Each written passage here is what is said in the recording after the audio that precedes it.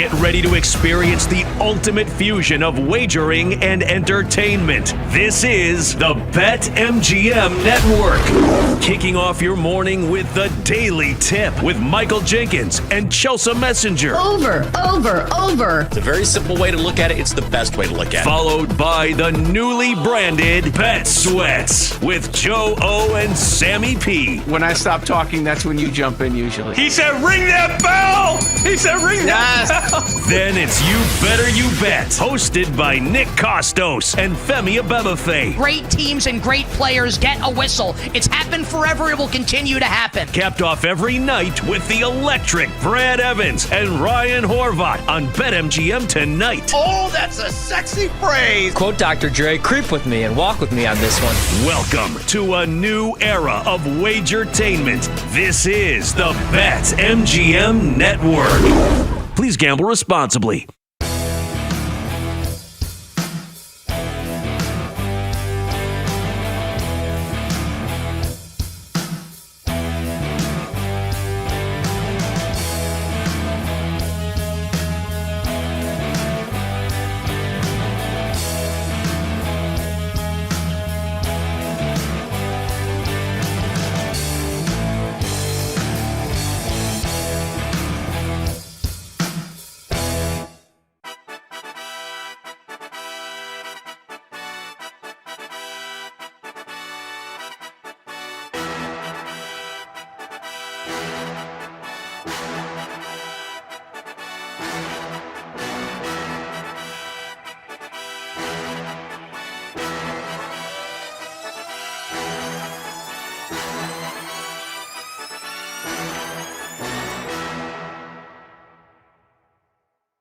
Get ready to experience the ultimate fusion of wagering and entertainment. This is the BetMGM Network. Kicking off your morning with the Daily Tip with Michael Jenkins and Chelsea Messenger. Over. It's a very simple way to look at it. It's the best way to look at it. Followed by the newly branded Bet Sweats with Joe O and Sammy P. When I stop talking, that's when you jump in usually. He said, ring that bell! He said, ring that bell! Then it's You Better You Bet, hosted by Nick Costos and Femi Abebefe. Great teams and great players get a whistle. It's happened forever. It will continue to happen. Capped off every night with the electric Brad Evans and Ryan Horvat on BetMGM tonight. Oh, that's a sexy phrase. Quote Dr. Dre, creep with me and walk with me on this one. Welcome to a new era of Wagertainment. This is the BetMGM Network. Please gamble responsibly.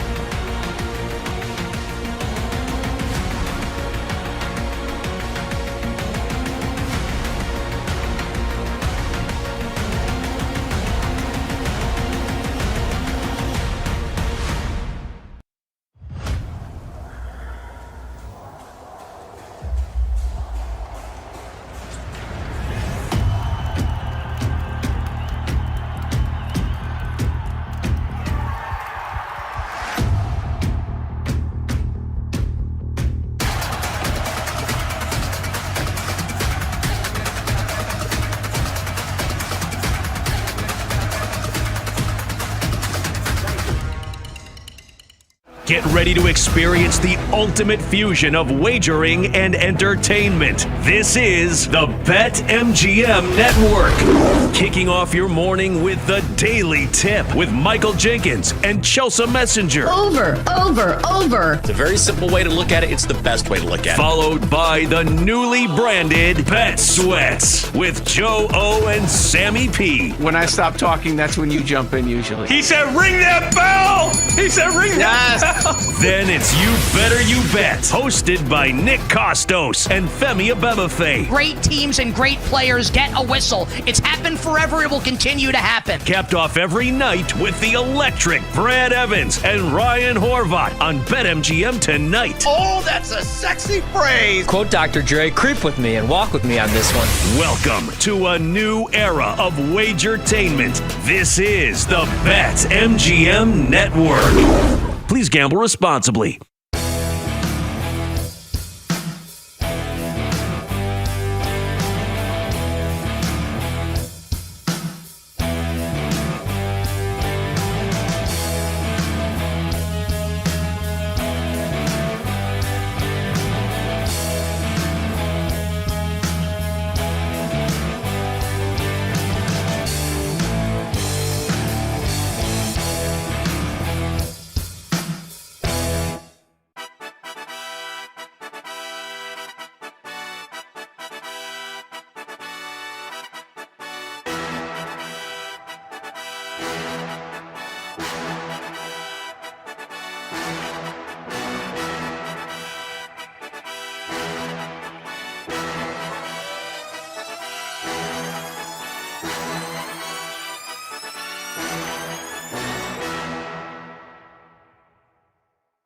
Get ready to experience the ultimate fusion of wagering and entertainment. This is the BetMGM Network. Kicking off your morning with the Daily Tip with Michael Jenkins and Chelsea Messenger. Over. It's a very simple way to look at it. It's the best way to look at it. Followed by the newly branded Bet Sweats with Joe O and Sammy P. When I stop talking, that's when you jump in usually. He said, ring that bell. He said, ring that bell. Then it's You Better You Bet, hosted by Nick Costos and Femi Abebefe. Great teams and great players get a whistle. It's happened forever. It will continue to happen. Capped off every night with the electric Brad Evans and Ryan Horvat on BetMGM tonight. Oh, that's a sexy phrase. Quote Dr. Dre, creep with me and walk with me on this one. Welcome to a new era of Wagertainment. This is the BetMGM Network. Please gamble responsibly.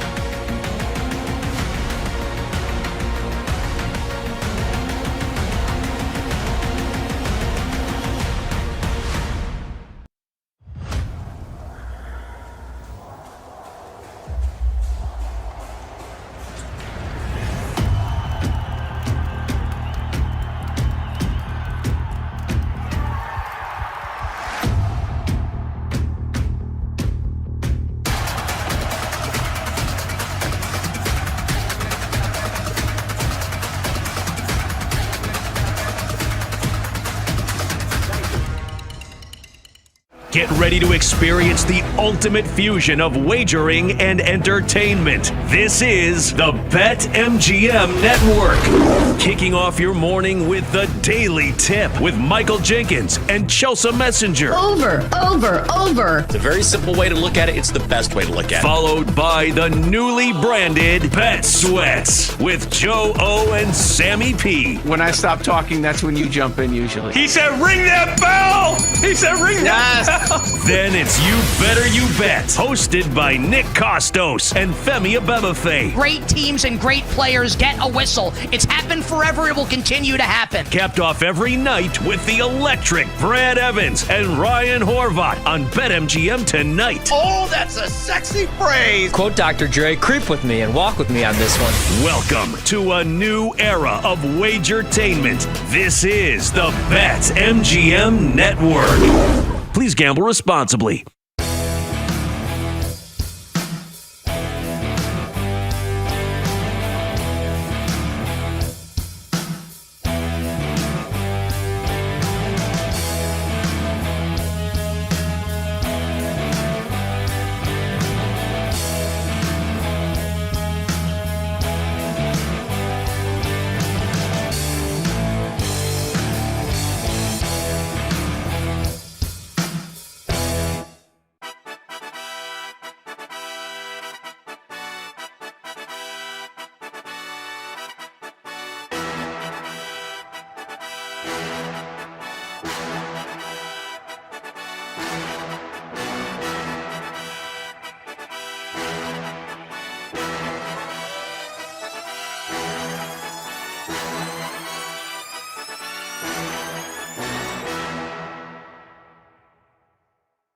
Get ready to experience the ultimate fusion of wagering and entertainment. This is the BetMGM Network. Kicking off your morning with the Daily Tip with Michael Jenkins and Chelsea Messenger. Over. It's a very simple way to look at it. It's the best way to look at it. Followed by the newly branded Bet Sweats with Joe O and Sammy P. When I stop talking, that's when you jump in usually. He said, ring that bell. He said, ring that bell. Then it's You Better You Bet, hosted by Nick Costos and Femi Abebefe. Great teams and great players get a whistle. It's happened forever. It will continue to happen. Capped off every night with the electric Brad Evans and Ryan Horvat on BetMGM tonight. Oh, that's a sexy phrase. Quote Dr. Dre, creep with me and walk with me on this one.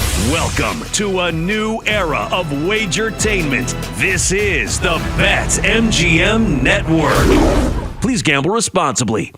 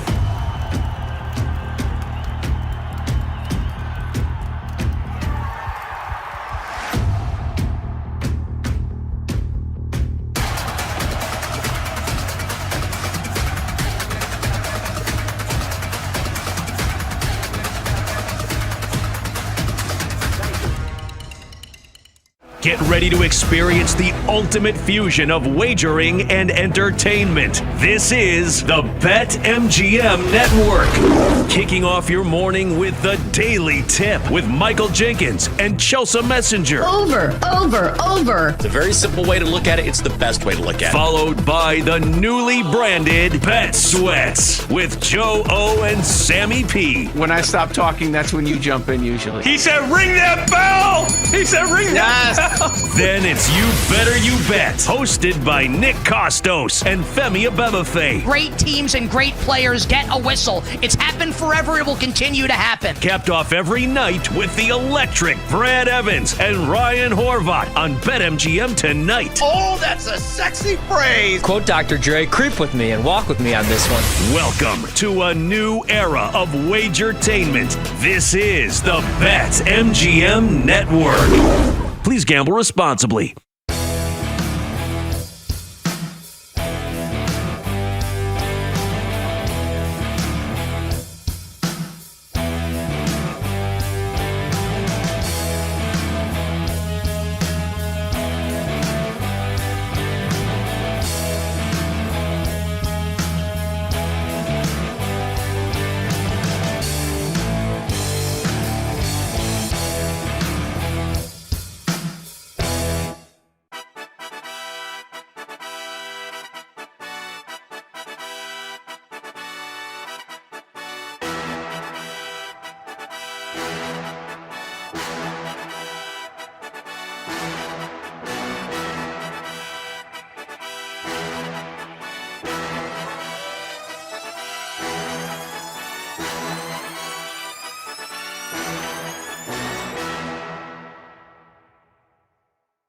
Get ready to experience the ultimate fusion of wagering and entertainment. This is the BetMGM Network. Kicking off your morning with the Daily Tip with Michael Jenkins and Chelsea Messenger. Over. It's a very simple way to look at it. It's the best way to look at it. Followed by the newly branded Bet Sweats with Joe O and Sammy P. When I stop talking, that's when you jump in usually. He said, ring that bell. He said, ring that bell.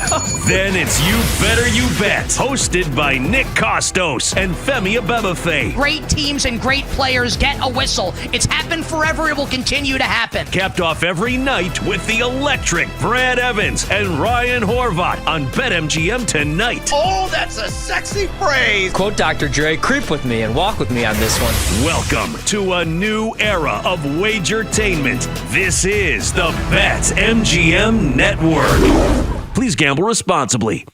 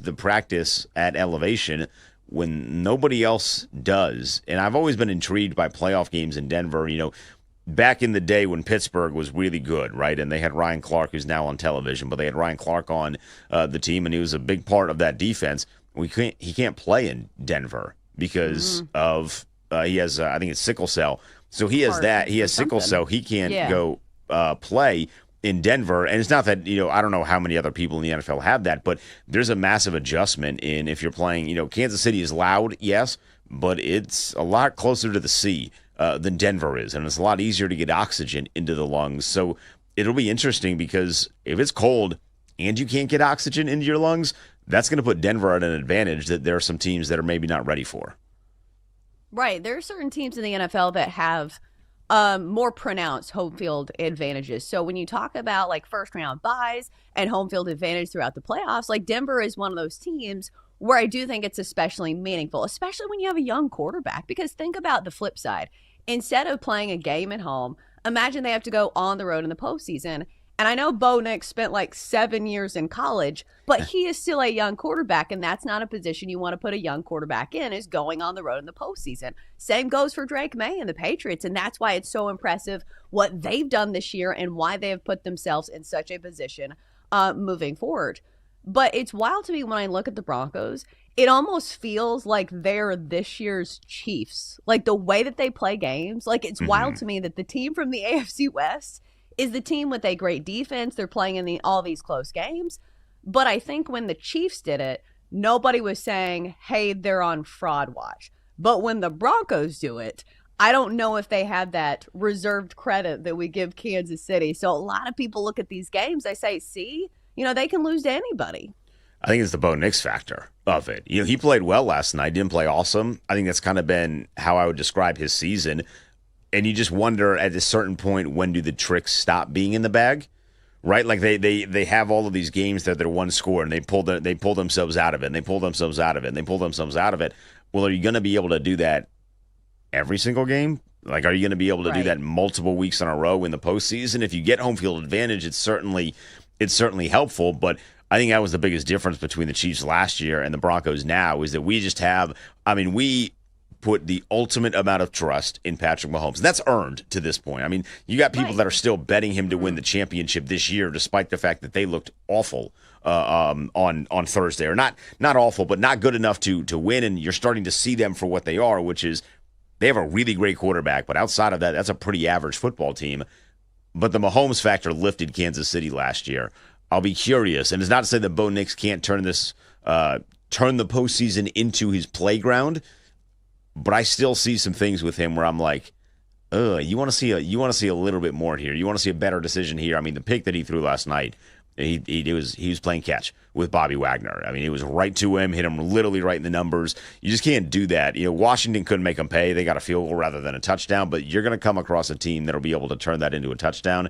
Like, just think about it. You're not going to give Josh Allen. You don't want to give Josh Allen free possessions, especially on a short field, because he's not gonna let you get away with that one. I mean, you'd think, but this year feels like the ultimate mix of chaos in the NFL, where it feels like in other years you'd say, oh, there are teams that are absolutely dominating. They're going to take advantage of those mistakes. But we saw even yesterday the Rams losing to the Panthers. Which side is up? It does feel very fitting that Stranger Things has released a new season, because the upside down feels like where the NFL is right now. I did want to ask you about Terry McLaurin. I know you're a big Terry guy. I know this is like a side story. But 7 catches, 96 yards for the Commanders receiver and a touchdown grab. I know he's your guy. This had to feel good. And against Patrick Surtain for a majority of the night, I was thrilled, right? I mean, Surtain to me has been the best cornerback in the NFL. He won Defensive Player of the Year last year. That was rightfully earned. Now, he's had some injuries this year, but Terry in his first game back doing what he did to that particular guy was really impressive. And he wasn't matched up with him the entire night, but he was matched up with him for a lot of the night, and he was able to take advantage. So I was thrilled with what Terry did and what Terry looked like last night. It is remarkable the difference it makes when you have a legit number one wide receiver on the field, because absolutely. The Commanders have gone weeks, months without a legit number one. So that's a big difference maker. Did it hurt you a little bit, like just a smidge, when you saw the Treylon Burks catch? I mean, he's allowed to have one good catch. Like, do I think that he was worth trading away A.J. Brown for? No. Like, that's still the bottom line takeaway for me, is that, okay, he's going to have some good catches, and I do appreciate that at least somebody is recycling him, because obviously the storyline here for people who don't follow Tennessee Titans football, which is most of America, is that Treylon Burks was drafted by the Titans, and the Titans told us Titans fans, oh, Treylon Burks is the next A.J. Brown, so don't worry, when we trade A.J. Brown to the Eagles, everything's going to be fine. we're in great hands with Treylon Burks. Treylon Burks did not do much for the Titans, so that is what Den is referring to. But I still do not believe that the Titans should have traded away A.J. Brown, a homegrown talent that we actually drafted. He was obviously a good receiver for us. Maybe he'd be reading books on the sideline by now, but at least he would be getting targets, I suppose. So maybe it wouldn't be as much of a diva conniption as we've seen on the sidelines. All right, so one more question about the Broncos before maybe we'll sprinkle in a Lane Kiffin story or two. Maybe we'll wait for next segment so we can dedicate more time because that was absolute madness. So the Broncos are 11-1 to win the Super Bowl, but they're plus 450 to win the AFC Championship. I don't think the odds makers have a ton of faith in the AFC as a conference. So do you see either of these numbers and say, hey, these are good numbers? Because my brain said, okay, the Broncos, home field advantage, playing in Denver is really tough. Maybe just bet on them to win the AFC, but they're the favorites to win the AFC. Like, those odds are a little too short for me to put my money on a team that has 8-1 score wins this season. So I think it's a stay away from me. But Den, do either of those numbers interest you? They really don't. And I wish that they did, but they really don't. It does feel like if it's not the Bills that are representing the AFC in the Super Bowl, that whoever is representing the AFC is going to get dog walked by the team in the NFC because that conference is just so strong this year. So I don't know that I can bet really anyone in the AFC to win the Super Bowl. And I just don't know at plus 450 for a team that doesn't have a lot of experience, if that's a play that I want to make. Now, if you look at the way that the standings are set up, like, it does feel like right now there's a good chance that you're going to miss Buffalo, or it would be very late into the postseason that you would play Buffalo. And there's no Kansas City in there right now. You do have the Baltimore Ravens, but boy, they've looked awful. And Lamar in particular has not been fantastic in his last 3 games. So I think there's maybe an avenue for Denver. I wish I was getting a little bit of a better number because, again, like, I don't look at them and say that's a great football team. I look at them and say they are really good in close games, but I don't know that they can prolong this forever.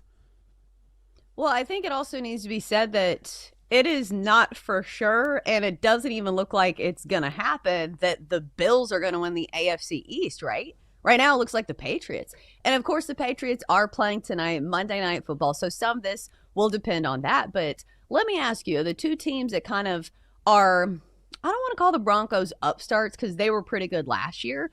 But of the two teams with young quarterbacks and good records, who would you trust more? Would you trust the Patriots or would you trust the Broncos? Yeah, that's a great question because my gut feel would suggest I would say the Patriots, and that's because of Drake May. And I think that Drake May is a more complete player right now than Bo Nix is. And I really like Mike Vrabel, but Mike Vrabel does not have a massive track record of success in the postseason. A couple of good upsets when he was there with the Tennessee Titans, as you well know, against the Ravens a couple of years ago. In particular, against the Patriots, not retiring, but having Tom Brady get pushed out of New England at their hand.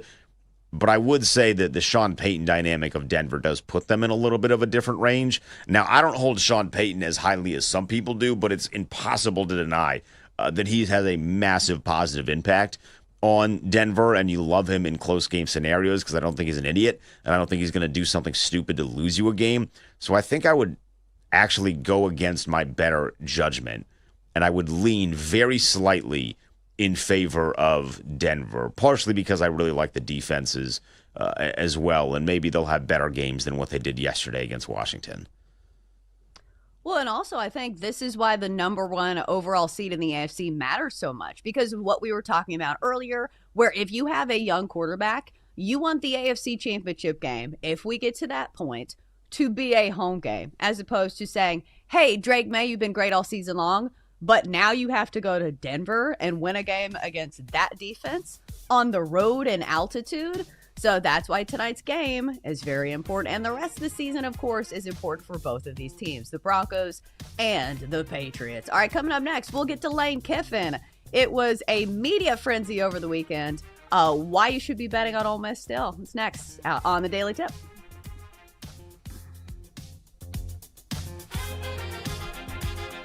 Chelsea and Jenks will be right back on the Daily Tip on the BetMGM network. Make it legendary. Download the app today. Please gamble responsibly.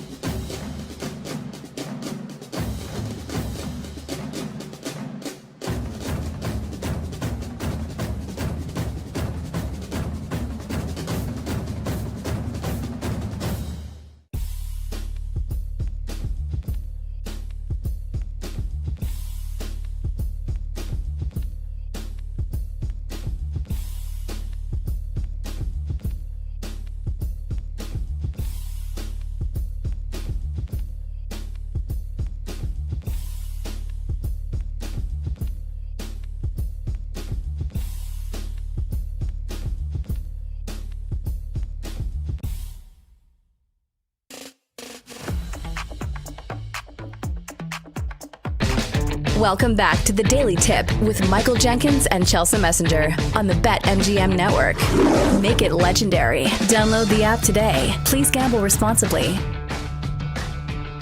All right, welcome back on a Monday. Denton Day, and for Jenks, I'm Chelsea Messenger.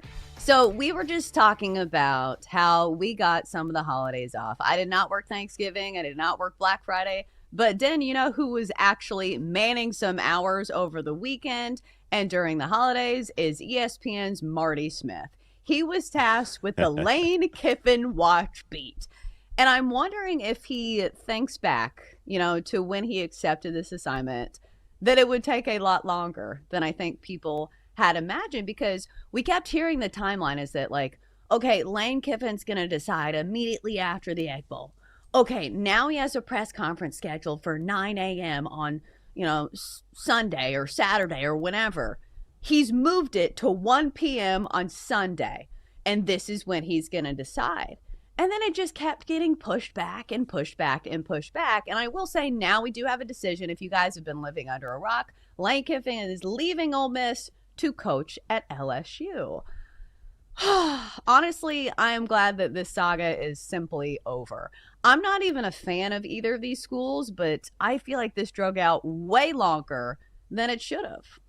I don't know why either, because everything that we got felt like the conclusion that we knew was going to happen 2 weeks ago.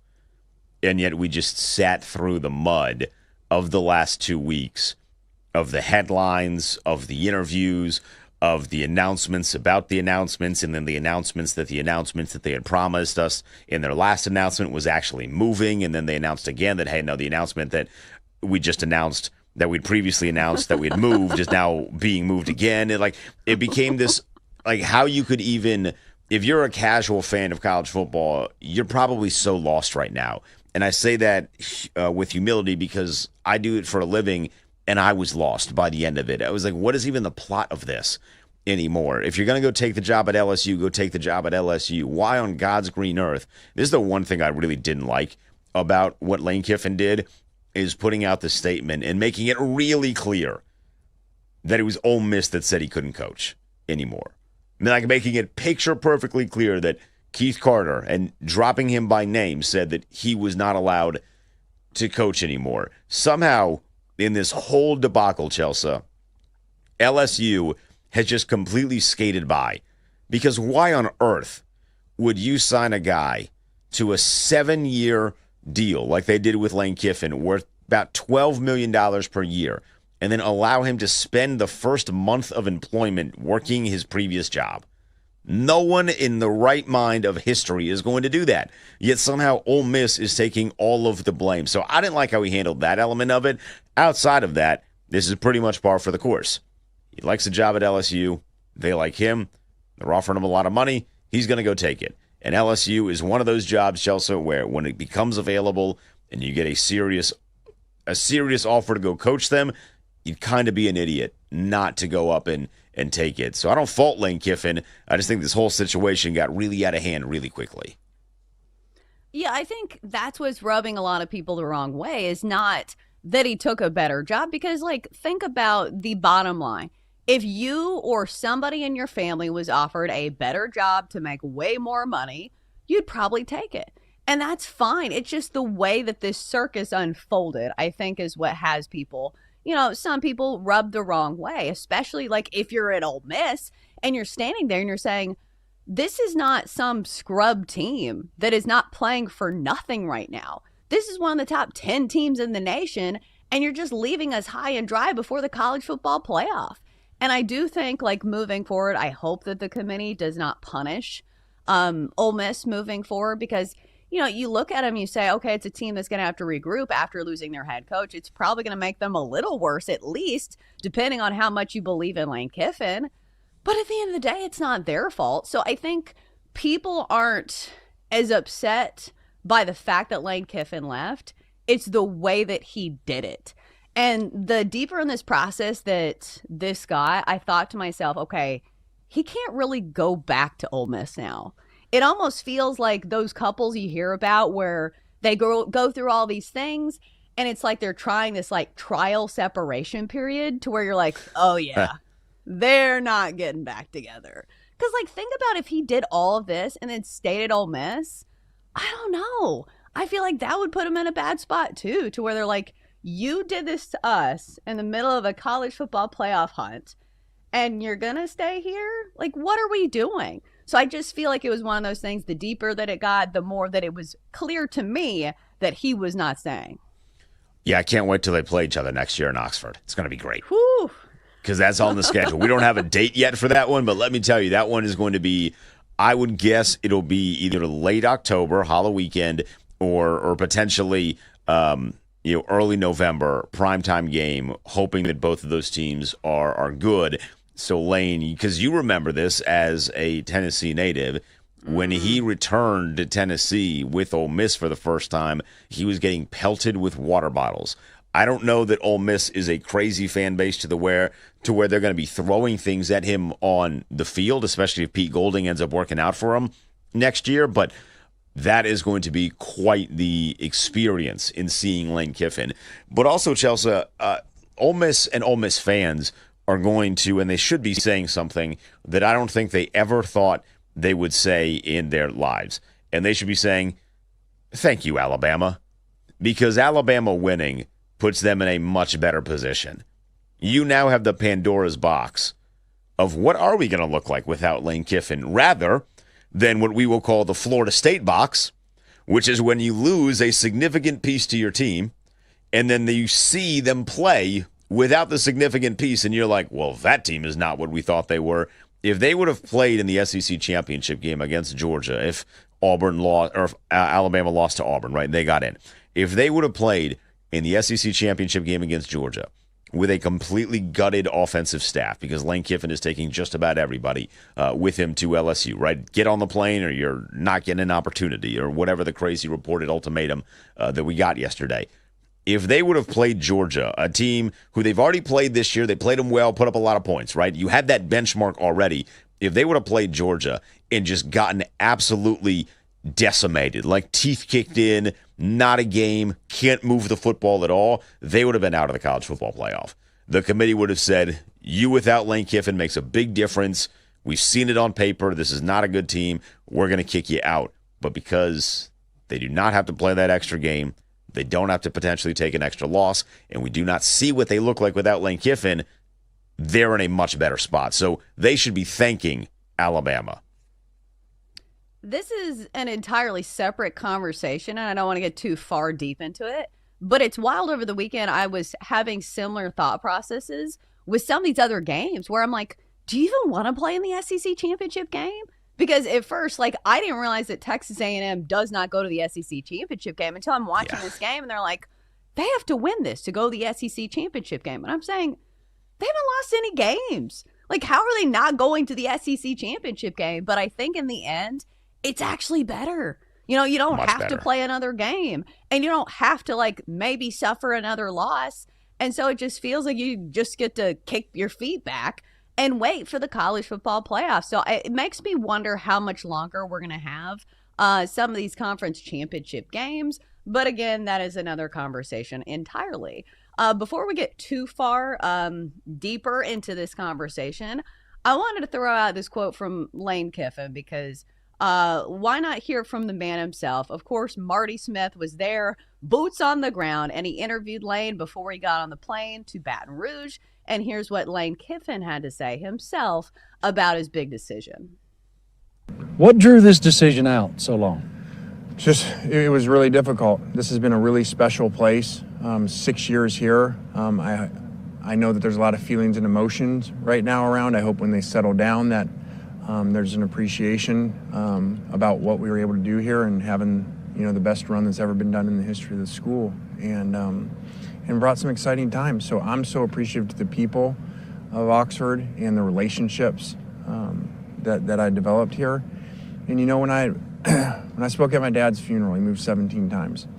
And I realized when all the people, I got all the letters, calls, people showed up from around all those different spots, NC State, all the different spots he coached. And they said he was able to impact them and how much that meant to them. And so I've really strived since that day to really try to impact people and help people through life, through my journey. So just prayed a lot and made a family decision. And hopefully get a chance to go, impact a whole new set of people. I understand you didn't attend the meeting today. Why not? Again, I totally respect Keith's decision. So that was his decision? Yeah. He asked me not to come to the meeting and said I couldn't come, but which I totally understand. I don't know that I necessarily agree with that. We're trying to find a way, to make this work and coach the team and give the team the best chance to win. But I also, he's got a job to do, and like he said, he has to live here. So, like he said, maybe all the national people understand why he should let me coach, but he has to live here, and it's a little different when you're the AD. So totally respect that. And Keith has been amazing to us over the 6 years. Why was LSU the right choice for you? Yeah, just, there was something in me. This was really hard. My heart was here. But I just, I talked to some mentors, Coach Carroll, Coach Saban, especially when Coach Carroll said, man, your dad would tell you to go, man, take the shot. Take the shot. You've accomplished a lot here.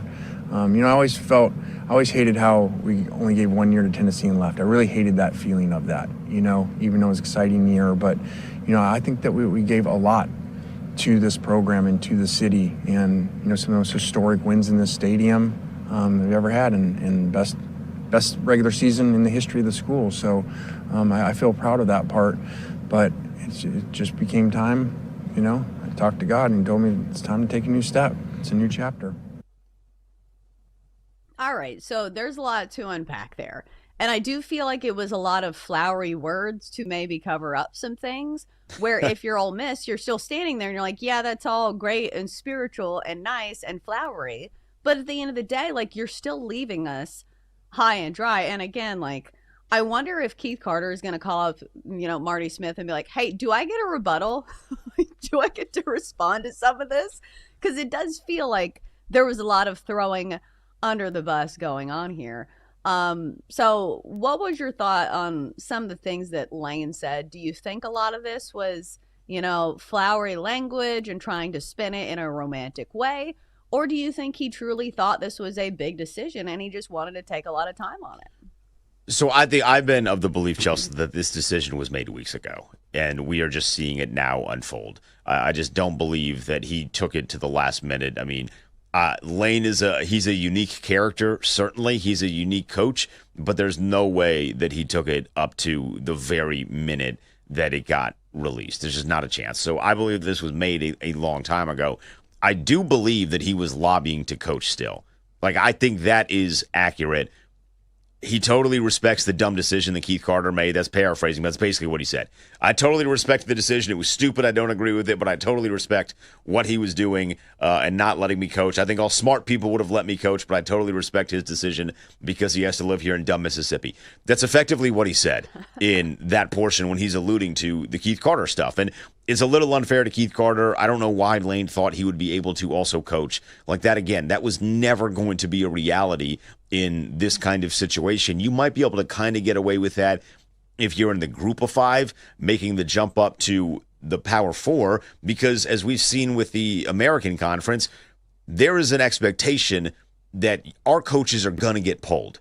If our coaches are good enough here at our program, a big dog is going to come pull them. That is the natural way that things work in college football. And maybe this is telling Ole Miss, hey, you're still a small dog here. You deserve to play with the smaller dogs at the dog park. We're the big dogs over here at LSU. But that's never going to be allowed to happen. You guys share the same conference. You are technically rivals. You played each other literally this year, and you're going to play each other next year. So I did not like that he kept hammering that home of he wanted to coach. But the big, bad, mean people at Ole Miss, who I respect their decision but think they're dumb, did not want me to go coach. I don't like how he kept hammering that home. Pete Carroll is taking strays right now. That's a great name drop, but now Pete Carroll is just taking strays because he basically told him, hey, go leave. Right. Okay, so at the end of all this, do you think the juice is going to be worth the squeeze? Because, of course, during this head coaching search for all these big-name schools, Lane Kiffin was, quote, the prettiest girl at the dance, according to Marty Smith. But at the end of the day, he hasn't won any SEC championships. He hasn't won a national title. So do you think when he gets the resources that LSU has, do you think at the end of the day, the juice is worth the squeeze. Is the juice worth the squeeze if they make the playoff or win a championship? Well, I think it has to be win a championship, right? At LSU? Like, that's the standard. If you don't win a national championship, I think it will be. Oh, he got 7 years there at least. I think he's going to win a championship at LSU. Ooh, but here's the thing. I don't think he lasts 7 years if he does not win a national championship. We have seen the patience level in Baton Rouge, and it is not high. All right, coming up after the break here on the Daily Tip, our MVPs of the weekend. It's next on the Daily Tip.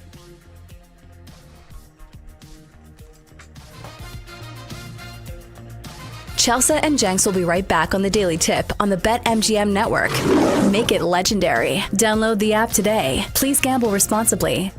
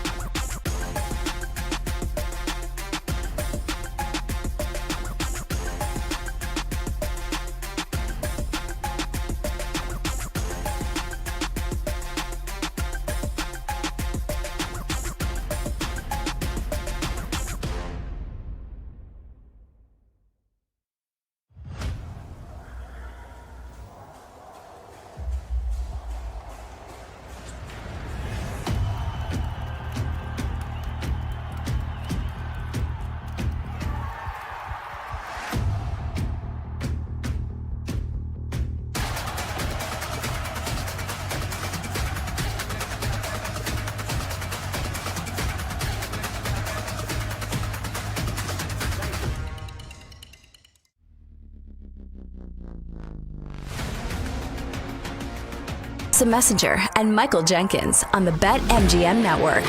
Make it legendary. Download the app today. Please gamble responsibly. Off and rolling.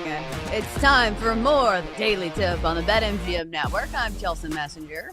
Denton Day, and for Jenks, in mere moments here on the show, we'll get to our MVPs of the weekend. And Denton, I feel like we're living in the space where I had to think about what day these performances happened on, because last week was so wonky because we had games on Thursday, we had games on Friday, we had games on Saturday, we had games on Sunday. So it's one of those weird weeks, but I will say this, from a sports watching perspective, this is one of the best weeks of the entire year, it feels like, for sports. Because, like, when else do you get, like, high leverage games on a Thursday? Like, normally Thursday night football is pretty, I don't know, like, low scoring and bleh. But we had, like, 3 marquee games on Thanksgiving. We had a game on Friday. We also had some college games. So it's going to be a tough week to live up to, like, the next few weeks. What a week. A rivalry weekend to me is always, and I call it rivalry weekend factoring in the NFL games as well, but it is the best weekend of sports, I would say, period. You get the Thanksgiving stuff where, you're working in the kitchen, but most people aren't working their 9 to 5s, right? So you're just watching football all day, you're eating good. Most companies, it feel like, do not require you to come in for Black Friday, which means you can stay up and watch all of the late game. Not a school night, not a work night, so you don't have to get up early, do your morning, like you don't have to do any of that stuff. And then you wake up, get ready, have some leftovers maybe for a little bit of breakfast, and then boom, you get college football, you get the Egg Bowl, and then we get Georgia and Georgia Tech, and then we get Texas A&M and Texas, and so you're just getting fire hosed with good football. Go to bed, do the same thing, maybe you still have some leftovers, eat some leftovers for like a brunch situation, and then boom, you got Ohio State and Michigan. Like, it was literally just nonstop game after game after game after game. I did the same thing.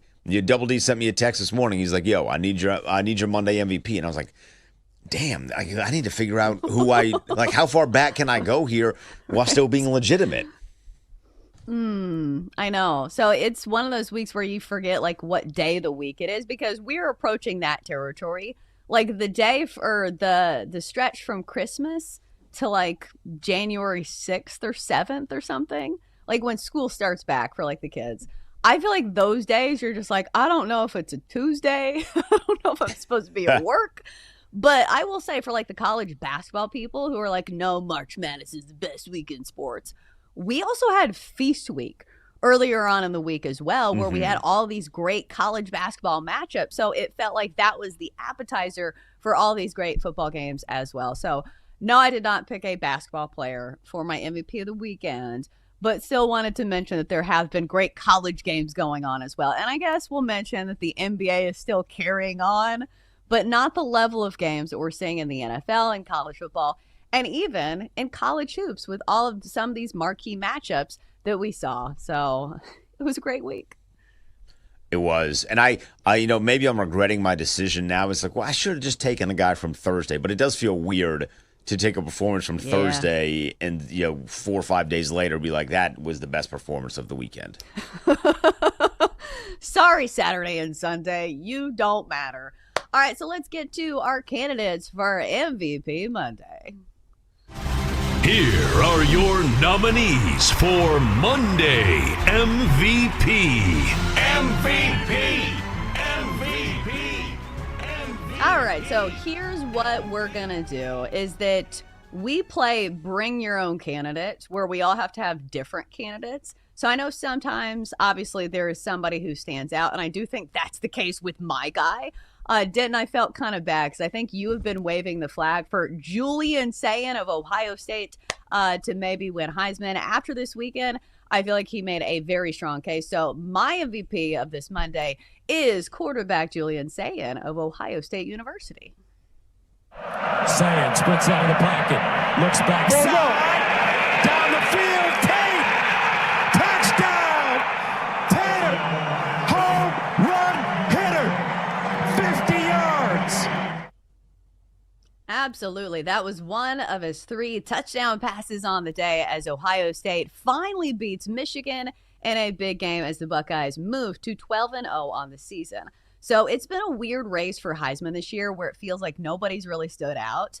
But the more you look at the numbers, you're like, why haven't more people been talking about Julian Sayin?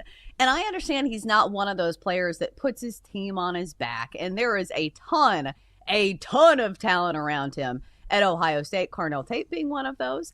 And it should be mentioned that he didn't get pressured or sacked the entire game against Michigan. But these numbers are hard to argue with when you look at the rest of college football. Sayin in this game, 3 touchdowns, 233 yards through the air, 19 of 26 on the day, and now has broken the completion record percentage for the regular season held by Bo Nix, because Sayin has now completed 78.9% of passes this year. And I think some people see that and they're like, oh, check down Merchant. But no, if you look at Sayin at 9.4 yards per attempt this year, which is 5th in the nation, 30 touchdowns to 5 interceptions. So I think at the end of the day, he is doing his job. He is pulling the strings.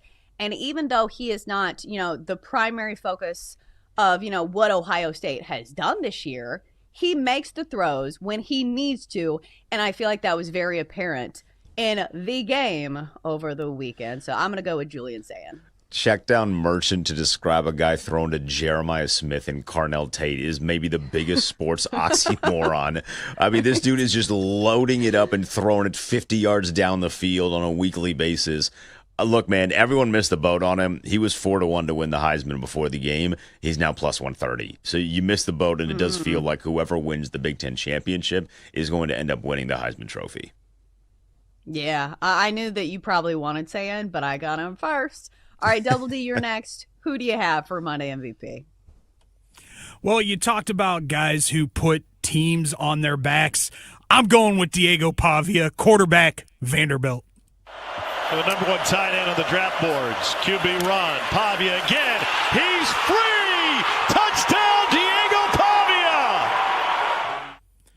Pavia takes Vanderbilt into Tennessee, one of the most hostile places to play in the SEC. Merely goes 18 for 28 for 268 yards and a touchdown, but also carries 20 times for 165 yards and a touchdown, and once again leads Vanderbilt to not just a win, but a dominant win against Tennessee in Tennessee.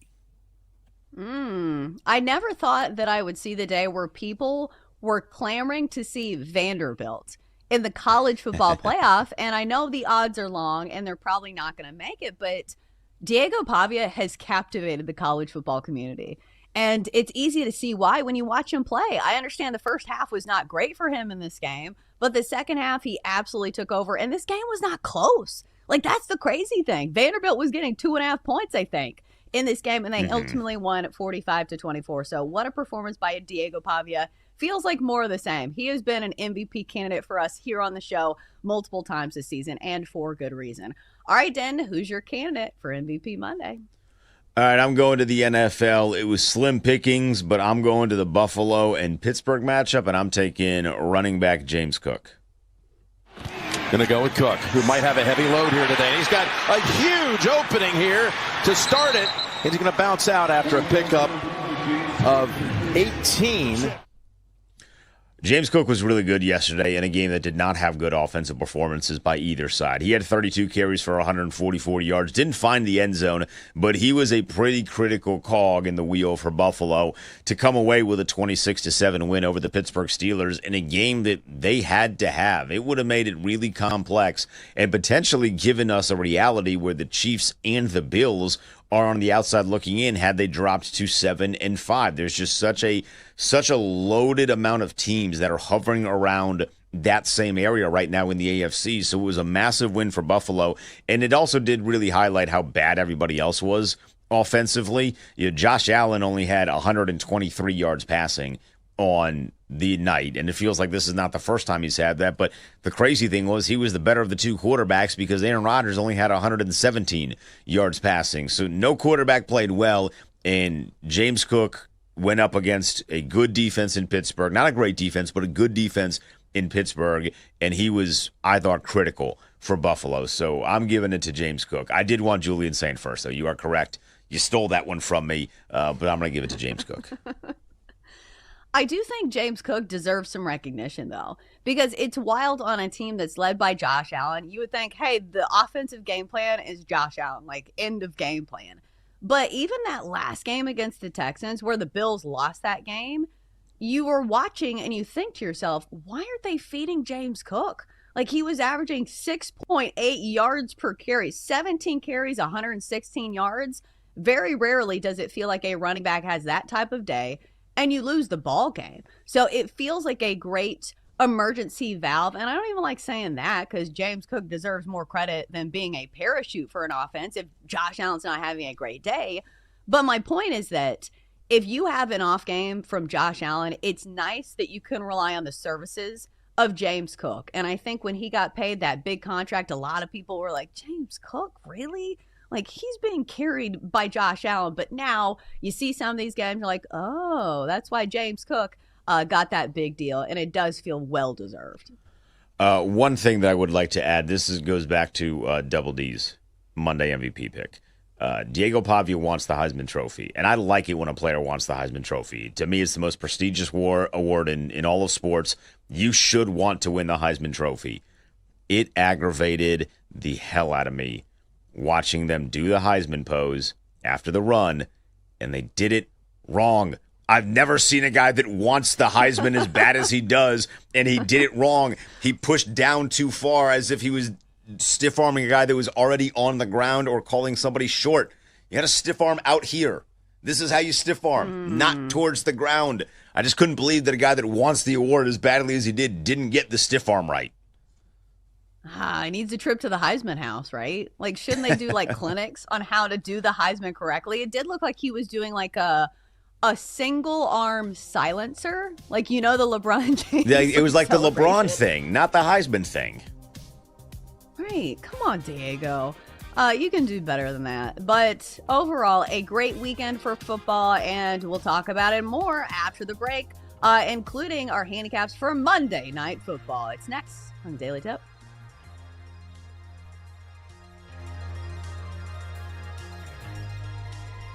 Chelsea and Jenks will be right back on the Daily Tip on the BetMGM network. Make it legendary. Download the app today. Please gamble responsibly.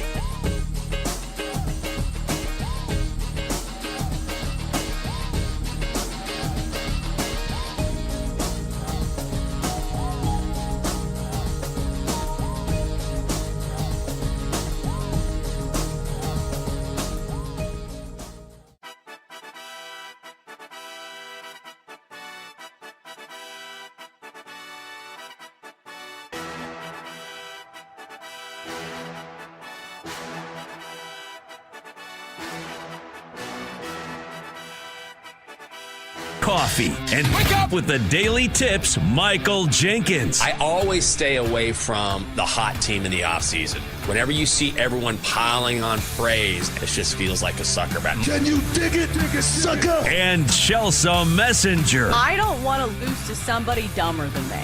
Yes. When you're in an office pool with somebody playing fantasy football and it's somebody who just puts it on autograph, like, I don't watch football, whatever. I don't want to lose to those people.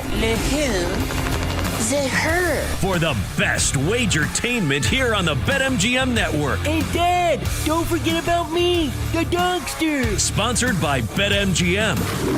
Make it legend. Wait for it. Dairy. Download the app today. Please gamble responsibly.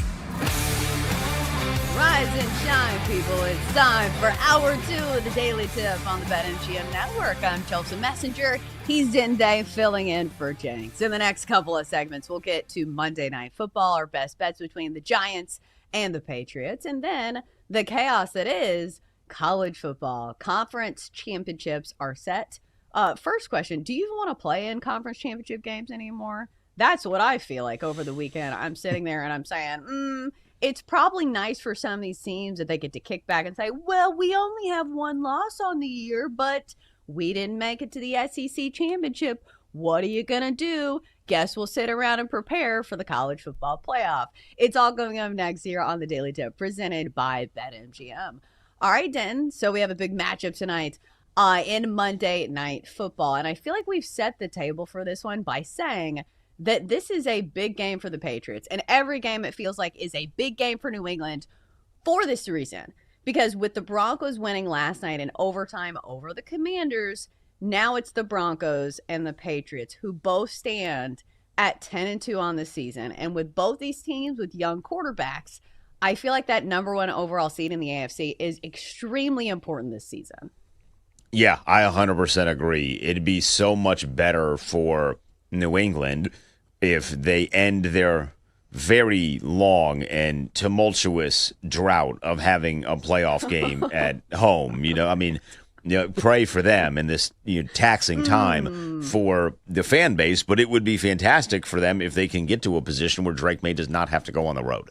And it's not that he can't go on the road. I think he's perfectly capable of going on the road and winning a playoff game, but it's a lot easier for your first year in the postseason to do it at home. You don't got to travel. You get to sleep in your own bed. Like, there's a lot of really good things that will make it a lot easier for you. And all you got to do is be the Giants tonight. They've set themselves up in a really nice position to where they have beaten some good teams already. You feel like you're on top of the world. You have an MVP candidate in Drake May, who you might say after tonight is the favorite, depending on how he plays, which is crazy because we're now in the month of December. So big win. I'm going to be curious to see how I would see. Like, I want to be curious to see how New England is going to handle it, but it's a Mike Vrabel coach team and they play in ball. Like, they're going to handle it fine, right? That's just what they've been this entire season.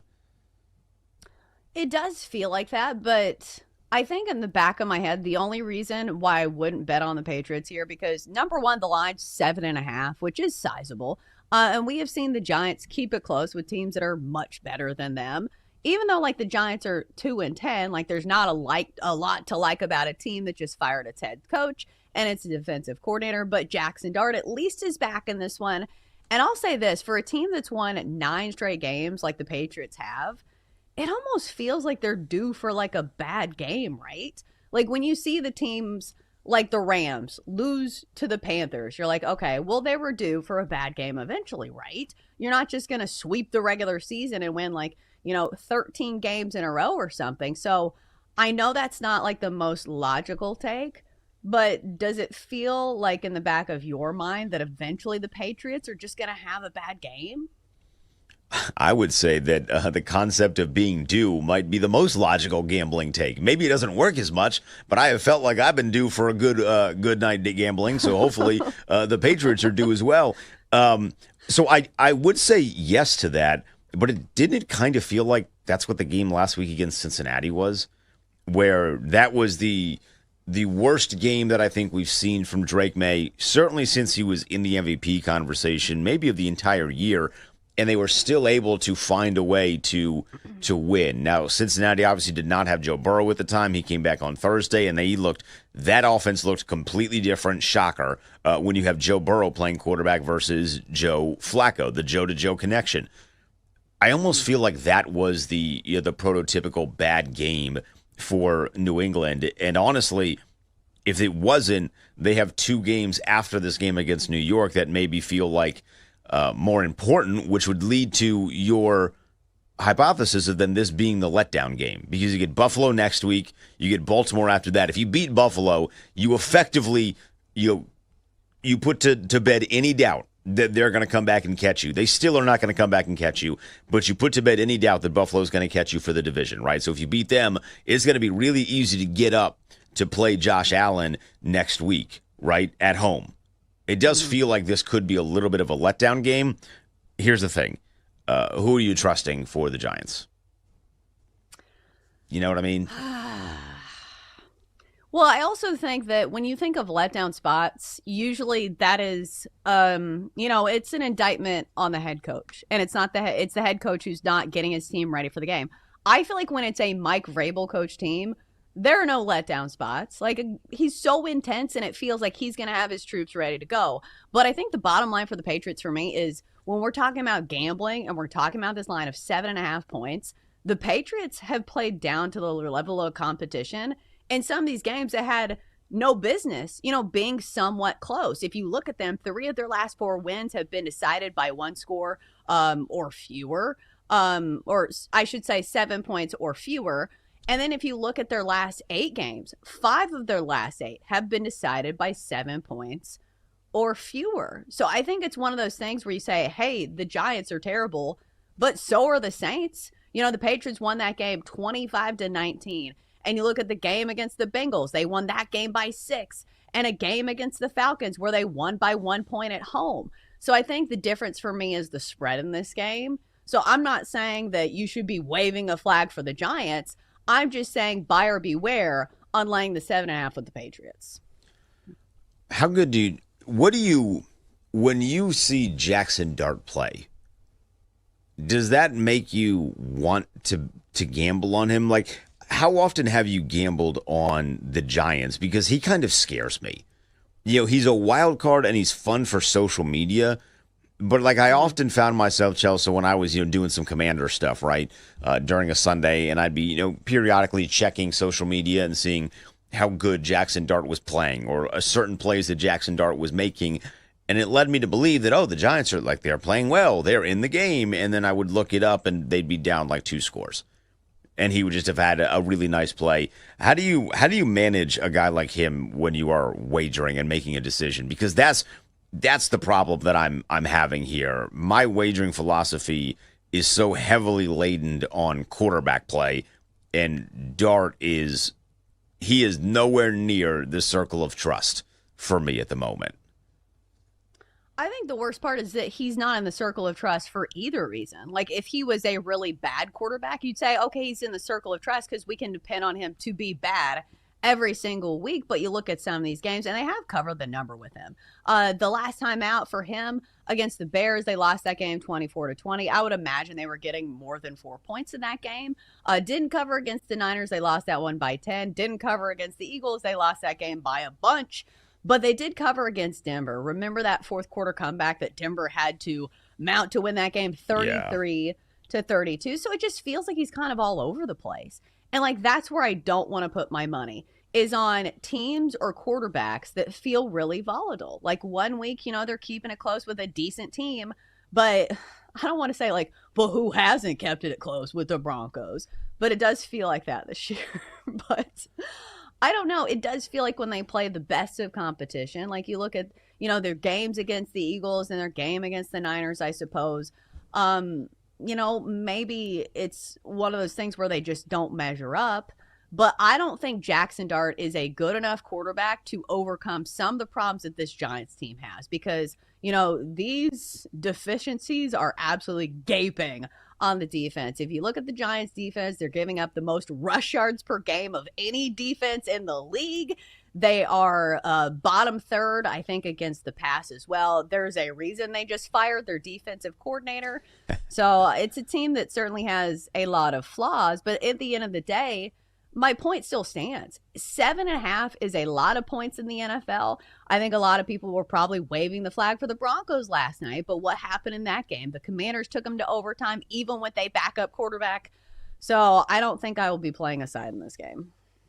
I'm pulling up their numbers against the number, and they're not great, but they are decent. They're not bad by any stretch. In non-conference games against AFC opponents, they're 2-1 against the number. Those numbers were very different and obviously very lesser teams than what you're getting in New England. This is an away game for the Giants. They're 4-3 against the number in away games. All 7 of those games, I should say, are underdogs. So they're 4-3 in away games against as underdogs as well. So the numbers against the spread do tend to lean a little bit towards the Giants there. And again, I'm with you. That 7.5 number is a pretty large number in a Monday Night Football game. And I don't love laying touchdowns on primetime because, as you mentioned, we saw it last night. Denver should have walked the dog all over the field in D.C., and they were unable to do so. There's something just about the primetime element that adds a little bit of giddy up to the step, it feels like, with the underdogs. Maybe the Giants, this would be a hilarious bit. They've already fired Brian Daboll. The Giants just keep firing coaches every single week to try and get the fired coaches bump. Just say, if we fire enough guys, we will eventually get a win of some caliber. So let's fire another guy. And if they don't win today, they're going to fire another guy. It's like an SNL skit. If SNL took over the Giants, which is pretty fitting right now, that's how they would handle it. Yeah, I think they would still win the same amount of games. There was somebody from SNL, running the ship over there. I just think it, especially at this point in the season, it feels more like survive and advance. Like when you're a team that's won 9 games in a row and your ultimate goal is to win a Super Bowl and your ultimate goal is to win the number 1 overall seed in the AFC. So it just feels like you're not going to be running up the score, if you don't have to. You get what I'm saying? Is that it just feels like one of those things where it's like, okay, it's a primetime game. You get in, you get out, and you take your dub. All right, so I think I have made it perfectly clear that I am not betting on a side in this one. Should be mentioned, the total in this one is, it feels like in no man's land, 46.5, where it's not low, but it's not super high either. I don't know where to go on this one because the Giants defense is just so bad. But the Patriots' run game really hasn't been as efficient as I think a lot of people have expected for a team that's been this good over the course of the season. For me, I'm going to go to the props world. I think there is one, matchup that looks like it fits here. So the Patriots have allowed the 3rd most receptions, to opposing running backs. I feel like this one fits the bill. When you look at Tyrone Tracy, his last 2 games, he's had 4 catches for 51 yards and 3 catches for 68 yards. BetMGM has not posted a yardage total, but as far as receptions made, the number is 2.5, and I think this is a solid play. The over juiced to -125. It makes a ton of sense since the Patriots are really good at stopping the run, one of the best run defenses in the NFL, allowing less than 90 yards per game to opposing rush attacks because that defense is so good. You have a quarterback back in the fold that's young. The short and dumpy passes, I feel like, are the bread and butter of a lot of these primetime games. Yeah, I'm in agreement with you, so I might be tailing you on that one. I do wonder if because the Giants defensively have been a little underwhelming, certainly recently, if based off of what took place yesterday and Carolina upsetting the Los Angeles Rams and upsetting them in a way where Matt Stafford played his worst game of the year. Turnovers galore, fumbles, interceptions. I mean, the man only had 2 interceptions entering the matchup, and he had 2 in the game itself. I do wonder if they not put more stuff on the plate of Drake May, but if Mike Vrabel might give him a little bit of the friendly coach nudge and say, hey, we're up big in the fourth quarter, but let's see if we can get you another touchdown to bolster those numbers a little bit. Let's see if we can use the Giants as maybe a bit of a stat patter to see if we can get you an MVP. He's plus 135 right now on BetMGM compared to Matt Stafford at minus 105. So this is the closest those numbers have been really in weeks. I mean, maybe you go back a couple weeks and it was like a plus 185 to a plus 200 or something around those numbers. But this is the closest it's been in weeks. So Drake May is very much in striking distance right now to topple Matt Stafford at the top of the leaderboard. Yeah, I think that's a great angle here. If you're talking about the MVP market, I think it's tough because you say that and I agree with you, but I don't know what angle you would take, whether it's passing yards, whether it's touchdowns, because I think on this show, you have roped me into believing, oh, Drake May is going to throw for 2 touchdowns. Did not happen. We know touchdowns can be tricky in that aspect. But when you look at the flip side and you're like, okay, so the Giants are terrible against the run. Do you just play Travion Henderson? If you've been playing his props, you've been burned as well because he's been averaging like 3.5 yards per carry over the last 2 games. So I think I'm going to stick with my Tyrone Tracy prop. All right, coming up next, time to switch gears to college football. The conference championship games are set. We'll give you our read on all of them next.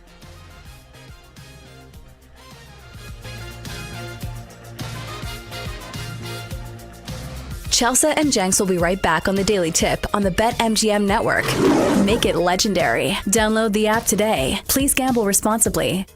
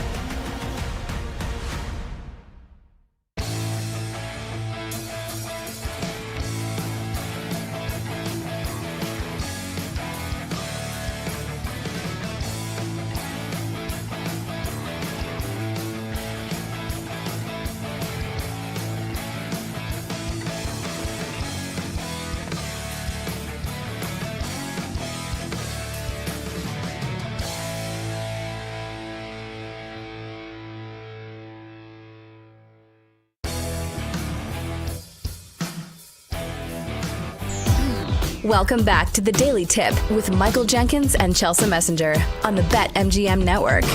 Make it legendary. Download the app today. Please gamble responsibly. All right, the stage is set in college football for the conference championship games. Do they even matter? Do you even want to play in them? It feels like those are the questions I ask myself as I look at some of these games. But I do think some of these, we can take away some things. Like even looking at the first one, which is on Friday, the Sun Belt Championship between Troy and James Madison. Like James Madison has a pretty good window to make it to the college football playoff. And if you look at the odds, they actually have better odds than Vanderbilt, than BYU, and Miami. JMU plus 140 to make it to the college football playoffs. Vandy plus 5,000. BYU plus 400. Miami 8-1. I should mention Denton Day and for Jenks. I think you're around this general area. I don't know how much you follow James Madison football, but I know over the weekend they put the absolute beat down on Coastal Carolina. From a coverage perspective, I think there are a lot of bettors who have been paying attention to James Madison. So now my next question is, do you think college football fans should be paying attention to James Madison as potentially a team that could play spoiler if they make it to the college football playoff? If they make it and play spoiler, no, I don't think they're going to be beating the teams of this magnitude. I mean, this is the reality. You get in as your group of 5 team, and you get a lot of money, and then you basically set your coach up to be plucked the next year, which is what we have seen happen with Luke Fickell in Cincinnati. James Madison could be the next. We've already seen the Tulane coach get plucked. Who they could make it. The University of North Texas coach got plucked. They could still make it. So we see this all the time. You're basically just setting your coach up to get hired by someone else for a lot more money. But I believe that they are deserving to be in. They have run through the Sun Belt this year with relative flying colors and relative ease. I mean, they have just been dominating the opponent. The problem is this is a down year for the Sun Belt. This was a traditional Sun Belt year. It's always felt like to me, Chelsea, that the Sun Belt is viewed as is like a little bit higher than most group of 5 conferences, but not quite Power 5 or Power 4 now, right? So like we liked it. We knew that there were some good teams in there because Appalachian State had been good for a number of years. Coastal had been good for a number of years. There's been a couple years in there where Georgia Southern was not, halfway terrible. Troy has pushed Alabama and Auburn in recent years. So, they have a lot of really good teams. It's just as a whole, the conference is down. And I think that's one of the reasons why James Madison has not currently been ranked by the College Football Playoff Committee. I do wish that they gave us some sort of idea as to how close James Madison was. Like in the AP, we get the others receiving vote section. Not that they would do a whole others receiving consideration in the college football playoff, but I do want to know how big the gap is between JMU and Tulane, who has occupied that spot over the last couple of weeks. I do think from a betting perspective, that's where it fits into the handicap, is that if they can run up the score on teams, I feel like it's probably in their best interest to do so. When you look at some of these spreads where James Madison favored by 21.5 over Troy, and obviously, I haven't done a full handicap on this game just yet. It's Monday, and this game's on Friday, and I feel like I just watched college football over the weekend. But I do think for these teams who are pushing and they have to, make their case for the college football playoff, that's when style points actually matter. It is not survive and advance. You got to prove it. But JMU certainly does have a pathway because I do think it needs reminding here for the casual fan. It is the 5 highest ranked conference title winners who get auto bids for the 12-team playoff. So it should be interesting down the stretch. Elsewhere in college football, we've got the American that the table is set where it's North Texas and Tulane. Tulane, number 24, ranked in the country. 2.5 point favorites in this one. John Sumrall just poached from Tulane. But he will coach in this game if that makes a difference to you. And then on Saturday, we have the full slate of the big dogs barking. Big 12 championship between BYU and Texas Tech.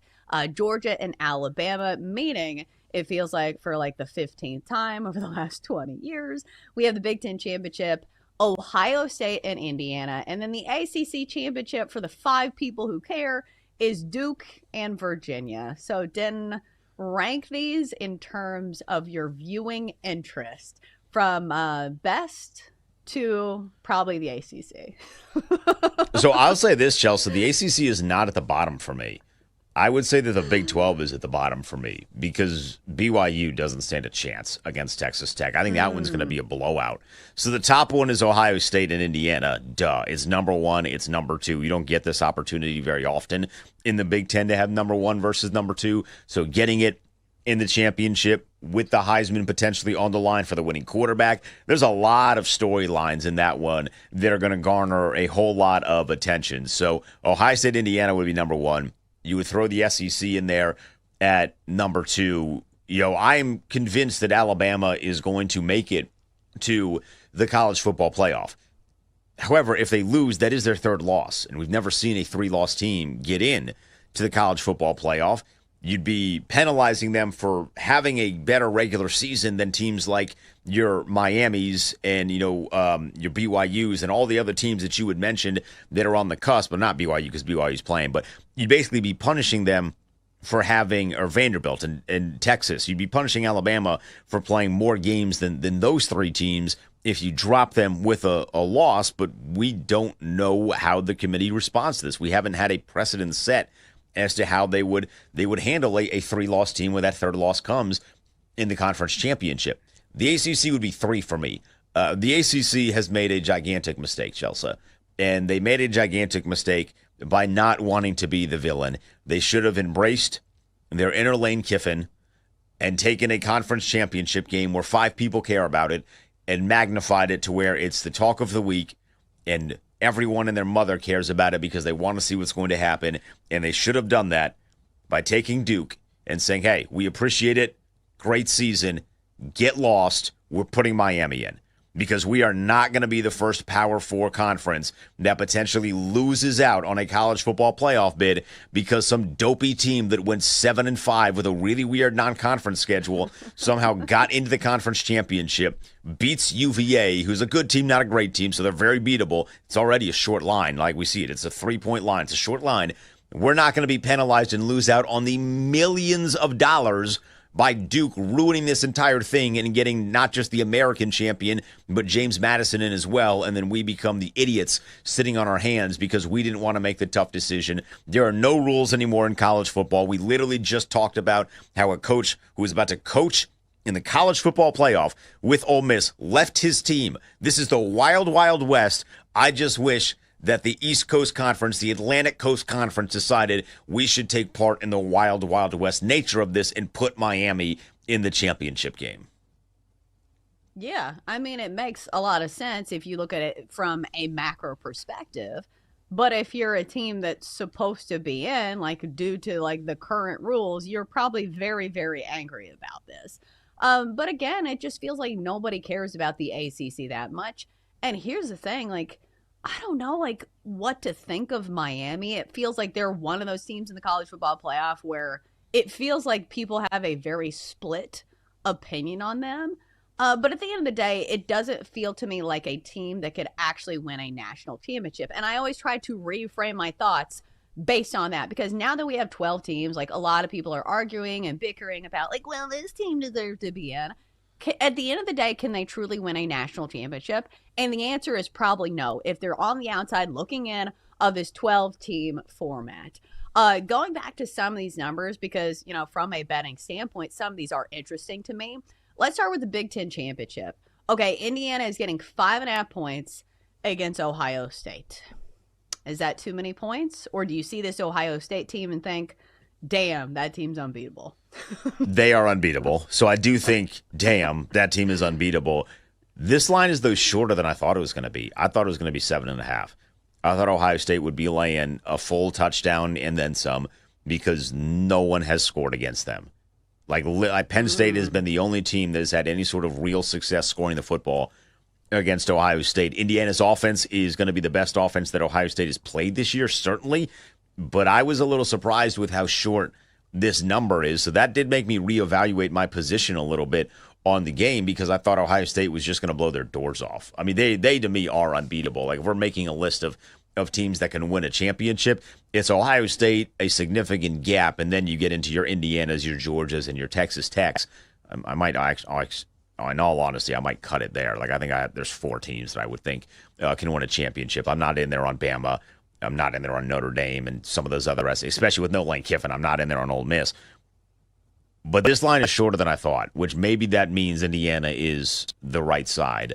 We'll see as the week progresses how the public is handling this and how the line adjusts. This line is going to move in some capacity, I'm sure, before it kicks off in 5 days.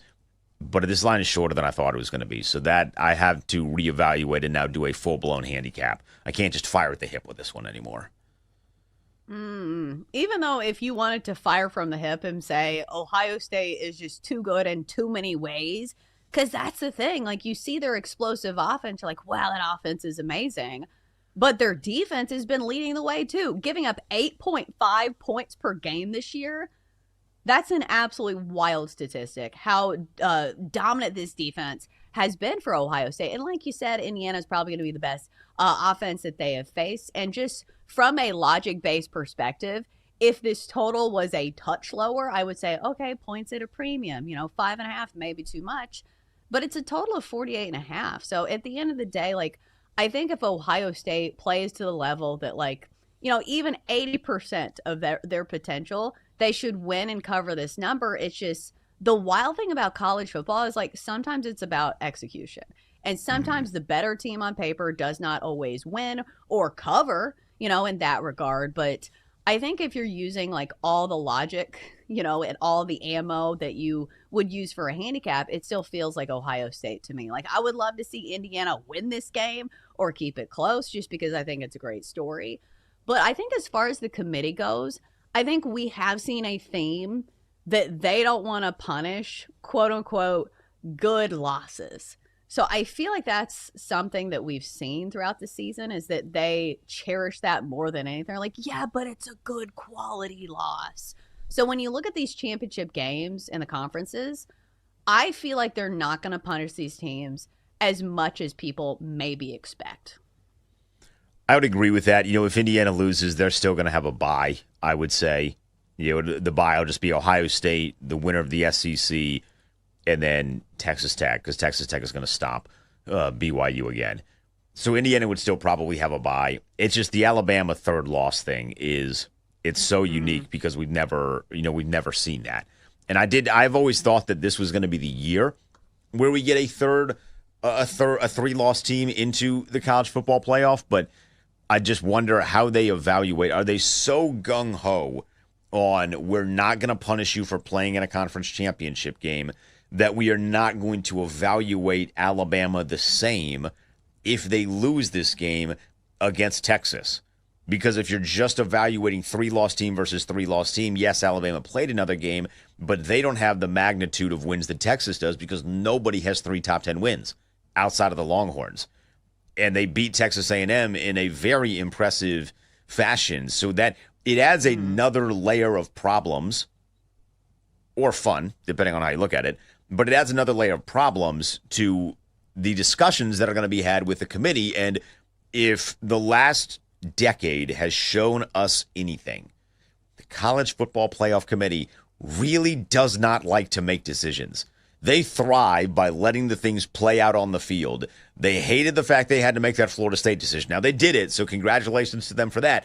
But they love it when things play out on the field. So I think they would desperately love if Alabama wins that game. They get the auto bid. Georgia's still in because they're a 2-loss team, and they can just move on with that. It'll get complicated, though, if Georgia gets its revenge over Alabama. I think Georgia probably does win. Like, I think it's really tough to beat a team 2 times in a row in a season, and especially the way Georgia plays in the fourth quarter. But when it comes to the college football playoff, I think this will depend on maybe the eye test and if this game is close. Like, if Alabama loses in like a heartbreaker to Georgia, I think that is a much different scenario than like if Alabama gets boat raced by Georgia. So I think some of this we'll have to wait and see. But this is why college football is awesome, though, because here we are like sitting at the very end of the season and things are still not tied up where we have all these loose ends. It makes you wait to see the finale. No, it's almost like adding more playoff teams make all of the games mean a little bit more. Who would have possibly thought about that when we talked about expanding? So yeah, I'm excited about that.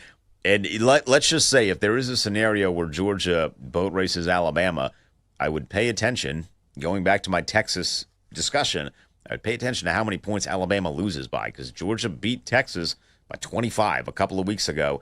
If they beat Alabama by 26, and you're both 3-loss teams, again, things are going to get complicated. Oh, they always do. At the end of the day, it feels like the committee does what it wants, and they will find some metric to hang their hat on to put whatever team they feel like deserves to be in. All right, coming up next, it's back to the NFL. The playoff picture is forming, and we have some big questions about the top seeds. It's next on the Daily Tip, presented by BetMGM.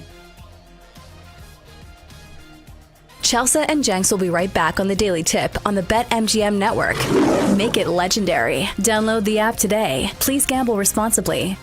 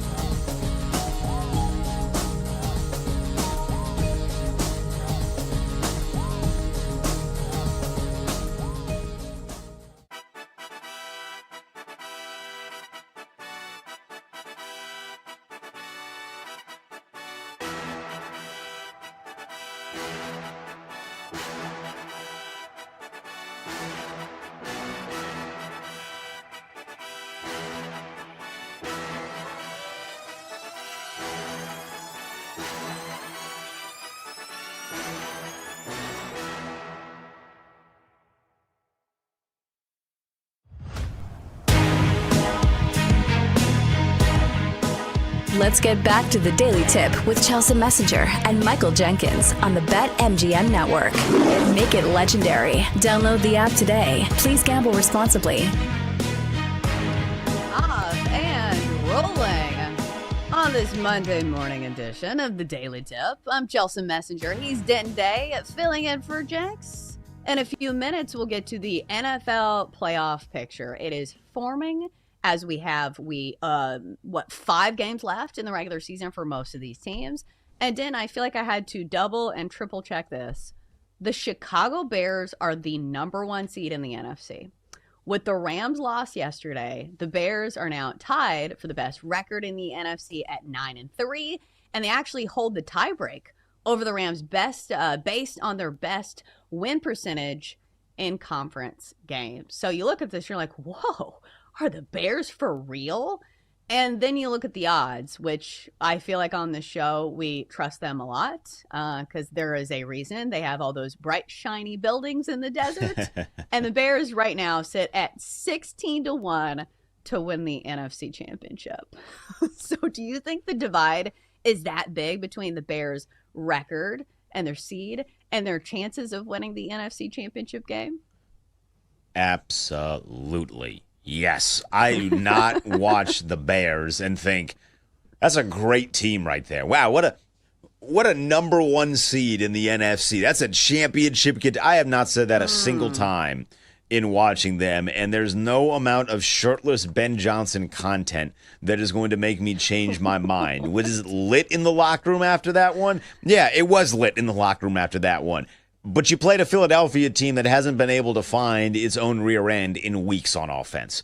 They're a bad offensive football team. The Bears are basically Broncos of the NFC in that they've gotten a bunch of wins over some really, really bad teams and then somehow squeaked one out against the Eagles. That's one thing that both of those teams have in common. Denver had a crazy comeback. The Bears just beat them down because offensively Philadelphia sucks. And Jalen Hurts was not the guy that people told me he was this offseason. I never believed that he was a top 5 quarterback. Some people told me he was. Where is he? He's not a top. If he's a top 5 quarterback, it's a bad top 5 in the NFL right now. So I do not trust the Bears because I still don't trust their quarterback. Caleb Williams has gotten better. He has improved, but I still don't look at him and say, this is a great championship caliber quarterback. So that 16-1 is very much a smart number for Vegas for Chicago. Yeah, and it feels like we've seen this template in years past where teams have these great records, like maybe not the best record in the NFC, where they win all these close games by a tight margin, and then they get to the postseason, and it feels like, the fraud alert is on and they lose in the first round. We saw it with, I think it was the same year where it was the Vikings and the Giants, the year that Brian Dable was named coach of the year, and they won all of those tight games. And so I think a good metric to look at for some of these teams were like, hey, so they have all these wins, but how dominant have they really been? Like if you look at Chicago, an average scoring margin, they sit in 16th place in the NFL. So their scoring margin is plus a half point. To put that in perspective, Seattle has the best scoring margin in the NFL at 11.1 points per game, which means how many points are they winning these games by? Are they close? And I understand sometimes you can pad these numbers against bad teams, but still to have a 9-3 record and only have a scoring margin of plus a half point, I think there's your fraud alert there when you see those type of numbers for a team that's been winning a bunch of close games. Yeah, so you just said you can pad those numbers against bad teams. Well, Chicago has played a bunch of bad teams, and they're not padding the number. So that's like the perfect amalgamation of the point that you're making there. I mean, I'm looking at them. Their literal just on the season difference is +6, which compared to like Philadelphia, who's not very good, they're +21. Seattle is +133 in differential throughout the course of the year. Los Angeles is +124. I mean, what is Chicago going to do when they have to match up against a team like Los Angeles, where they're good at every position? Now, I know it wasn't the best week for them against Carolina. It was the one game where Matt Stafford didn't play like the best player in the world, and Bryce Young has really come into his own a little bit. But Los Angeles is good at every single side of the football, and they don't make a lot of mistakes. I think that's the one thing that has been very much in the Bears' favor is they have run into not just bad teams, but a lot of teams that have made a lot of mistakes. And the good teams in the NFC don't do that very often. So I don't know that Chicago will be able to hang. Like, even if, this, I'm not a big Sam Darnold guy in the postseason. He's had a good season this year. There's no doubt about that. But I still have some question marks about him in the postseason. What are they going to do when they see Sam Darnold in the postseason? He'd whoop up on this Bears team. That Seattle defense would whoop up on Caleb Williams. It would be a bloodbath. So I'm still not a truster of the Chicago Bears. They're going to have to do a lot. Honestly, they're going to have to win playoff games before I start to trust that they can win playoff games. It does feel like they need to get to that next level before, like, I always feel like it's almost like a stepping stone where you have to at least make the playoffs and like win a playoff game before you can go deep in the postseason. But it's such a wonky year where it just feels like the circle of trust is very small. And all these teams that we've been leaving the light on for, like the Chiefs, like the Ravens, and even the Lions right now, if the season ended today, like they'd be on the outside looking in when it comes to the postseason. Because at the end of the day, like when I look at teams who I think can win a Super Bowl, when's the last time we had a really young quarterback win a Super Bowl?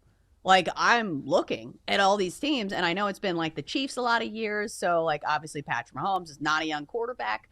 Maybe look at the Eagles. But, like, the Eagles went to the Super Bowl and lost a game, with Jalen Hurts. So, again, that experience is there for Jalen Hurts, a relatively young quarterback, even though I hate even saying that. But then you look at the standings of this year and how many young quarterbacks are in the mix this year, where we have the Broncos and Bo Nix, we have Drake May and the Patriots, to where you say to yourself, okay, if there's ever a year where a young quarterback or an unproven team in the postseason has a chance to win a Super Bowl, maybe this is the year. And I would trust Drake May significantly more than Caleb Williams or Bo Nix right now. It would be a full circle moment if Caleb Williams, he was dragged through the mud, I think that's fair to say, by the media this offseason with a bunch of stories coming out from sources that had allegedly been inside the building last year that maybe weren't inside the building. Some might still be inside the building. It's the good old-fashioned anonymous source, which we all love. But he got his name dragged through the mud this offseason, so that would be a nice turnaround if he can not just win the division when they were, pretty big underdogs to the favored Lions and Packers, especially once the Packers got Michael Parsons. It would be a great story to see that kind of turnaround for Chicago and him being the one to be the first young quarterback. I mean, when you mention young quarterbacks, the last true young quarterback to win was Mahomes when he won it for the first time in what was a second year starting, but year number 3. Burrow got there in year number 2 with Cincinnati, but they haven't been back because of the monopoly that Patrick Mahomes has had on that game. But the next few games for Chicago is going to be the big-time test. You get Green Bay this weekend. You get the Browns. That's not going to be a massive test, although Myles Garrett could be potentially breaking the sack record, which is wild to say out loud, but he had another sack this weekend, so that's 19 for him on the season. You get the Packers again on scheduled to be December 20th. That's a flex spot. That's a Saturday, but that's scheduled for December 20th. Then you get the Niners and the Lions. So you get 4 really good teams and the Browns in your final 5 games. Like, that's going to be really tough, and that's going to decide the division. If you drop one, even if you just split with Green Bay and lose to Detroit, if you drop 2 out of those 3 divisional games, you're not going to win the division, and all of a sudden, because the NFC is so strong, there might be a 10-win, 11-win team that's on the outside looking in. Right. I think that's the tough part for the Bears is that you might not even win your division. Like, even though you're standing right now as the number one overall seed in the NFC, like, we still have 5 games left. And like you mentioned, a lot of those are divisional games where you have a very tight race in the North, where the Bears are standing at 9-3, the Packers at 8-3, and the Lions at 7-5. So if you're wondering to yourself, you're like, okay, well, what is the playoff picture? So as for now in the NFC, the division leaders are the Bears, the Rams, the Eagles, and the Bucks.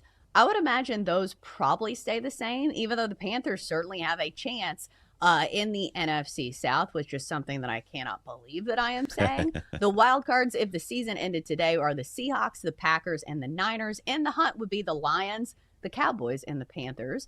Over in the AFC, division leaders are the Pats, the Broncos, the Jags, and the Ravens. Wild cards right now, Chargers, Colts, and Bills. And that's right, if the season ended today, Kansas City would be on the outside looking in. Let me ask you this, Denton. How long are you leaving the light on for Kansas City? Like, we're in lights December off now. Yeah, the lights off. They have to win out. You know, at 6-6, you have to win out to get in. There are too many teams that are ahead of you. Is it possible that Kansas City could win out? I would say yes. They still have Patrick Mahomes. Would I bet my hard-earned American currency on it? No. Houston is playing much better. You know, they got a big win this weekend with C.J. Stroud back. Kansas City plays them next. They then play the Chargers who have already beaten them, and they're going to be competing for a postseason spot. A very rare scenario where the Chargers will actually be trying to hold off the Kansas City Chiefs. Then you get the Titans. We're going to call that one a win. Then you get the Broncos. The Broncos could, if they haven't clinched the AFC West at that point, they could clinch at that point. And then you get the Raiders, which the Raiders will be a win. But those 3 games with the Texans, Chargers, and Broncos, those are 3 teams that can not only bolster their own playoff position, but then play spoiler to keep the big bad devil that is the Kansas City Chiefs and their quarterback in Mahomes, but to keep them out. So the light is off. The door might still be unlocked, but the light is off. Well, I think a parallel discussion for that. I think a lot of people are leaving the light on for the Chiefs and saying, okay, if the Chiefs just make it into the postseason, there's still a way for them to win the Super Bowl. But right now, here's a bet that I'm eyeing and maybe some food for thought as we go into break. You can bet over at BetMGM which conference is going to win the Super Bowl. The NFC is minus 130. The AFC is plus 110. I think I know where my money is, and it's going to be on the NFC. All right, coming up next, we recap our biggest betting lessons from Sunday Night Football. It's next on the Daily Tip, presented by BetMGM. Chelsea and Jenks will be right back on the Daily Tip on the BetMGM network.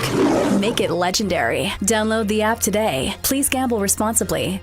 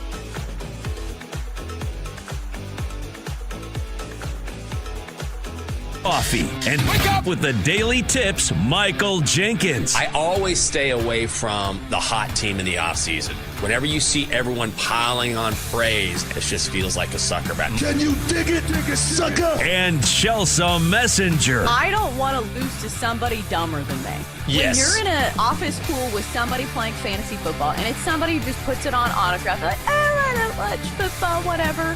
I don't want to lose to those people. Le who?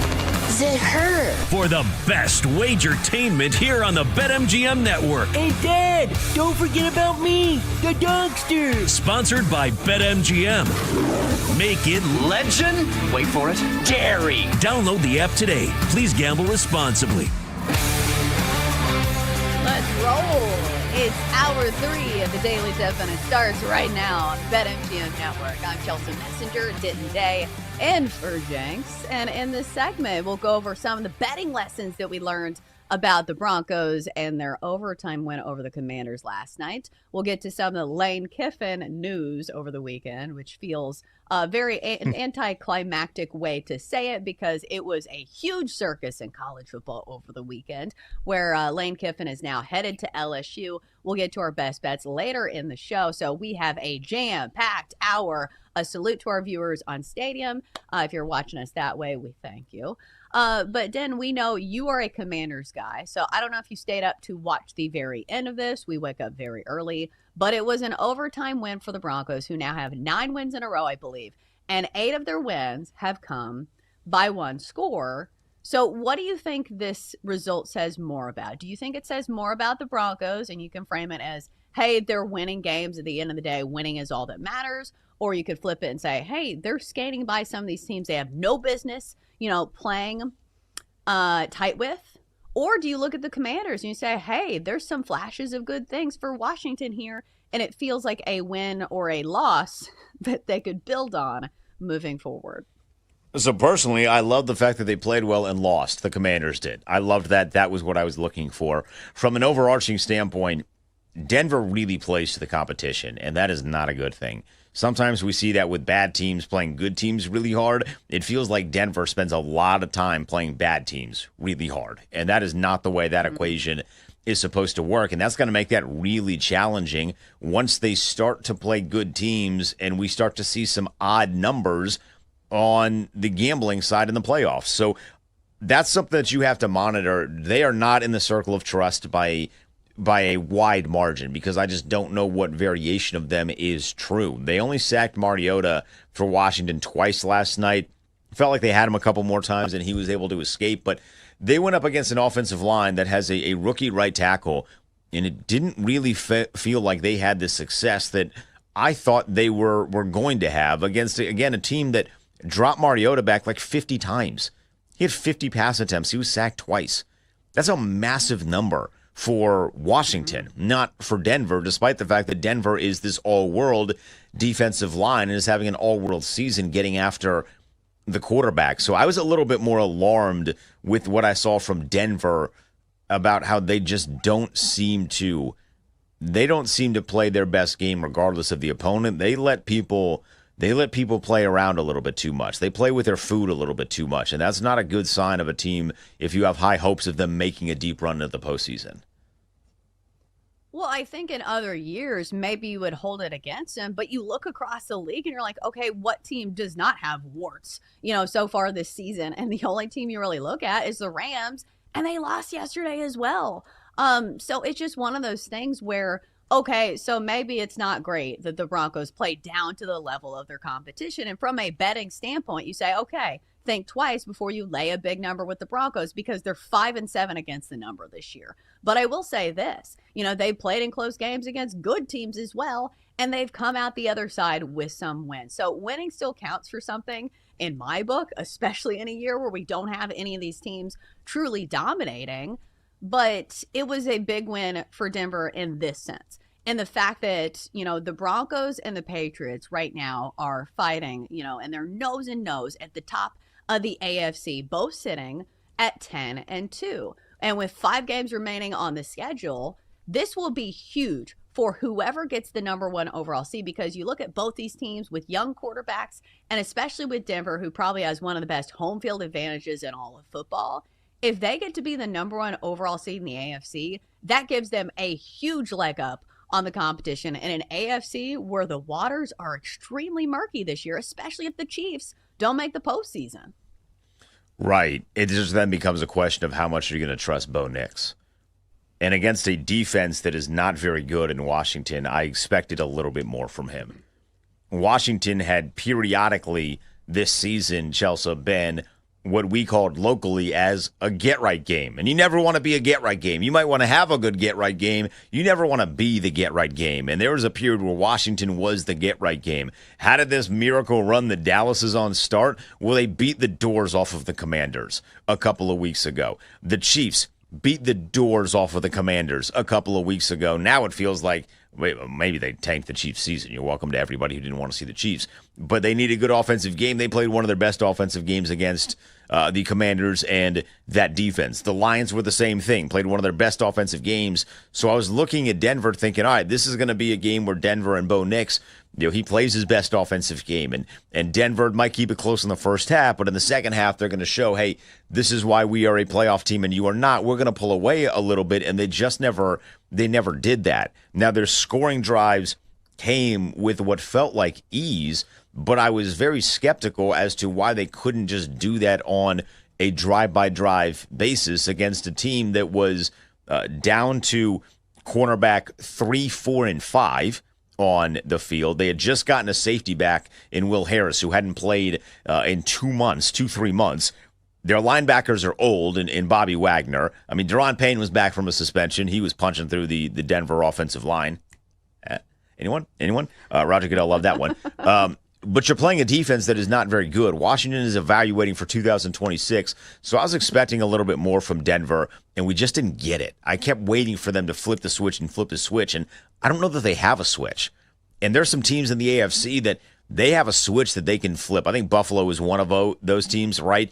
If Kansas City gets there, we believe that they can do that. But I kind of think New England is like that too, Chelsea. And Denver and New England are going to get compared a lot over the next couple of weeks as they're racing for the number 1 seed. We'll see how New England plays tonight. It would suck if this ages terribly, but I feel like New England has a switch that they can flip to just go into go mode, and I don't know that Denver has one of those.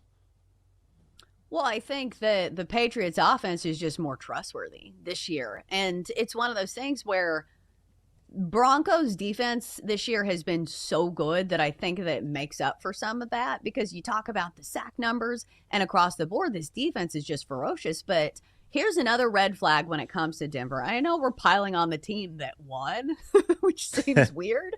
But again, we're trying to examine these teams a little closer. So when you look at some of the favorites to win the AFC, you're like, hey, that number is not quite high enough for me to want to put my money on Denver. Slow starts have been a huge curse of this team all season long. If you look at Denver at scoring first half points, they're 20th in the NFL. They're averaging 11 points per game in the first half. So I think, again, they're skating by in some of these games where they can push it in the fourth quarter. But once they play good teams, like somebody's going to punish them for it. But at the end of the day, they keep winning, like even against good teams. So I don't know. I feel like, would we be doing all this mental gymnastics work if this was a team that we innately trusted? Like, probably not. Like, this is what the Chiefs have done for the last few seasons, where they win a bunch of close games, where they're like, we throw up our hands. We're like, hey, this is Patrick Mahomes. Who cares how they win? He is a winner. So I think it's one of those conversations where it's tough, and I feel like nobody is anointed the next big thing until they actually get there. But it's just the AFC. It feels wide open right now. And maybe if they go earn that, we will look at them like that in 2026. But we looked at Mahomes that way because he is the Michael Jordan of the era. He is unstoppable. Yes. Even still, there are people that are rushing to the window to put bets on Kansas City to win the AFC this year at plus 750 and to win the Super Bowl this year at 14-1, despite the fact that they're 6-6, not just on the outside looking in, like they're across the street. They're not at the front yard. They're not on the sidewalk. They're across the street. They're basically on the doorstep of your across the street neighbor's house. They're so far away from the playoffs right now, but we still have that innate trust because of the quarterback. And it is, time will give us that in Bo Nix if he is worthy of that. I still don't know that he is because, again, I thought he was going to slice up a Commanders defense that had been relatively lackluster, and he just didn't. Now, he does a couple things really well. I don't know if there's a more accurate quarterback on the move than Bo Nix. I mean, he's really good when he gets outside of the pocket. And that first touchdown pass that he threw was a dime in the first half. I mean, he's really good when he's mobile and using his legs. And I think Denver needs to get him outside of the pocket a little bit more. It just feels like he excels in the backyard football element of the game as well. So they need to start doing some things that get him into more comfortable positions. I had talked to somebody who works out there in Denver, Chelsea, the week leading up to this game, and they had kind of alluded to maybe some creative differences, shall we say, between Sean Payton and Bo Nix in terms of how they want the offense to run. And Sean Payton's a great coach, going to be a Hall of Famer. I would encourage him to maybe get closer to the plays that Bo Nix is wanting to run instead of trying to force a square peg into a round hole at times. Yeah, but I do think if that's a power struggle, it's going to be Sean Payton who wins that battle. Absolutely. Just because the tenure and the resume that he has. So I think we both voiced our concerns for, playoff concerns for some of these young quarterbacks. But here's the thing, in the betting space, you can take that entire thing out of the equation and you can bet on who wins the number one overall seed in the AFC. I think I know which way you're going to go on this one. But right now, the Patriots are the favorite at plus 115. The Broncos plus 120. And if you look at the remaining schedule for the Broncos, they have the Raiders. They get to play the Packers and Denver. The Jags, they go on the road to Kansas City and then finish the season at home against the Chargers. And then the Patriots have a game tonight at home against the Giants. They have the Bills in New England. They go on the road to Baltimore. They finish the season against the Jets and the Dolphins. So, Denton, I feel like this is a bet that I feel like we could probably nail down a little bit better. Do you think the Patriots end the season as the AFC's top seed? I do. I think the Patriots are in a better position to get 14 wins. And I think 14 wins, crazy, but I think 14 wins is realistic for New England. I don't know that 14 wins is realistic for Denver. So because I'm holding that number in a certain regard, I would say that I trust New England to get there more than I would trust Denver. It's wild to me. Like, when you said 14 wins, I was like, oh my God, 14 wins? Like, it's crazy what Mike Vrabel has done with this team. How many games did the Patriots win last year? 4? Not 5? a lot. I mean, they were drafting 4th overall. So, yeah, they did not have a lot of wins. I think it was 4 or 5. Because I was just looking at BetMGM, and I feel like this has to be locked up by now. But if the Patriots win 14 games, Mike Vrabel has to win Coach of the Year, right? Definitely. I mean, it feels like he's a shoo-in for Coach of the Year already. But, yeah, I mean, you're right, it was 4 wins last year. It took a 4-win team, and they now have doubled that, and then some, with 5 or 6 more games left. That's insane. I mean, it's a miraculous turnaround. We were calling them at the beginning of the year the team that had the potential to be the Commanders of 2025 because the Commanders were a bad football team that then when you get your quarterback became a really good football team, and they are on pace to exceed, at least in the regular season, even what Washington did. It'll be up to them to see what they can do in the postseason to see if they can get the AFC Championship the way the Commanders got to the NFC Championship last year, but they have exceeded even the loftiest of expectations, they have exceeded because nobody in their right mind thought that this would be a 10-win team prior to December 1st, and they are. Right. Like, it's crazy. Like, I thought that they would be a much better team, but I didn't think that the jump was going to be this big in year 1 with Mike Vrabel. And if you do think that the Patriots can win all but one of their games to end the season over at BetMGM, their regular season win total right now set at 13.5. The over is plus 170. So, Den, if you believe in the Patriots, which it sounds like you do, That's a pretty good plus money bet. I do think obviously those are probably correlated where, if they win 14 games, they're probably going to win the number one overall seed in the AFC. But you get obviously a little bit better return on your investment if you go over 13.5 wins. Yeah. Might have to play that. Might have to jump in on that. I hadn't looked at those numbers prior to today, but I might have to jump in on that because that's pretty decent value. And again, I'm a believer in what I have seen from New England this year. And really, I just don't really think. I mean, the Bills are a good team, but the Ravens are beatable. The Giants are beatable. So they'll get 11 wins tonight. And then you're just finding 3 others between the Ravens, Jets, and Dolphins. That's easily attainable. And speaking of the Patriots with a big game tonight as far as their win total goes against the Giants, our handicaps for Monday Night Football come your way after the break here on the Daily Tip.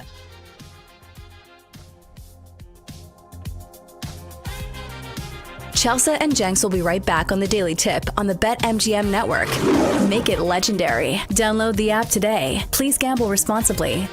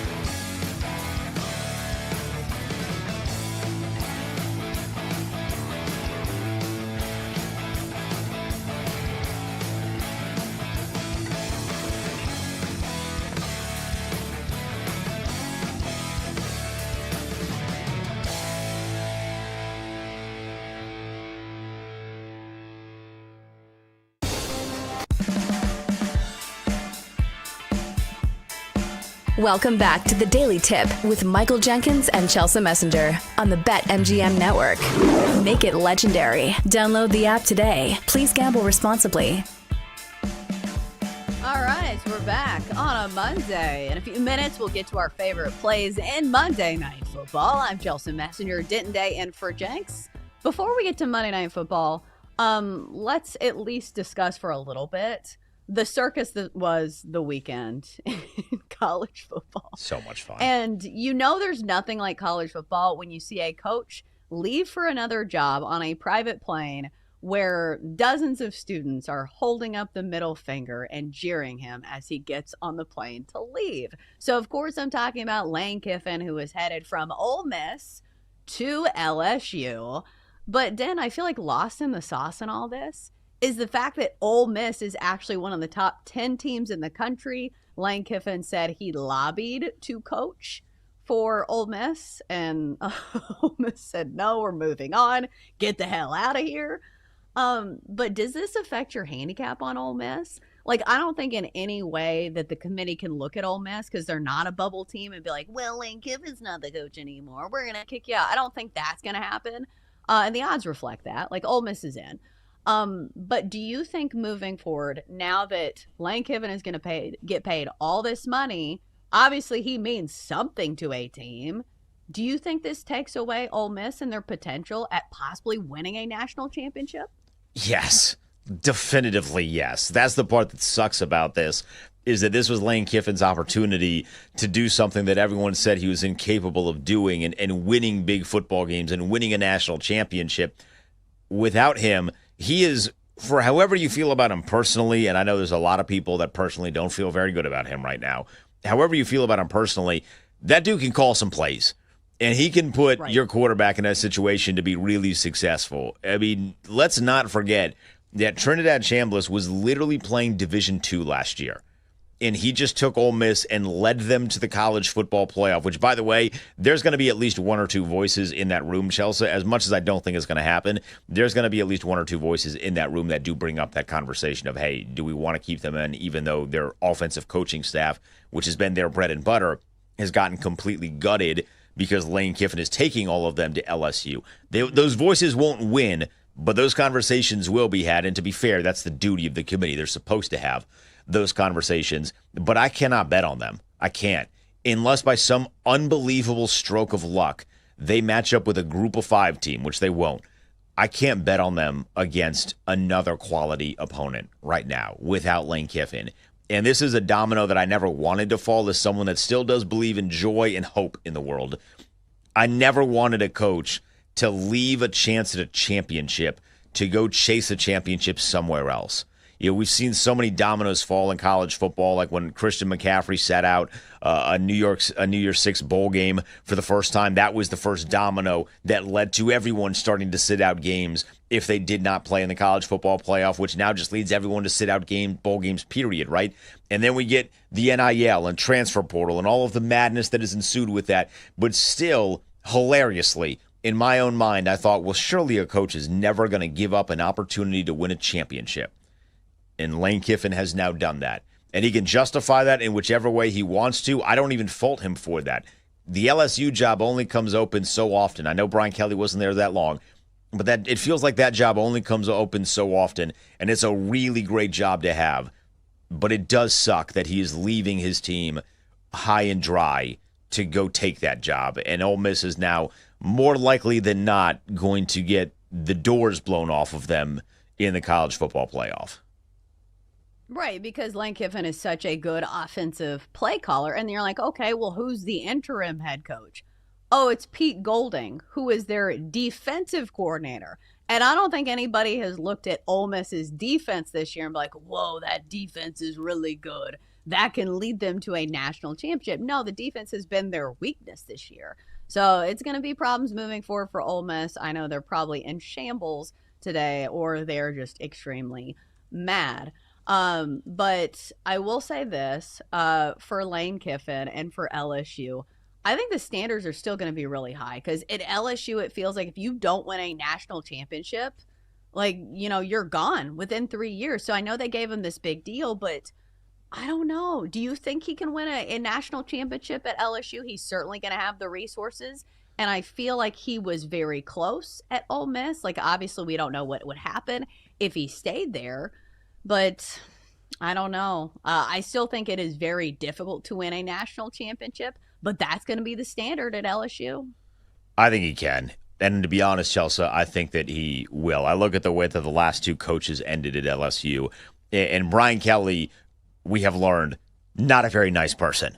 It makes it really easy to let go of a guy that's not a nice person and not having success. And on top of that, he didn't exactly do things the way that LSU wanted him to do things. We laugh at his recruiting videos. It turns out that was basically all the recruiting he was doing. Outside of that, he's hanging out on a beach. He's playing golf. He's doing some things that you should not be doing if you are a head coach of the LSU Tigers. You got to be out there on the recruiting trail, something that I think Lane Kiffin will do a little bit better. And then there's the Ed O situation. He really liked being Ed Orgeron. Like, really, really liked being Ed O. And I know a lot of people bring up, well, they fired Ed O right after he won a championship. There were reasons, and it's because he really liked being Ed Orgeron. Like, there's a lot of stories that came out about how he was handling himself that was not at a championship level. It's not even at, like, a average employee level. It was like, he's doing what? He's bringing who around? He's treating this section like what? Like, he was doing some very odd things, and that's why he got let go. Lane Kiffin, say whatever you want about him in terms of the unique character that he is. I don't think he's going to fall into the trap that Ed Orgeron did, and he feels like a much nicer person and a much easier person to deal with than Brian Kelly, which I think at this point, I know this is fresh on everybody's mind, but it does feel like that's much more of a negative referendum on what Brian Kelly was like behind the scenes. And from what I have heard, Chelsea, and I'm sure from people that you have talked to and you have heard from, whatever you have heard about Brian Kelly and how negative it was behind the scenes, it was worse. I feel like the bar is very low. Very low. For, overall character, and if the person is nice, when you're saying, yeah, compared to Brian Kelly, it's a low bar, because I'm pretty sure there are a lot of fans in Mississippi right now who are not looking at Lane Kiffin like, this is the guy you're calling nice? The guy that left us high and dry. All right, so I wanted to throw this one last tweet in here before we move on to Monday Night Football, because Rick Pitino tweeted this out, head coach of St. John's in college basketball. And it's funny because I always read like tweets in their voices. So like imagine that as well. He says, I'm not knocking football, but there's something wrong with their calendar. I'm at SJU and we're potentially a 1 seed and can win a national championship this year. And I leave in March. What's going on here? But touche, Rick Pitino. I thought it was a good point. I mean, thank you, Rick Pitino, for not understanding the calendar. The calendar does screw coaches because you have to act like these athletes are students first. They're not. They play football, but you have to act like they're students first, and guys want to transfer so they can get in to the next school by the next semester. No one's new semester is starting in April. So, like, thank you, Rick Pitino, for the wise words. Right. The semesters work differently and fall differently when it comes to college basketball. All right. So from Rick Pitino to Monday Night Football. Let's go to the Giants and the Patriots squaring off tonight as the Patriots home favorites by 7.5 points. Total 46.5 in this one. So obviously the Patriots look like the much better team right now, standing at 10-2. The Giants just 2-10. They fired their head coach. They fired their defensive coordinator. Across the board, their defense looks like a mess, with the exception of maybe some pieces on the defensive line. Jackson Darta's back, though, if that means something to you. 7.5 points, however, is a lot in the NFL. And the Patriots have won a lot of games by a close margin. So, Denton, I think we both probably look at this game and say, okay, the Patriots are going to win. But the question is, by how much? Would you bet on the Patriots to cover? That 7.5 number is a big number on primetime, especially because we've seen these big numbers on primetime and they have not gone that way. Most recently with last night with the Broncos and the Commanders. I remember last week with the Texans led by Davis Mills and the Bills. Bills were big favorites. Texans pulled the upside outright. So I'm a little cautious about laying a big-time number. Now, with that said, I don't think the Giants are very good, and that certainly has to fall into the handicap. That is a an absolute hellhole and a disaster of a franchise right now, which we knew it was going to be. They should have let go of Brian Daboll before the season. For whatever the reason, they decided to keep him for one extra year, which that does set your quarterback back at least another year as well with next year. But again, they didn't think about that. That's not a smart operating organization. I don't know that anybody has ever accused the Giants of being geniuses. They just don't. The Mara family, they're not geniuses when it comes to the NFL. I just don't know that I can trust the Giants in these spots. I think if you're going to play this game in any capacity, you have to look at the prop side of things. Or maybe you look at the total at 46.5, but I don't even know if I feel really confident about that. I feel like if you're going to make money on this one with this kind of line, Chelsea, it has to be through way of props. Yeah, and just to entertain the other side for just a second, I think maybe the case to be made for the Giants is the fact that the Patriots have played some other bad teams in the league pretty closely. Like, if you look at last game, the Patriots won over the Bengals without Joe Burrow by 6 points, 26-20.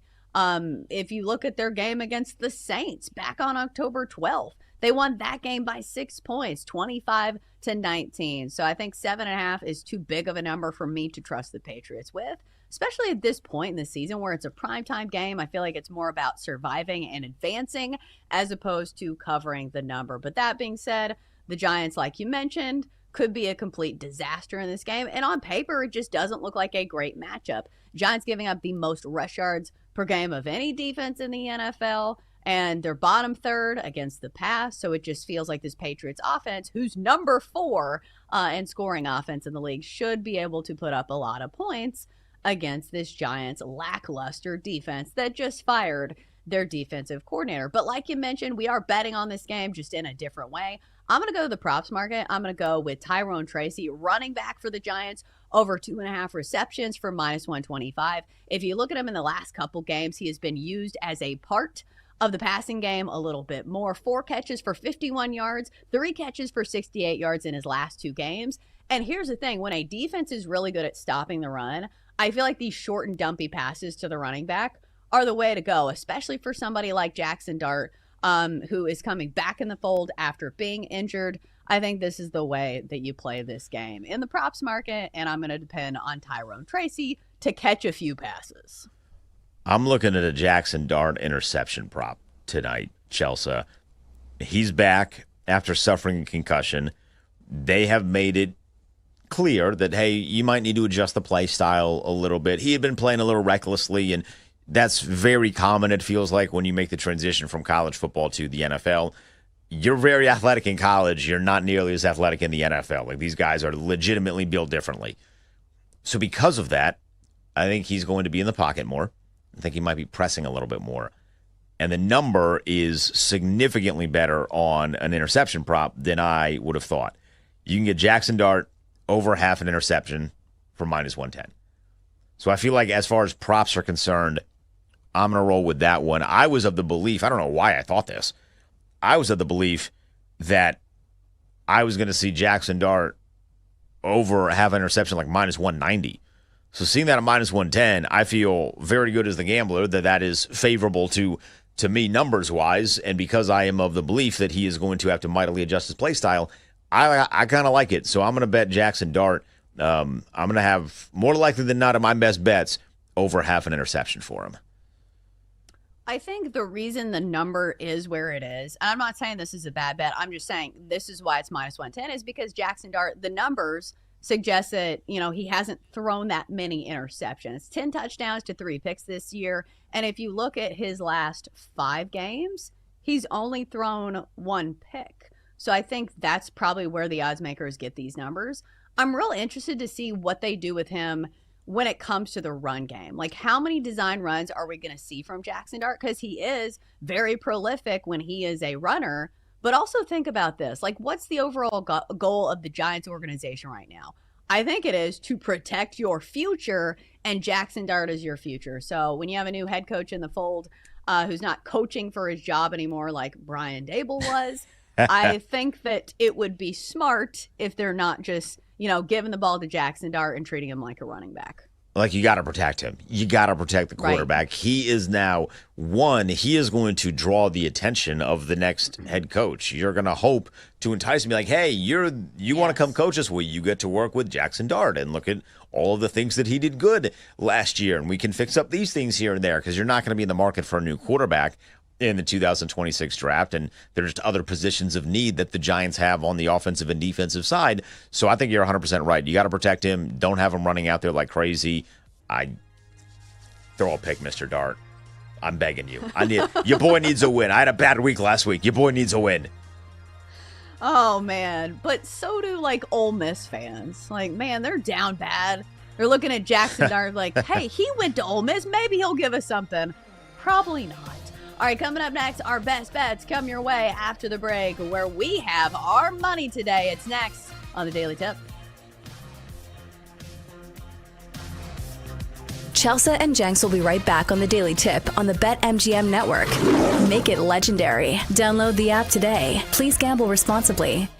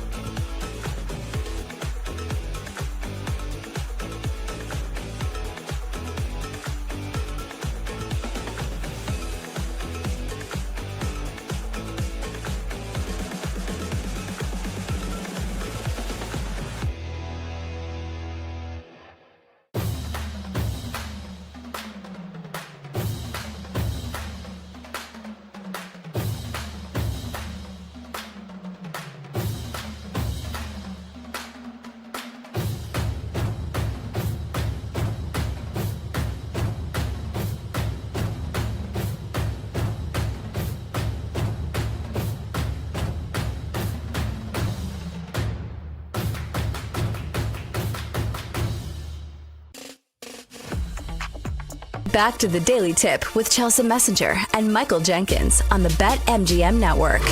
Make it legendary. Download the app today. Please gamble responsibly. All right, time to land the plane on the Daily Tip. Final segment.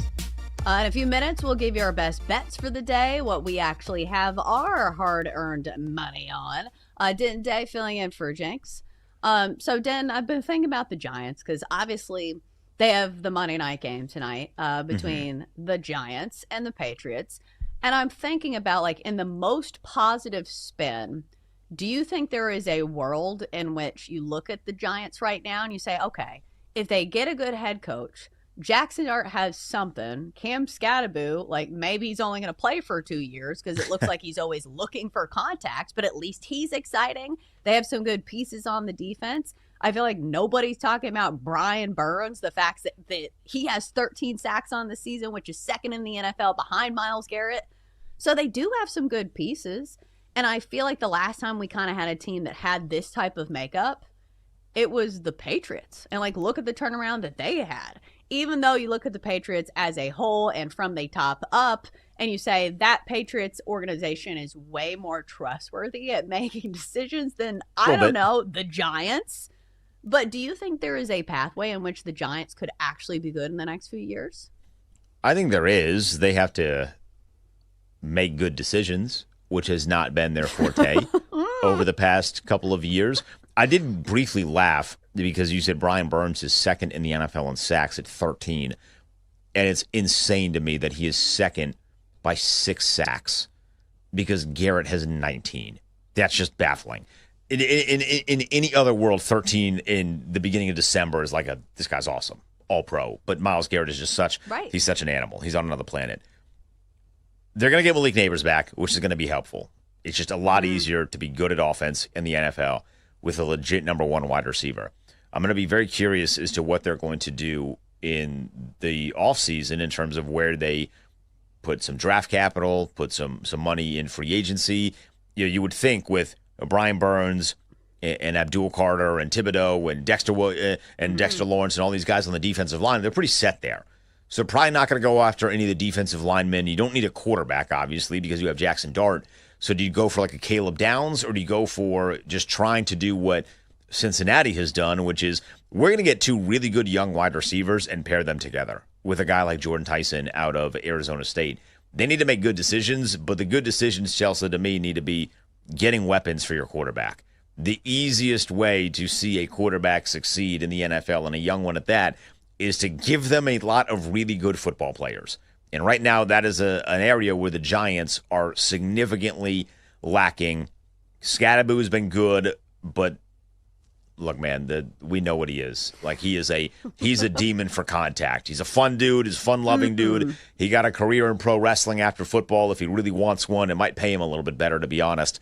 But he is here for a fun time, not a long time, it feels like. You got to get some guys on that offense that can extend not just Jackson Dart, but can also kind of extend the Cam Scatterbo reign as well. If you get those guys for 3-4 years in New York, I think that could be a very successful run.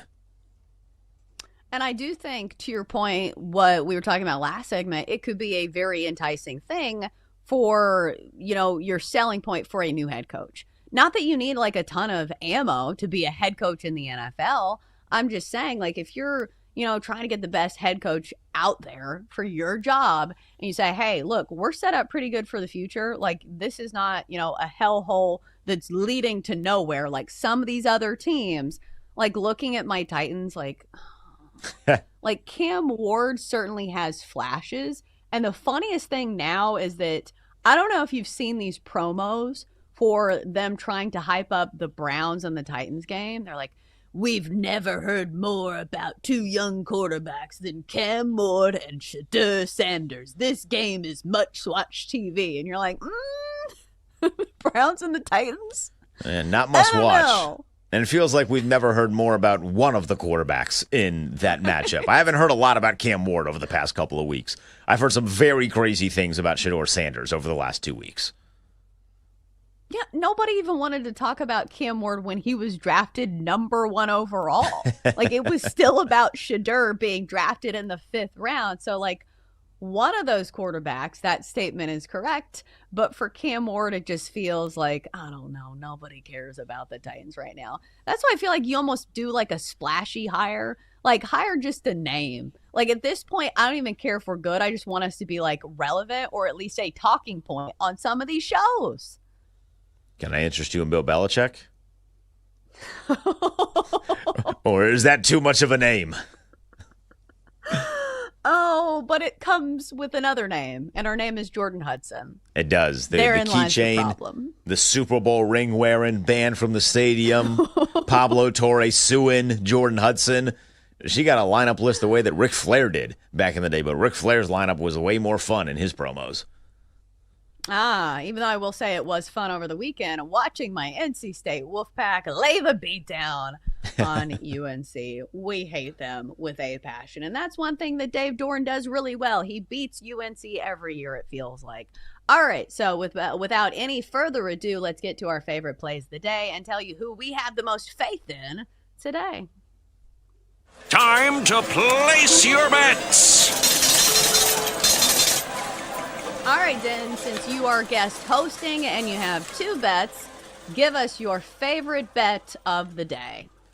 I will say, Chelsea, I tried to be really petty with one of my bets, and the Lord saved me. I was going to bet the house against St. John's for that comment that Rick Pitino made. I just didn't like it. I was going to be petty, and St. John's is not playing tonight. So I am saved from making a rash, dumb decision. Instead, I'm going to spend my money in the NFL tonight. So I'm going to play that Jackson Dart over half an interception prop. That is tonight. It's going to be his first game back since the concussion that took place in the game against Chicago a couple of weeks ago. I thought he was going to play last week. It felt like he was trending in the right direction, and then he didn't. So the expectation is that he is going to be good to go for tonight. And because he's coming off of a concussion, it's normal to see guys adjust their play style. In fact, I think New York is going to be like, hey, you should adjust your play style. You kind of are the keys to the next couple of years here in town. We'd like to keep it that way. But because he's going to adjust a play style, I think that's going to lead to him making a little bit more brash decisions in the pocket. I generally find that when rookie quarterbacks run a ton, it's because they're still not seeing the game the way that they would hope to be. And this is a process in making the transition from the college level to the NFL. But if I'm expecting Jackson Dart to be in the pocket a little bit more, to throw a little bit more, it's only natural that an interception is going to come along the way. So I'm taking Jackson Dart over half an interception at -110.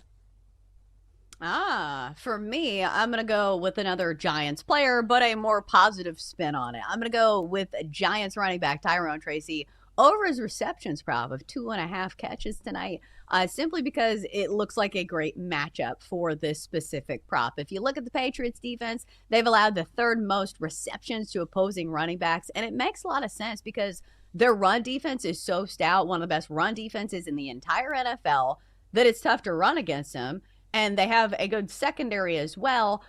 So those short and dumpy passes to the running back make a ton of sense, especially when you have a young quarterback on the road in prime time. I feel like these have been a winning bet over the course of the season. And if you look at Tyrone Tracy over his last couple games, 4 catches for 51 yards, 3 catches for 68 yards. So I think he can catch at least 3 passes tonight. Over 2.5 catches for Tyrone Tracy tonight is -125. All right, Dan, looks like you got something else on the card for us. What else are you playing? I'm going to play Stephon Diggs 50-plus receiving yards, which means if this hits 50, it does hit. So I'm playing Stephon Diggs 50-plus receiving yards at -135 because the Giants have a really dynamic pass rush and the Patriots are playing a little banged up at the offensive line. I'm anticipating that this is going to be more of a quick passing game to start for New England. And Stephon Diggs at this stage of his career is not necessarily the deep threat that he once was, but I think he'll get a lot of opportunities in the quick game. One of the things that I love watching about wide receivers as they get older and those that age gracefully is that their route running really tends to sharpen with age. It's just the little details in the game, the nuances, the tricks that come with playing wide receiver. And Stephon Diggs, when he was fully in his prime, was already a pretty damn good route runner. I think he's evolved to be even a better one at this age, and I think that's going to be a very big help tonight for Drake May. So I think Stephon Diggs is going to get a lot of opportunities, and I think he's going to get over 50-plus receiving yards. And that number at minus 135, both of my bets, Chelsea, are numbers that I did not think was going to be nearly as favorable to me. So I will gladly take Stephon Diggs at minus 135 at that number. Well, and obviously Stephon Diggs has that high-end potential where he could go way over this. It just kind of depends. I think this is the tricky part of handicapping the Patriots offense, is that it can come from a multitude of ways. They have done it. It feels like in every different direction when it comes to the run game, when it comes to like Kayshon Butte down the field. Stephon Diggs, we know, is a true number one receiver. And I was just looking up Stephon Diggs. I was like, all right, let's look at his game logs. But then I got sidetracked because E! News said Stephon Diggs and Cardi B's baby is a spitting image of dad. And so I was like, oh, I got to see this. But it's simply a picture of the baby's back with a Diggs, like, it's not a uniform. It's like a cute little hoodie that says Diggs and the number 8. I'm like, doesn't even show his face. Come on. I was ready to see a cute baby that looks like Stephon Diggs. That's a classic. That's a classic bait. Clickbait. Yeah, clickbait headline there from E! News. How dare they?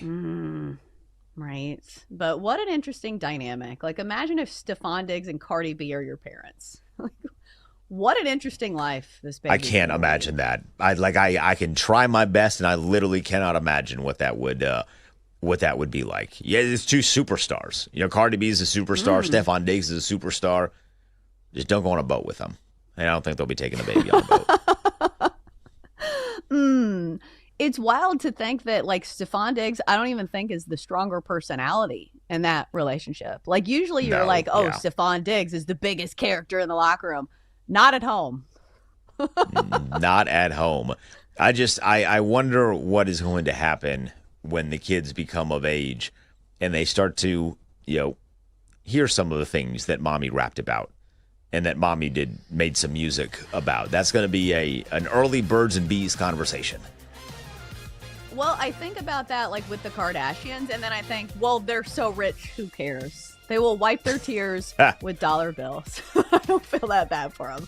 All right, that's going to do it for us here at the Daily Tip. We'll see you bright and early tomorrow morning. Same time, same place, 6 a.m. in the East. Bet Sweats is next on the BetMGM Network.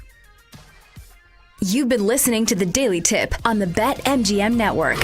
Make it legendary. Download the app today. Please gamble responsibly. If you missed any of the show, listen back anytime on the new and improved Odyssey app.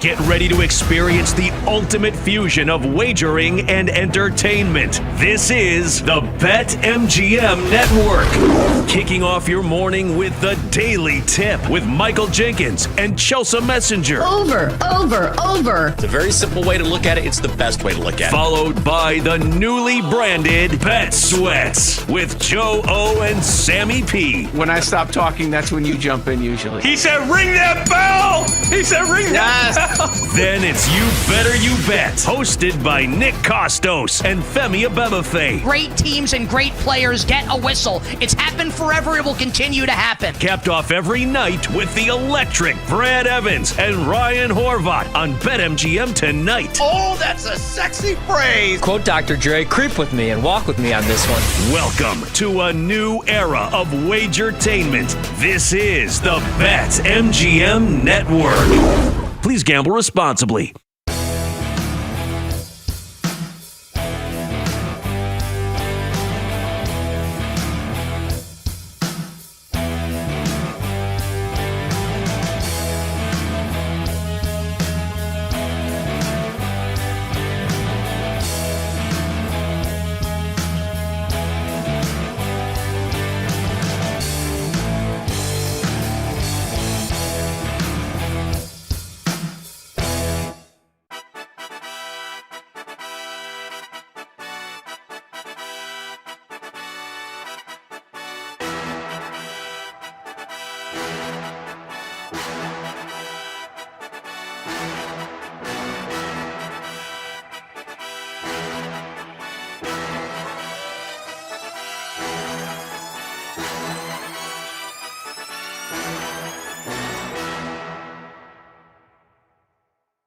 Get ready to experience the ultimate fusion of wagering and entertainment. This is the BetMGM Network. Kicking off your morning with the Daily Tip with Michael Jenkins and Chelsea Messenger. Over. It's a very simple way to look at it. It's the best way to look at it. Followed by the newly branded Bet Sweats with Joe O and Sammy P. When I stop talking, that's when you jump in usually. He said, ring that bell! He said, ring that bell! Then it's You Better You Bet, hosted by Nick Costos and Femi Abebefe. Great teams and great players get a whistle. It's happened forever. It will continue to happen. Capped off every night with the electric Brad Evans and Ryan Horvat on BetMGM tonight. Oh, that's a sexy phrase. Quote Dr. Dre, creep with me and walk with me on this one. Welcome to a new era of Wagertainment. This is the BetMGM Network. Please gamble responsibly.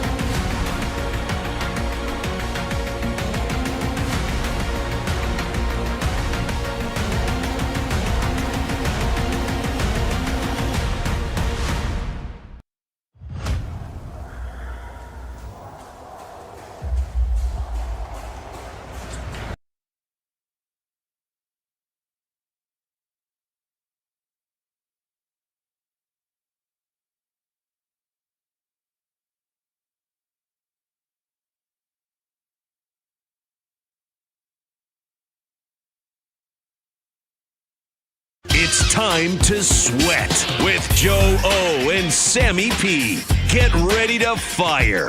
This is Bet Sweats on the BetMGM Network.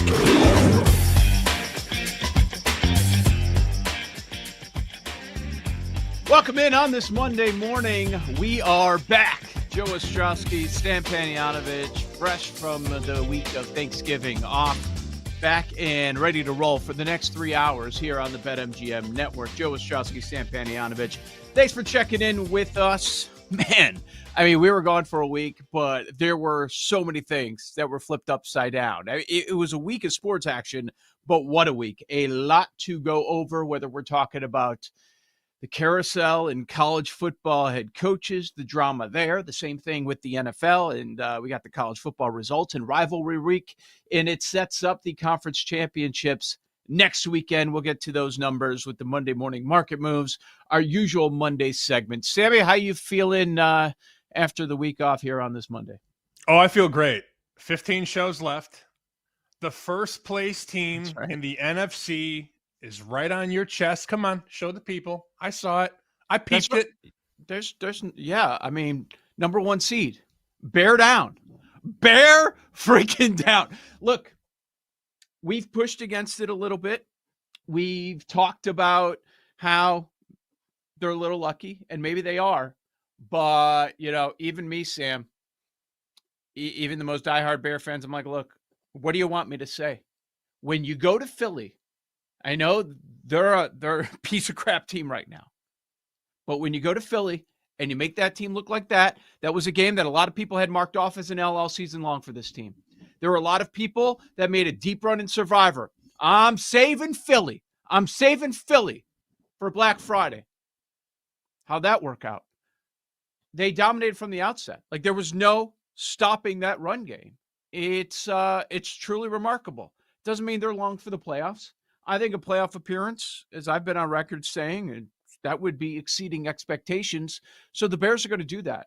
They go over the win total on Friday, over 8.5. The Patriots have already gone over that win total, but that was impressive, man. I don't know that they can keep this up, but maybe the turnovers continue to happen.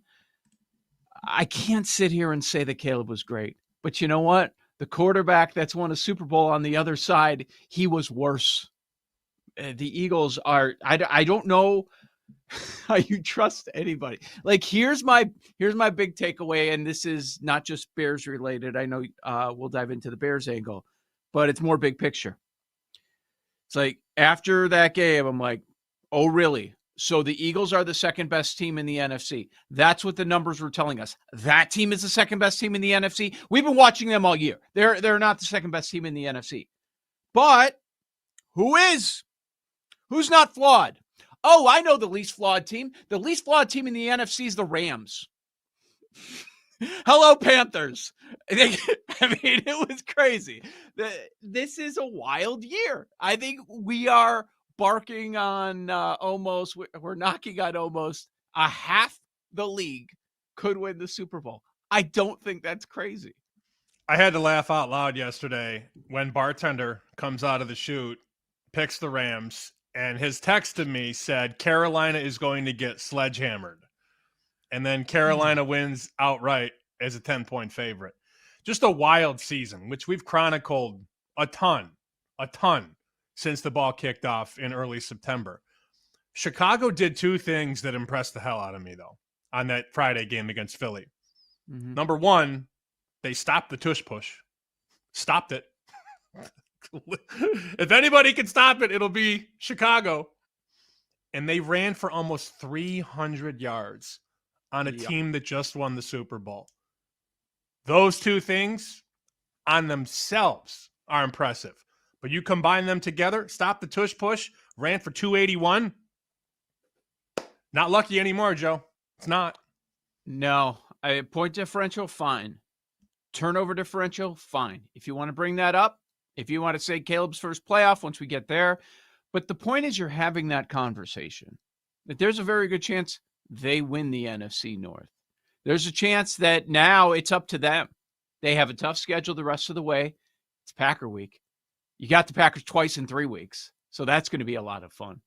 But, yeah, I mean, the Bears certainly one of the headlines from over the weekend. You mentioned the Rams.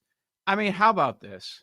You've got on the Thanksgiving days, let's call it Thursday, Friday, you've got 2 touchdown favorites, both lose outright. And then yesterday, a double-digit favorite, which can't be stopped against Carolina Panthers team, who looked awful the previous Monday. Bryce Young couldn't do anything. And Carolina, they just look like a different team at home. And the Rams win outright. That was impressive. We've talked about this for a number of years. It truly is a league in which you have to forget what you just saw. It's hard as a human to do that. It's very hard. But I just saw this happen. I watched the entire game for 3 hours. They're good. No, they're not. They're bad. No, they're just mediocre. And they might pop for a few hours. And it's probably going to happen next week after they look terrible on Monday night. Oh, like the Carolina Panthers. This league is truly remarkable. You don't know what's going to happen unless you're going against Max Brosmer. Then you know what's going to happen. Everybody saw that coming, man. Everybody. I'm mad I didn't put it in the contest. I bet it. I bet Seattle. I laid the lumber because I'm like, this guy ain't gonna. No, he's the third option. I've seen the other 2 options for the Vikings. They're pathetic. Don't come at me with he's the next Brock Purdy. Nope. I saw enough at Minnesota, and I've seen those other 2 quarterbacks that the coach believes are better than Brosmer. Now they're going to Brosmer against the Seattle defense on the road. Woo! 5 turnovers for Minnesota yesterday. The pick six was hilarious. He runs backwards 5 yards, and then sort of underhand spins the ball right to a Seahawk who runs 70 yards, 80 yards, whatever for the touchdown. I actually had Seattle in our Chicago contest, which, oh, by the way, I went 2-2, and I have a dog tonight. So you know what's going to happen there. I will definitely not cover, because this year is just the year of 2 and 3 in the NFL for me. Yeah. Seattle, though, we're doing the show yesterday. Seattle gets bet out to 13. 13. And there was no real buyback on Minnesota, which was very telling to me. Because, Nick's like, well, would you take Minnesota? I'm like, no. Never. Like, why would I be interested in a team that got bet from +8 to +12, 12.5? Pinnacle was at 13, and there was really no buyback. Like, there was nobody waiting to bet Minnesota. That probably would have happened if it got to 14, but it never did. It was 12, 12.5, and then one book was at 13. When a favorite gets crammed like that all week and there's no buyback, it's a bad sign. And then you look at the final score and you go, oh, yeah, 26-0. That makes sense. Why didn't I lay more Seattle? Because I'm stupid. That's why. And Seattle did nothing offensively all game. Nope. Not a damn thing. They had 219 yards, and they still end up putting up 26. They double that point spread of 13, winning 26-0. If you stayed up for Sunday Night Football, you were in for a treat. I can't say it was a lot of fun all game, but the very end was a lot of drama. Washington gets the field goal to force overtime right at the buzzer. Broncos open overtime with a touchdown. Commanders, of course, get the ball back. They get a 4th down touchdown with a little bit of luck. There's some calls that went their way, but they did need to be called. They were egregious, whether you're talking about pass interference or holding, taking defensive linemen all the way to the ground. Like, those are going to get called every single time. But on the 2-point conversion, Mariota drops back wide open, but he couldn't get it over Benito. Benito leaps, blocks it, ends the game. Washington cover. That was another game. I'm like, I should probably take Washington. Did I? No. That one ends up going to overtime. But Denver wins 27-26. It closed Commanders +6. Mariota had a good game. Like I just said a moment ago, forget what you just saw. What we've seen, Mariota sucks. And then last night he throws for almost 300 yards against the Broncos. Yeah. I was so happy last night at the end of the game because I have Terry McLaurin in fantasy. Everybody cares about my fantasy team, of course.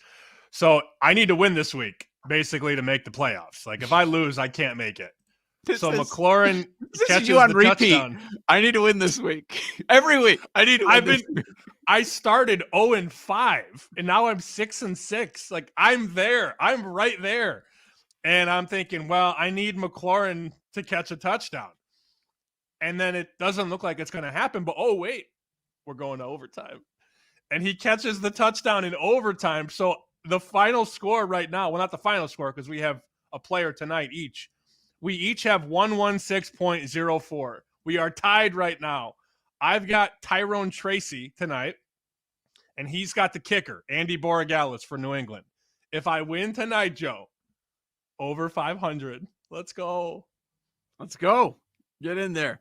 There was one result, another one where I was looking at him like, oh, why not? Why didn't you do it? That was obvious. Bills are cheap. Bills are 3. Gotta take the Bills. No, it's over. Season's over in Buffalo. That's what I've heard. Yeah, it's over. Yeah, I've also heard you're an idiot if you don't have a Chiefs Super Bowl ticket. There's another loss on Thanksgiving, which we can get to as well. Yeah. Don't know that they're making the playoffs, even though I heard they're guaranteed to make the playoffs.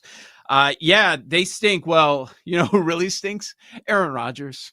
It's over, dude. It's over. It's sad. It was, the end of that game, it just reminded me of guys that hung on a year too long. You don't want to be that guy. When you're a legend in the sport, hanging on at least a year too long, that's what Aaron Rodgers did this season. He's done. They're chanting fire Tomlin in Pittsburgh. Pittsburgh as a home dog of a field goal or higher, that used to be a standard play. That is no longer a standard play. but the Steelers are 6-6 on the year. I don't know that they make any change, but this is the first time that I ever remember saying, even though it is Pittsburgh, I think they might make a change to move on from Mike Tomlin. Bill Cowher, bring him back. Is that what they're going to do? Just bring well, back whoever they hire, they're going to be there for 20 years. Like that's the plan. No doubt. I did not watch that game and come away impressed with Buffalo. I was more disappointed with whatever that was from Pittsburgh. It's a nice win because you need wins in this league, and now Buffalo is 8-4. Much rather be in Buffalo's spot than a lot of teams in that AFC. So right now, Buffalo is the 7, just a tiebreaker behind Indy on line 6, and then Pittsburgh on line 9 now, 6-6. But the Bills are right there, man, because their quarterback, when he's at his best, is very difficult to nail down. And look, you look at the Super Bowl picture. I just pulled up the BetMGM odds.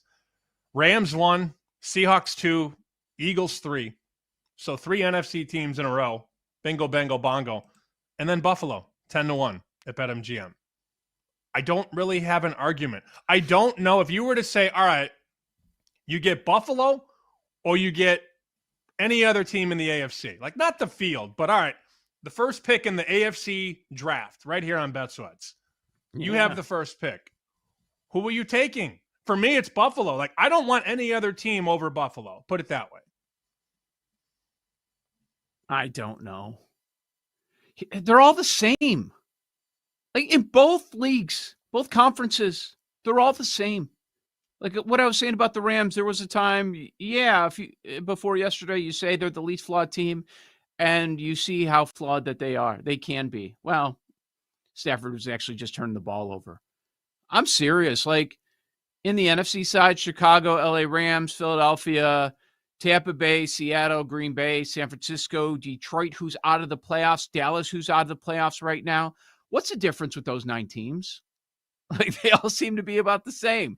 And then AFC, Denver, New England, maybe they get that 1 seed back with a win tonight. Jacksonville, your division leader. Baltimore, your division leader now, thanks to Pittsburgh losing. Chargers, Colts, Bills, Texans are out. Chiefs are out. They're the 10 seed right now. Like, is there much difference? I was dead serious when I was saying, like, half the league could win the Super Bowl, because I don't see that much of a difference between like your 2, your 3 seed and the teams that are on the outside looking in right now. The only difference is that I get the MVP of the league. I get Josh Allen, and you don't. That's it. Yeah. Yep. 249 rushing yards at Pittsburgh. Bears, 281 rushing yards at Philadelphia. Impressive run games for both of those teams. Joe O, Sammy P, we will preview Giants, Patriots, continue to talk about what we saw over the last week right here on BetSweats. You're listening to BetSweats with Joe O and Sammy P on the BetMGM Network.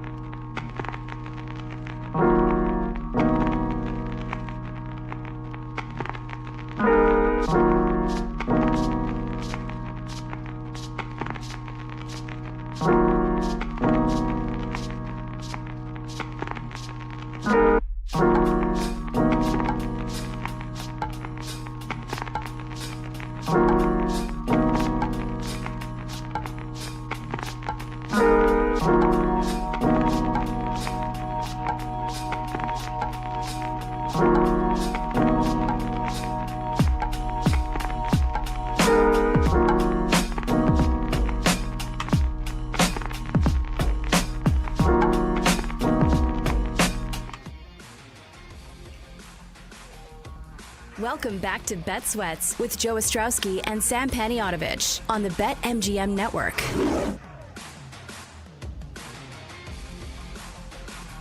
Week 13 wraps with a Monday Night Football this evening. We'll give you a preview there. We'll hit more of some of the action from yesterday. Still a lot more to go over. Also, the Thanksgiving games, of course. There were some monster results there. Case of the Mondays later on this hour at 9:40 Eastern. Joe O, Sammy P with you on a Monday morning. We are back for the week here on Bet Sweats. Let's hit Giants Patriots, man. With a win for the Patriots tonight, they are back to being the number one seed. For now, the Broncos are the one seed following last night's overtime victory against the Commandos. The point spread is 7. So you've got the 10-2 Pats hosting the 2-10 Giants.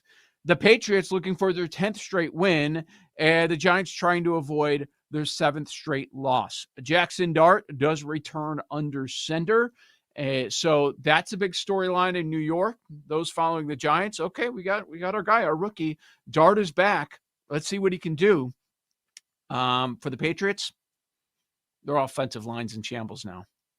Will Campbell goes on IR, brutal injury last week, and you've got a quarterback that was getting sacked a whole lot, Sam, a whole lot, and now he's missing his blindside guy in Will Campbell. It's going to be veteran Lowe. I just know Lowe. Like at sometimes he was. Remember early last year he was good, and then he started dealing with an injury, and he was god awful. So I'm sure the offensive line very worrisome to Patriots fans laying 7 tonight. Is that Vidarian Lowe? I think that's his name. Vidarian Lowe. Yes, he's the guy that was just getting cooked a couple years ago. Because I was working at Nesson at the time, and the Patriots were really bad that year. I think they won 3 games or whatever, 4 games, and he was just horrible. So good luck with that.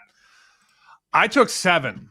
I did not think we were going to see 7.5. I did not. So incorrect on my part, but now you can take 7.5 if you're so inclined. Unfortunately, if you're going to take that hook, you got to lay the juice. You got to lay $1.18 at BetMGM or $1.20 at other books. I'm content with my 7.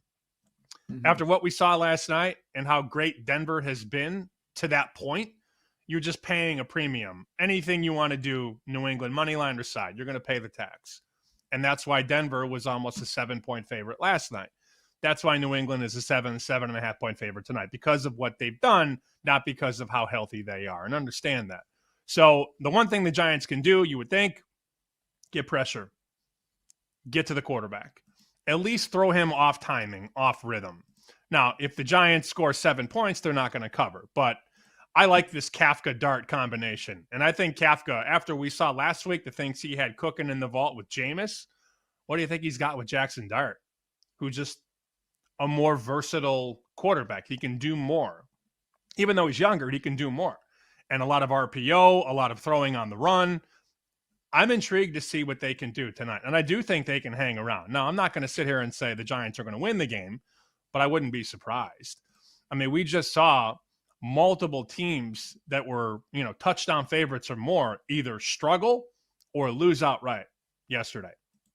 It's not impossible, even though the Giants were 2-10 on the season and 0-7 on the road. Have not won a road game this year. Now go to Foxborough, right? But the line is an issue for the Patriots. And I don't think New England's going to be able to run the ball the way that they have been running the ball all season long.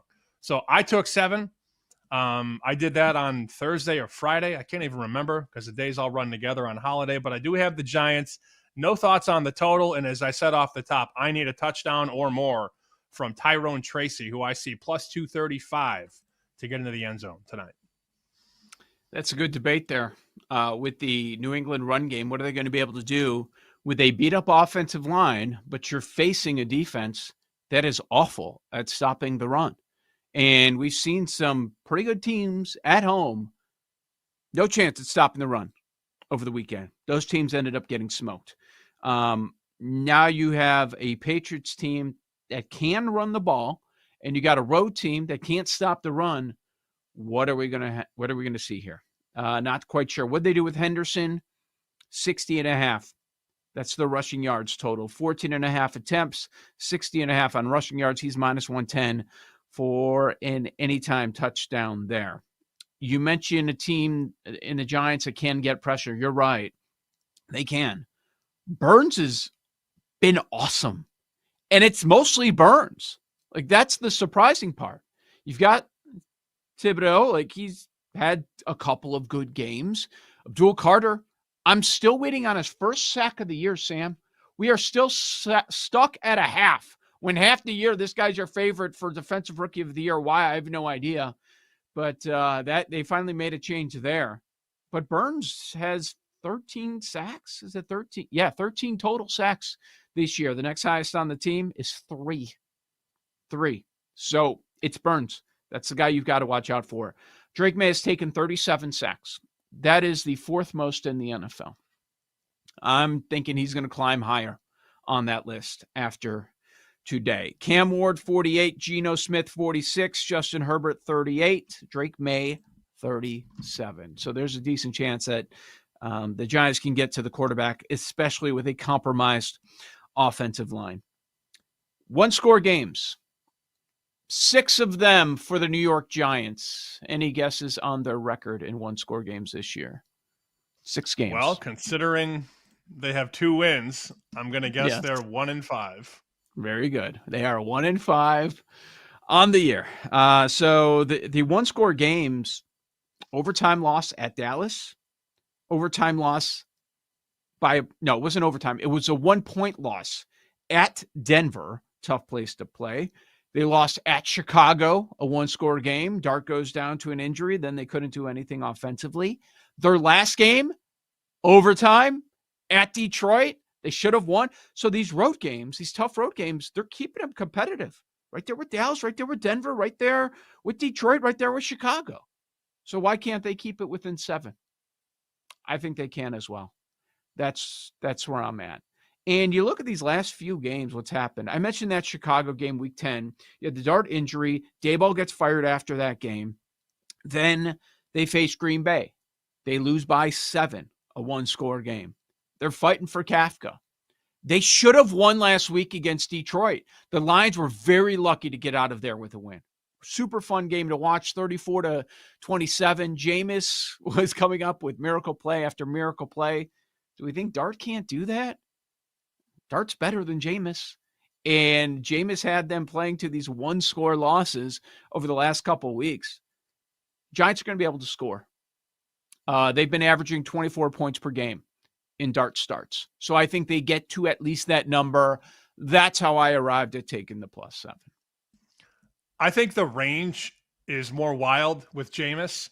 His ceiling might be higher as a passer, but his floor is so low as a turnover machine, as a guy who throws bad interceptions, who takes bad sacks, where Dart, even as a youngster, is a little more consistent, and his floor might not be as high. Like, I don't think he's going to throw for 300 and 3 touchdowns, but I also don't think he's going to have the bad Jameis game. I'm talking about Dart, of course. So that's what I'm sort of hoping for, that Dart and Kafka can do some things, especially in the RPO. You can get that running game going. It opens up a lot with Dart. Not only for him to be able to run and then throw on the run, but the play action game as well. And we've been talking about the Giants for weeks now. Oh, they don't have any receivers healthy. And then, some guy comes out of nowhere and has 95 yards. So I'm not too concerned. As I said, I already bet the Giants. And man, when you look at that money line price, 3-1, that's intriguing. Because again, you're paying that New England tax because of the Patriots record and how many games they've covered. I mean, this is one of the most profitable teams in the league. Easy. Hands down. So, okay, we're going to make the spread 7.5, and we'll make the money line almost minus 400. So if you're inclined to look for value, the value's on the Giants side. on the spread and on the plus 300. Also, let's go back to Carter for a second. Defensive Rookie of the Year. He's 20-1. Now, I don't want to go there, but remember his price coming into the season. He was 2-1. And most importantly, remember his sack number. Abdul Carter, first few weeks of the season, plus 115, plus 125, plus 135 to get a sack. Joe, I see a plus 190 tonight on Abdul Carter, over half a sack. How do you not think about that one? If we're talking about buying low, this is the definition of buying low. Now, you want to sell high on the Patriots as 7.5-point favorites? I get it. But if you're looking for something to buy low on in this game, you're looking at the guy who everybody said was the Rookie of the Year favorite. He's now almost 2-1 to record a sack. I'm laughing because this morning when I was thinking about this game, I typed in Abdul Carter into the prop shop as well. So we were thinking the exact same thing. If it's going to happen, this would be the spot. A beat-up offensive line, everybody's saying he sucks, doesn't have any sacks on the year. That's what I was thinking. I was like, okay, is it going to be Carter or is it going to be Thibodeau? Which one? You saw Carter price at 2-1. I didn't see a Thibodeau price. And he's got 2.5 sacks on the year. Maybe he gets there. Burns, I'm not laying a price on him. Yeah, he's the most likely guy. He has 13 sacks, but it was like minus 138. Drake May takes sacks, man. He takes them every week. And he takes a number of them. So I don't think that's a bad idea if you want to go that route. A couple minutes ago, you mentioned the RPO with Dart. I think that is the most fascinating angle to this game. Because for 2 weeks, we've sat here, many people have been saying, okay, when Dart gets back, they're going to try and coach the run aspect out of him, which I think is very comical. So you'd imagine Kafka's been in his ear saying, look, man, you can't do this. You can't keep doing this. And Kafka knows he has no shot at the head coaching job if Dart gets hurt again, if he's running wild like he's done his entire career. But guess what? In college, they were telling him the same thing, and he didn't change. I have no reason to believe that in the heat of the moment that he's going to change and he's going to throw the ball away. He's going to play like he's always played. He's going to play the way that got him to the league. So the prop for Dart with rushing is 5.5 attempts and 27.5 rushing yards. Very curious to see if that ends up in the room with Dart returning tonight. We will really find out a lot. This puzzle will be put together when we get the room, which we will do later on in the show. I also, hand up, I have no idea what the room did. I don't even know if anybody on the show knows. I shouldn't throw that out there because we were off last week, but I got a bunch of texts and DMs. Who's the room like? I'm like, don't know. Sorry, I'm off. I don't know. I checked in college. I think they actually had the first winning week of the year because really it was 2-2. And then the Bama game was pending. Bama covered, right? Or no, Bama covered barely. Yeah, barely. Because they went for the touchdown in the final minute or so. And on 4th and 2 or 4th and 3, they threw the passing play for the touchdown and then kicked the extra point. Won by 7, I'm pretty sure. So that would have been a cover, but barely. And I think in the NFL, they had a winning week too. But they were on the Broncos, which was another side to go Commanders last night. But yeah, they were on the Niners. They end up covering. I remember that. I want to say 3-2. I'll double check on that. But I don't think it was a bad week. I don't think it was your typical bad week. But it was right around 500, like flip a coin. Okay, the Bama game was left. What are they going to do? We'll check on that. But your typical college weeks where they absolutely suck did not happen. All right, so we're both on the Giants. We're taking 7 on the dog. If you can get 7.5, go ahead and grab it. I see 7.5 at Pinnacle. BetMGM has 7.5. Yeah. DK has 7.5. Blue Book. Yep. Okay. Yeah. The respected books are at 7. And a lot of the books that our listeners and viewers bet at, they can get 7.5. So take 7.5. That's no doubt. I did see this, by the way. This is a different game, but it's worth bringing up. Odds Logic just popped up an injury notification that Justin Herbert is available for Monday's game, against the Philadelphia Eagles. So he did leave that game. I honestly think that guy would play in a wheelchair if he had to. So I never thought that. I mean, The guy played with a broken hand a couple years ago. Yeah. So maybe Madison Beer put some of that witch potion in a bowl and dunked the hand in there. I never thought he wasn't going to play. So Justin Herbert upgraded to available Monday night at home against the Eagles. Chargers a 3-point home dog. Did you see Mason Crosby just push him over yesterday?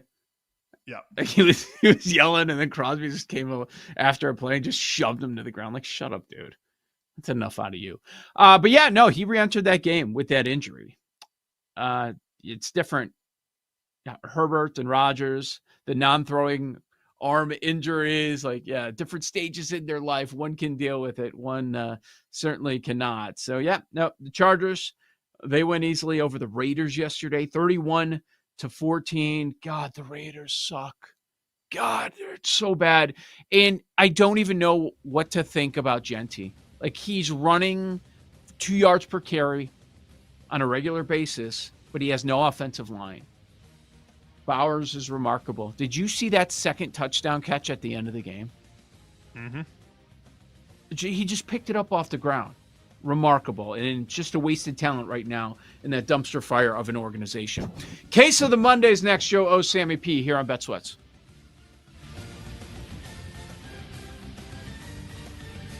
You're listening to Bet Sweats with Joe O and Sammy P on the BetMGM Network.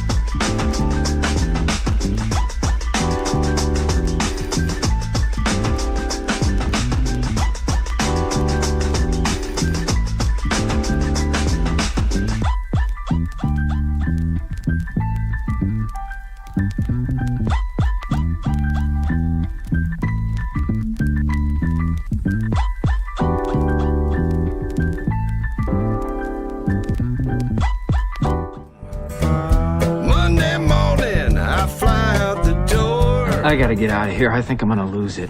Uh-oh. Sounds like somebody's got a case of the Mondays. Sounds like a case of the Mondays. Does anyone ever say to you, sounds like someone has a case of the Mondays? No, man. I believe you get your ass kicked saying something like that, man. 3 more chances, case of the Mondays, at least here on the BetMGM network. So I was just sitting here this morning before the show. I'm like, oh, what is my case of the Mondays? There's been so much going on over the last week. I was thinking I didn't have much. And then, like, as the show is getting closer and closer, I'm like, yeah, you know what? This pisses me off. That pisses me off. So I got a few things, Sam, that I want to bring up for Case of the Mondays. I know we're going to end up running out of time, and maybe we're going to save some of it for some of our other stuff moving forward over the next couple hours. But where do you want to start with your Case of the Mondays here? Guess who spent 3 hours in urgent care Thanksgiving morning? Thanksgiving morning. So, as people know, I was back in Chicago. I flew in Sunday, did the You Better You Bet Countdown to Kickoff show Sunday, and then went out with the boys all day. And then Monday I wake up with like a ringing sort of a pain in my right ear. And for those not watching the show on YouTube, Stadium, Twitch, I have over-the-head old school radio headphones on. So my ear starts to hurt Monday, and I don't think anything of it. Tuesday, it's worse. I take some ibuprofen, the pain goes away, comes back 6 hours later, take some more ibuprofen. Wednesday, it's worse. Like it really hurts, just hurts. And I'm not really jamming anything in there because the pain is really bad. Thursday morning, wake up, whatever had grown in my ear had popped. And there's just blood all over my right ear, right here. Oh. So go to urgent care, get there at 9:30 in the morning, Thanksgiving morning. What a treat. Get into the waiting room. Nurse asks, well, how's your holiday season going? It's just great, toots. Thanks for asking. I'm looking at you. Thanks for asking. Can we talk about my job now? So after, hour and a half, somebody finally comes in and they look in my ear and go, oh. What's happening? Well, you had an infection that morphed into a cyst that then popped. Okay. I'm like, okay, so is this on a scale of 1 to 10? How bad? We don't know yet.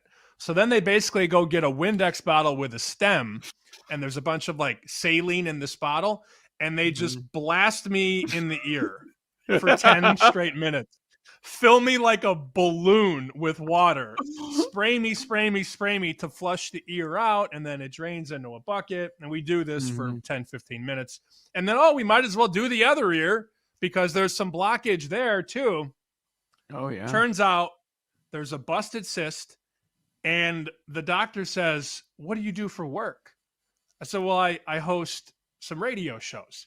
Do you wear earbuds? Yes, 4 hours a day, 5 days a week. Not anymore, you don't. Damn.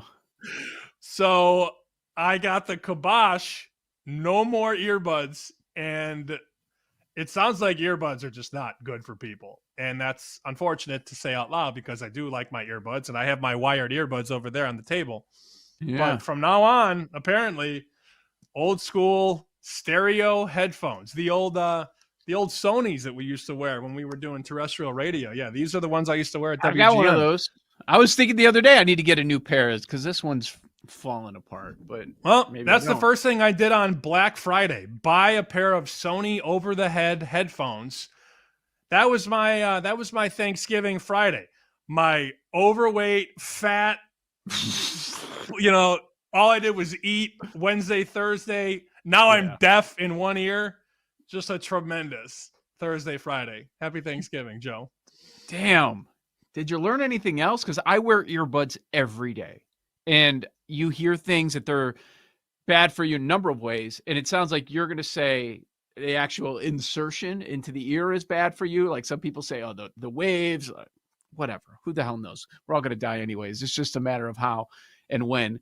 But like, how bad is it? Do I need to go? Like, I know they have like the wireless ones too, right? Over the over the head ones, like I guess the Beats maybe. I think those are. Mm-hmm. I think they have wireless available there, but we should not be doing the earbuds. What did you learn anything that you could share with the class? She basically said earbuds are the devil in so many words. The devil? So she didn't say that. I'm being hyperbolic, as one would do after No, I having to know. be in the urgent care for 2 hours and 45 minutes. She said earbuds are just not good for you. And gonna lead people to don't problems. clean them. And Yeah. if you have buildup in your ear and you keep jamming earbuds in, how many times? I mean, every time we go to break, we take them out for the most part. So Yeah. you take them out, you stick them back in. And you do that how many times a day times how many days a week. And if the earbuds aren't clean, I mean, how many times you clear your, I mean, I'm asking rhetorically. I don't want anybody to answer this. I guess if you're driving around listening, you can answer out loud. But like, how many times do you clean your earbuds? For me, I don't know, every 2-3 weeks. Like, get in there with a paper towel and clean them off. But then, like, sometimes it's maybe a month. And everything that's in your ear then gets jammed into your ear and gets pushed deeper into your ear. So that's what it was. It was an infection. Luckily, it stayed on the exterior of my ear and didn't get like inside, didn't rupture the drum or anything. Yeah. But I can't hear out of my right ear still. And they gave me this cream that doesn't work on top of the 3-hour visit. You didn't notice a change after they cleaned them out and drained your ear. You didn't notice? No, I felt like I had water in my ear for at least 2 days because the sensation of them, basically, imagine a super soaker getting blasted in your ear for 15 straight minutes. Even though the water's not in there, it feels like it's in there. I felt like I was walking around weighted because I had, the perception that there was water in my ear. It's just a bad experience, man. But yeah, I'm probably not going to use earbuds anymore. Now, my doctor also says don't drink as much, but kiss my ass. Yeah, like I will part with some things. I am not parting with that. But no, I'm going to start wearing these over the head headphones for the rest of my life, I guess. Were you asked the question, how much alcohol do you drink? No, this wasn't that kind of appointment. It wasn't a checkup. You it was never know. An urgent care visit. Never know. Enough to party is usually what I say. Usually when the doctor asks me that, enough to party. Yes, I'm not giving you a number, dude. You don't want to know that number. It's going to haunt you. Oh, damn. Sorry you had to deal with that. That sucks.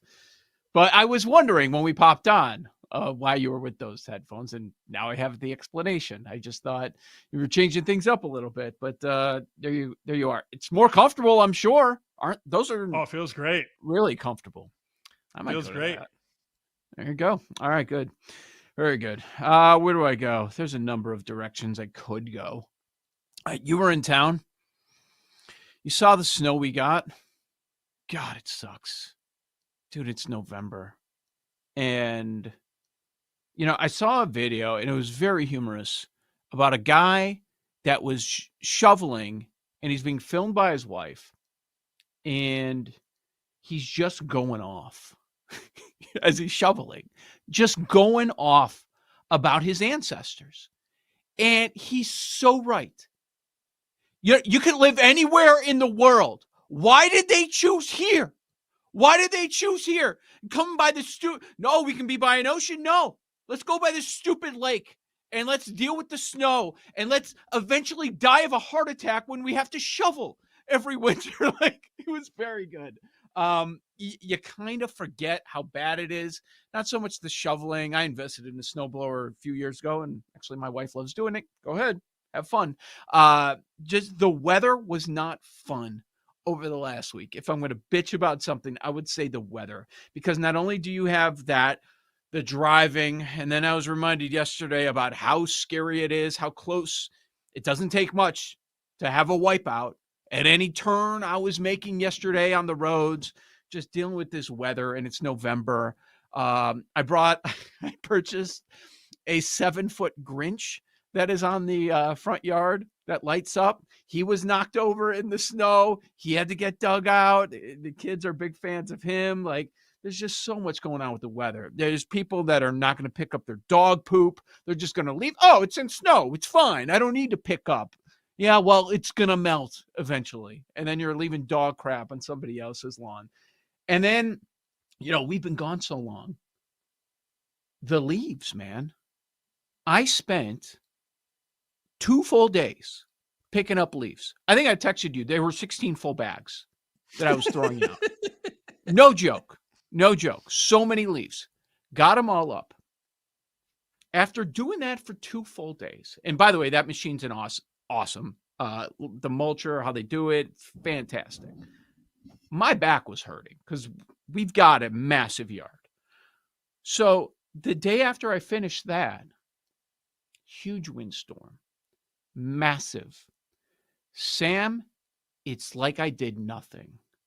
Because all the leaves in the whole area ended up on my front and in my backyard because the winds were crazy for about 24 hours. We're talking about 50-mile-an-hour winds. Leaves are blowing everywhere. Now, all the leaves that were just hanging on the trees, those are all knocked off. All the neighbors that never picked up any of their leaves, they're all now on my property after I spent 2 full days, 16 full bags of leaves off of my property, waiting for the garbage men to be picked up, and now I've got leaves everywhere. And now it snows. Plan. So I couldn't get to them either. Ridiculous. God's plan. God's plan. Why do I bother? It's a great plan. Why do I bother? I think you should just go out there with a handgun and just shoot at all the leaves and just see what happens. Empty the clip. I was close. What do you do now? You just blow them back? Is that what you do? There's no way you pick up and fill 16 bags again. No way. Well, it's all snow outside. I can't do anything anyways. Oh, so we're back to the Paul Aspen plan. Just let the snow take care of business and figure it out. I didn't want to go with the Paul Aspen plan, but I was left with no choice. It was not the plan. I did the work, and then because of the Mother Nature, I'm going with that plan. Unless the snow melts quickly, which I don't think is going to happen because I was looking at the weather over the next 10 days. I don't know. It's supposed to be a bad winter. It's already been a bad winter, even though we're not at winter. Yeah, it's going to continue for months and months and months. We'll see. I got a lot more cases than Mondays I didn't even get to. We'll get to it over the next couple hours. Joe O, Sammy P, our guy Jason Lock-on-4 drops by next Monday morning market moves. Also next hour, NFL and college here on Bet Sweats. You're listening to Bet Sweats with Joe O and Sammy P on the BetMGM Network.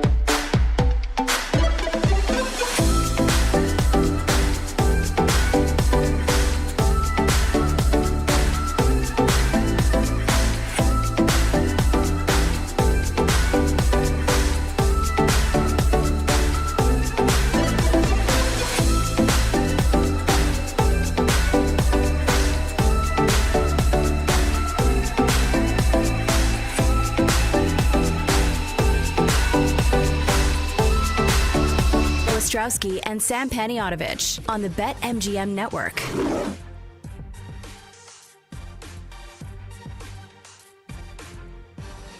Here on Bet Sweats, Joe O, Sammy P. Welcome in our buddy Jason Lockenford to talk about everything that we saw over the week, over Thanksgiving. Like, I still think that was a headliner. Jason, we're sitting here talking about the Bears and what they did, and we didn't have time to ask you off air about the Ravens. I mean, Thanksgiving, Good Friday was easy. No matter what underdog, whether it's 3, whether it's 7, they win outright.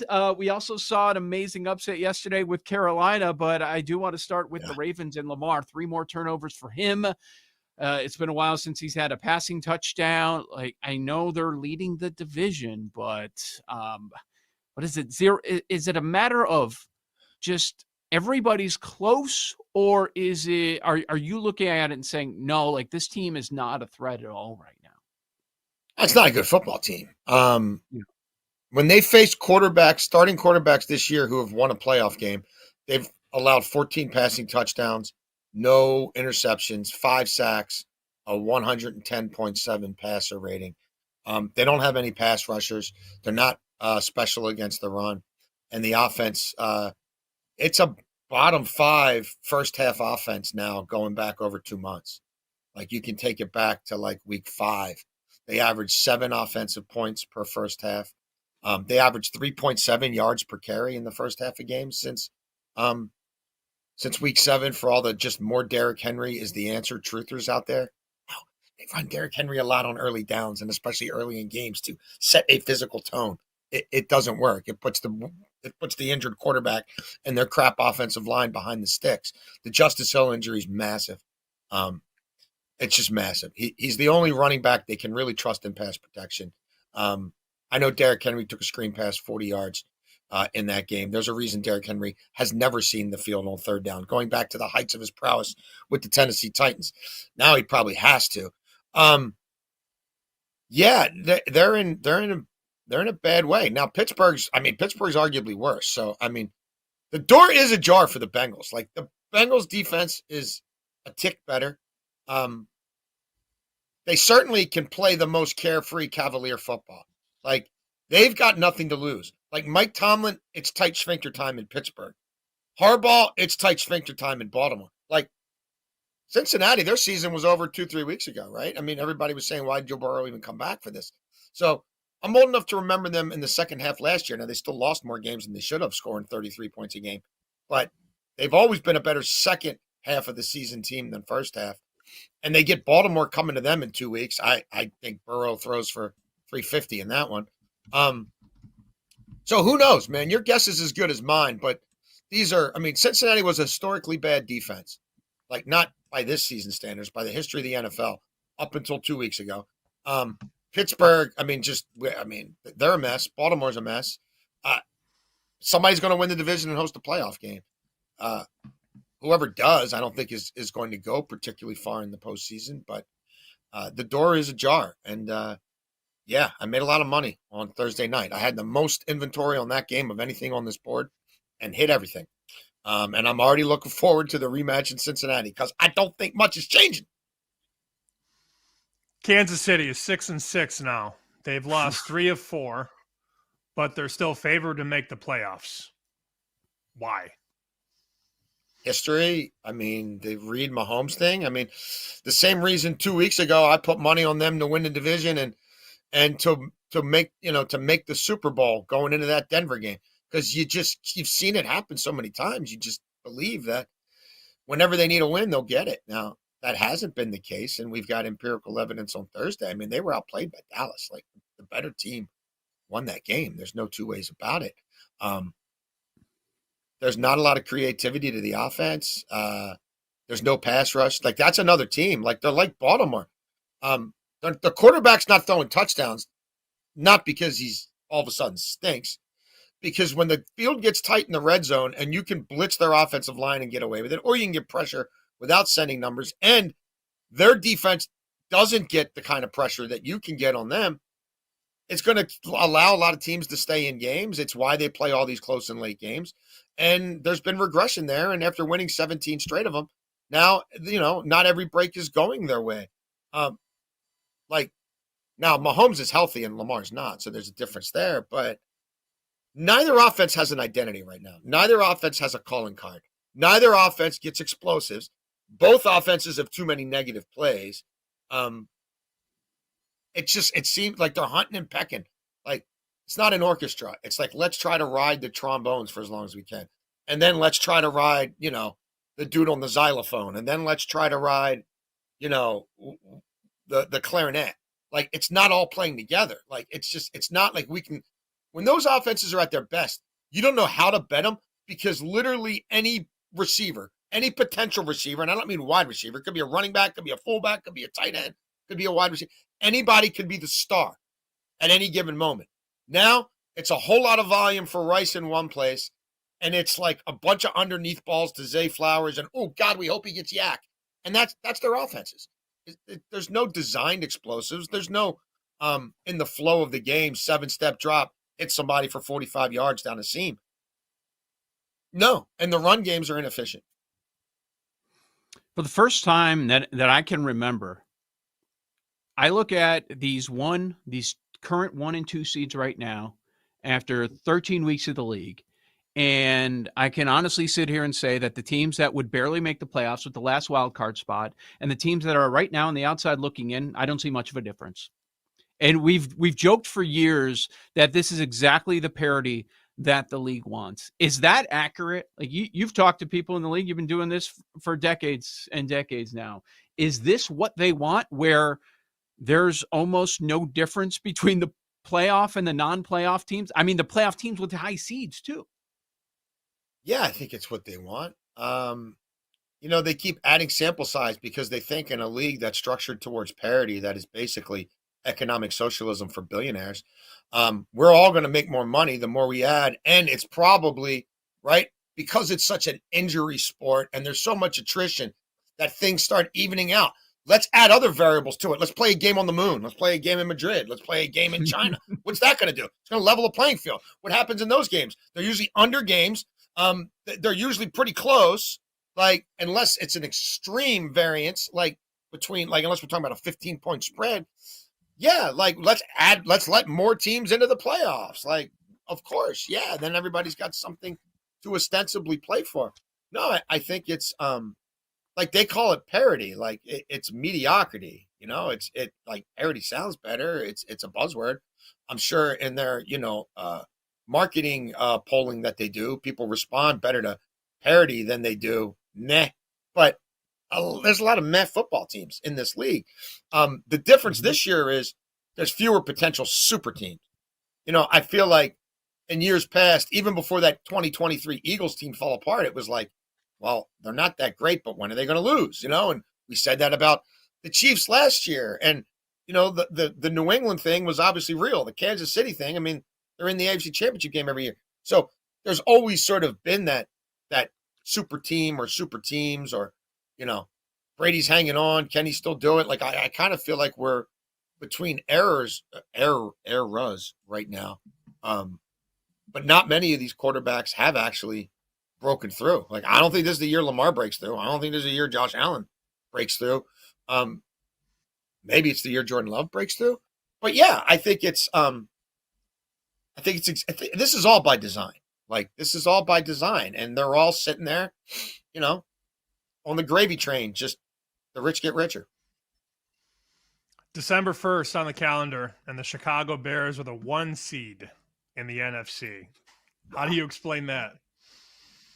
You dominate the fourth quarter. You dominate turnovers. You steal possessions. You're going to win a lot of football games. I mean, again, the whole league is parity, right? So the whole point of this league is make the margins as slim as possible and try to get the worst roster and the best roster together. I mean, who's going to play the toughest schedule? We don't play a balanced schedule in this league. So that's what it's all about. So it's a 4-quarter game. Most of these games are going to be a score, 2 tops in the fourth quarter. If you dominate the fourth quarter and you dominate takeaways, and your quarterback isn't a turnover machine, you're going to win a lot of football games. And then there's that, when you get a real head coach in your building for the first time in forever, people respond to it. Now, sometimes it's a 1-year blip, Washington. Although hats off to them for playing hard for the first time in a while last night. But I don't know. Is it going to be totally sustainable? Are they a new juggernaut? Like, I don't know that I'm ready to go that far, but Ben Johnson has made a drastic difference in how they prepare and how they practice and therefore how they play. And I don't know if the turnover thing is going to regress next year. History would say it probably would. The fourth quarter thing will probably regress a little bit more to the mean. Maybe not entirely. But for now, on this magic carpet ride, I can't fade him anymore. Like, I had Devontae Smith, 60-plus receiving yards, and Eagles money line. Like that, I had that little parlay. That's all I had on that game because I haven't been able to back the Bears yet, but I also stopped fading them a few weeks back, and I lost again. I think they're going to win some more football games. I think they'll probably be a fairly tough out in the playoffs. I don't know that I buy that defense entirely in the playoffs as presently constructed, but they're obviously going to get there. They've turned the corner as a franchise. There's no doubt about that. And you haven't been able to say that about them in a long time.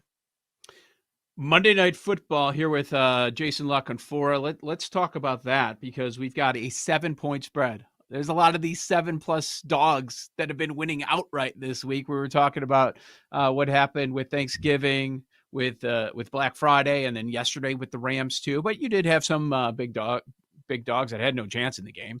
You had Seattle, Minnesota. You had the Chargers-Raiders game. We got a big point spread here. What do you think about Giants-Patriots tonight? I don't know about the Patriots covering the number. Like, they've played a lot of close games. Like, they don't win a whole lot of games by more than like 5 or 6. I know they did the job against the Jets, but that's a divisional opponent. There's familiarity there. I think they're going to win the game. Like, I've got some May yards and touchdowns tied to money line. Like, I think New England gets to 24 points. I don't know about the 27.5, 28 that's out there, but I'm bringing the team total down to 23.5 and pegging that to some things. The Giants are always giving up 24 on the road. New England's pretty much scoring 24 at least a game. I think it's an over game. I mean, my favorite thing about the game probably is just the over. The Giants are over in 6 of their last 7. Those games are going over by 10.5, 5.5, 10.5, 14.5, 24.5, 10.5. Dart's back. Does he run as much? I don't know, but he's going to chuck the ball downfield. The Patriots are over in 4 of their last 6. 5 of the last 7 Giants games have gone over 51. Giants road games average like 53.16 points per game. 4 of the last 5 Patriots games are over this 46.5. So I do think we get that trend continuing. I don't know why Henderson wouldn't be able to do a job here tonight against a Giants rush defense that's so bad at pretty much everything. I mean, they're going to win the quadruple crown probably. Most touchdowns allowed on the ground, worst rush defense EPA, worst rush defense success rate, and worst yards per carry, 5.9. So that's sort of where I am on the game. Who's winning the Super Bowl, Jason? I hope Green Bay for personal reasons, for college tuition reasons. I hope Green Bay. Your guess is as good as mine. I mean, no idea. I think there's a tier of teams, that could do it. You've got to be somewhat balanced. To me, you got to have an offense and a defense. You got to have an O-line and a D-line. Like Green Bay checks that box. Denver checks that box. Do the Eagles check that box right now? I don't know if I can check the box on the O-line. Like, they got to get a lot healthier there. You got to be able to run the ball and throw the ball.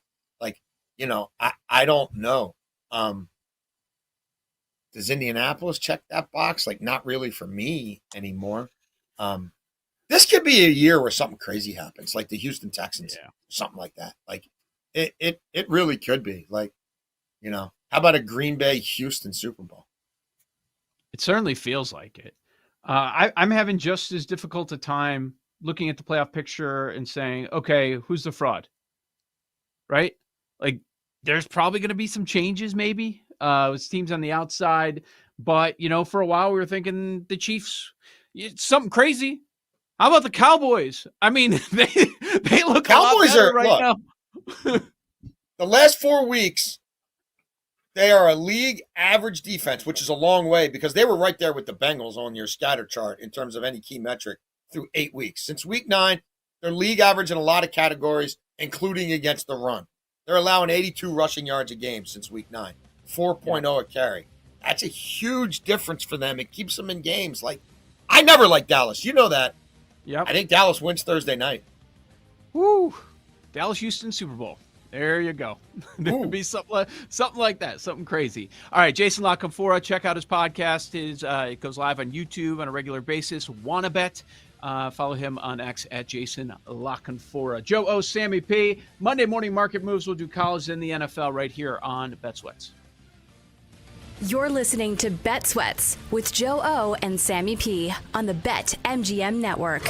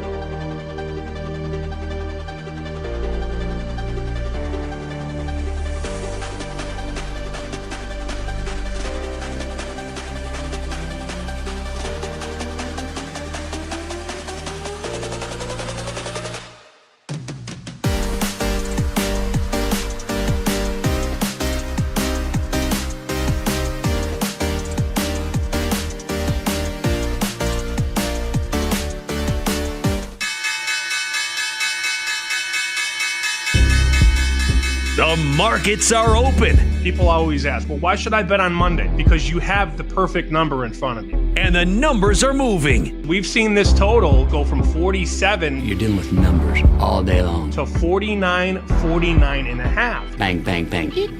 Now you're getting a field goal in a game that was sit and pick 'em for so long. Let's dive into some Monday morning market moves. It's his first day on Wall Street. Give him time. On Bet Sweats, presented by BetMGM. Make it legendary. Conference championship games officially set, even though we've known for quite some time what the matchup is going to be in the Big Ten, number 1 versus number 2. But now everything else is coming to clear view. Welcome back. This is Bet Sweats. Joe O, Sammy P. We'll get to those numbers in a moment, but there's no denying it. When you have a college football story that is close to the news of an entire NFL slate, like that's how big the story is. Like that's where you have to start. It's the number 1 story. It's bigger than all of these conference championship games getting set because we've got all week for that. The Lane Kiffin drama was a thing. It was bigger than I even expected. We knew it was going to be big. I think we all knew where he was going to go in the very end. But Sam, along the way, over the last, I'd say half week, it took a lot of twists and turns that I was not expecting. And it kind of went from, I don't know, from get the popcorn, I can't wait to see what happens next, to like, God, I really hate this guy. Like, he's a scumbag. He's a guy that I've rooted for in the past, and I like what he brings to college football, and I understand his value. I get why LSU is doing what they've done here. $100 million and all that. I understand it. I thought he brought a lot of good to the game. And in the end, I'm like, he's as despicable as any of them. He's a villain. He's fully embraced that role. He's Darth Vader, right? That's what he is. And he has no issue with that because he's a narcissist like Darth Vader was. So the fallout was just incredible. I mean, all the Marty Smith content when they were throwing him in the chat GPT, making him 100 years old, standing outside the Ole Miss office, them leaving, they took Lane's clothes out. It was on a rolling hanger and they rolled it out into the parking lot. The people booing and screaming as he's boarding the plane to Baton Rouge. That's Who's Weiss. That? Oh, Charlie. That's Weiss. Oh, bleep you, Charlie. Just like screaming, just so mad. And the crazy part is, this is the best Ole Miss team maybe ever that has a legit chance to make a run of the college football playoff championship game. Yes. And he's leaving. Like, that's what I don't understand in this modern day NIL, pay whoever you want society. LSU is not as close to a national championship as Ole Miss is. So I don't understand. It's like why Cignetti didn't leave for Penn State. You know, Penn State wanted Kurt Cignetti. He said, I have a better program. I have a better recruiting path right now. Mm-hmm. I'm going to be undefeated, maybe 12-0, and I'm going to the playoff. Everything I've built, why would I leave? Well, because Lane just can't sit still. And Lane just likes to be, in control of everything he does. Ask his ex-wives, ask his ex-girlfriends. Like, he just wants to do what he wants to do. And he's always going to be that way. Okay, you go to LSU and you don't win in the first couple of years. Then what? They're going to fire him? They're going to buy him out? Like, it's just crazy to think of all the possibilities of what could happen if he doesn't win there. And I mean, they were pulling up tweets where Lane was quoting Denzel Washington. Beware of destination addiction. The idea that happiness is the next place, the next job, or the next partner. Until you give up the idea that happiness exists somewhere else, it will never be where you are. And he quoted that tweet in 2021 and said, grass isn't always greener. Trust me, I know. Be where your feet are at Ole Miss football. They were digging that one up yesterday as he's leaving Ole Miss to go to LSU. The internet's just the best. For moments like this, for situations like that, it's the best. It's the best. Some of his moves made a lot of sense. Like when he was in Bama, you knew he wasn't going to be long for that job. And he left early. He goes to FAU and Saban's like, get out of here. And he didn't let him stay for the playoff. And of course, when he's at FAU having success, time heals wounds, whatever. Okay, he's going to get a big time job. Like, you knew he was going to be gone there. But how he left Tennessee after 1 year. And then he does get fired at USC. It's tough because I don't want to sit here and say that the guy, once you have success and you're in the SEC, you've got to stay at that school forever. He did spend 6 years there. Like, it's a good amount of time, but just the timeline sucks, man. Was it Patino that was talking about this over the weekend? Like, just how they've got to leave early and you've got to leave before the playoff. The timeline is all jacked up with the portal, with the coaches, and how they've got to bolt and when do they bolt, and they've got to figure this out. I don't know what the solution is, Sam, but they've got to do something about it because they keep running into this mess. Yeah, Patino was laying out a case where, all right, they make the tournament, he makes a deep run, they get through that second weekend, now they're in the Final Four. But here comes Duke calling, and he's got to entertain that conversation and those possibilities while he's also trying to prep his team for a Final Four. Like, the calendar just doesn't work. And I also, like, I no longer want to hear ever again that it's about the players, because it's just not. Like, okay, we finally paid the players, but the coach just left an 11-win team to go to a conference rival. Like, it's not about the players, and it hasn't been for a long time. Like, the coaches have continuously wielded the sword in college football and college basketball. And I said this the day after Nick Saban retired. This is why he left. Because he didn't want to deal with this. He had an autonomy. He was in total control of everything. And then when he felt that control slipping, he was like, I'm out. I'm out. And for all the people that think, oh, well, he'll go back into coach. Why? Why would he go in this environment? I mean, Alabama was paying players when you couldn't pay players. Now everybody's paying players. Saban's like, oh, I see this coming. I'm going to retire. Like, it's more obvious every day why the greatest to ever do it hung him up. Is it not? Yep. You called that right away, and you are spot on. And every time you see him talk about this on game day, I think, Sam was right on that one. Also, in this Lane drama, I don't know if he's a student reporter or just a young reporter.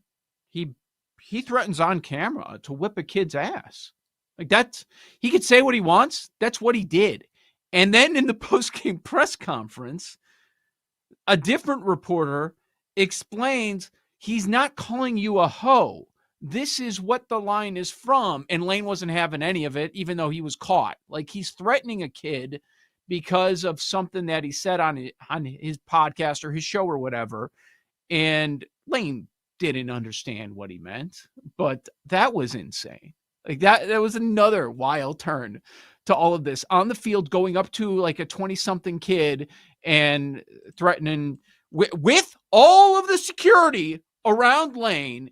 Hey, why don't we go in this hallway where there aren't cameras, and basically saying, I will kick your ass. Like, that was another wild thing. And that was caught on camera. Lane looked bad in a lot of ways over the last few days, but the guy just got $100 million. Can we play? Did you hear the Lane Kiffin song that was going viral the last few days? No, I have some audio I want to play later on the show from Bill Cowher talking about this whole snenario. I did not hear the Lane Kiffin song. You have it? I asked Jake to pull it. I don't know what we can play, but I'd like to play it and get your reaction. I'm down. I didn't even know. Lane Kiffin is a hoe. Quit on his team, then slipped out the door. Lane Kiffin is a Lane Kiffin is a hoe. He talked all that talk, but all them words was a joke. Look out what this man say, he changed. Lying through his teeth, he a snake. Quit on his team on the verge of the playoffs. Sending cryptic tweets cause the love chaos. Gone, bruh, we gon' be just fine. Toxic ass coach playing games all the time. Lane Kiffin is a Lane Kiffin is a not bad, right? Quit on his team, then slipped out the door. Lane Kiffin is a Lane Kiffin is a he talked all that talk, but all them words was a joke. Congrats to you, you're the college football. All right, Jake, that's good. Bring it down. That's pretty good. That's pretty good. You got You gotta play it the you rest gotta of the week. Blare that LSU Ole Miss game whenever they play at Ole Miss. Like that's got to be played all game. He also, according to Ben Garrett, who ironically enough is the guy that you're referencing, who had the awkward exchange with Lane. Yeah. Ben Garrett reported this from an Ole Miss player's dad. Lane basically came in after Keith Carter, who runs things at Ole Miss, and tried to feed the player leadership team about rallying around each other and it's all about family, and they all told him to leave. And then Lane goes back in his office, and Pete Golding, the DC now head coach, not the interim, the new head coach, basically tells Lane, get out. This is not your office anymore. Yeah. So Lane wanted to openly leave, but then stay for multiple weeks and coach the team up through the playoff and then leave. But that gives you a chance to recruit everybody in that locker room or in the coach's room. If you're leaving, it's go time. It's bye-bye. See you later. You want to leave? Fine. But Lane is such a narcissist. He thought that he could tell Ole Miss he was leaving, and then he could stay and coach the team through the playoff. That was insane. Ain't happening, Joe. Insane to think you could do that. And then... So it was going. Another thing that was out there all over the place was there were players that recorded that conversation of the announcement of who's going to be the interim and the excitement with that team. I don't know. Is this good or bad for them? Could this be a good thing? I think they're going to potentially lose a home game because Lane's leaving. Like that's the real conversation. Is the committee going to look at Ole Miss now differently with Lane gone? Because it's not just Lane, it's multiple coaches, including the offensive coordinator. Other guys are going to follow. I would hate to see the players get docked for this because it's not the players' fault. But there's a chance where the committee looks at Ole Miss, downgrades them because Lane is leaving, and they go from hosting a playoff home game to going on the road, going to Eugene or going to Norman or wherever they go. I don't have the bracket in front of me. I obviously will learn more about this tomorrow. But what if Ole Miss gets screwed rating-wise because their coach abandoned them? That's even more messed up. When we were talking to Felder about this a couple weeks ago, I threw that idea about them actually missing the playoff because you don't have Lane. And he's like, oh, well, no. Lane's not going anywhere. I'm like, dude, it's Lane. It is gone. Yes. In this scenario with most human beings, stuck, not going anywhere, coach to the playoffs, Lane's like, no. Yeah, that was wild. And some of those talks at the very end, I love how they probably did some stuff, said some things that they wanted to say for a long time to Lane Kiffin, whether it's the players, the assistants, and he thought he was going to take all the assistants too. How about that? Oh, I'm going to take everybody then. It's like, no, get out of here. Get out of here. So a lot of drama there. And we've got our championship spreads. We could spend more time on this, but as long as we're talking SEC, let's talk about this number. It is Georgia -2.5 against Alabama, the total 47 in the hook. I still need some time to do some work on these games. I lean to the under in that game, Georgia Bama. I do. I also lean to Virginia.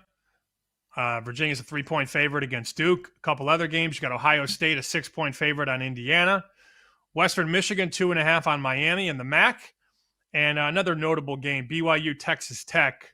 The Red Raiders laying 13.5 against BYU. That's a big number, but Texas Tech is just loaded, man. Loaded. Yes, they are. Yes, they are. What were they, 2-1 coming into the year? No, they weren't.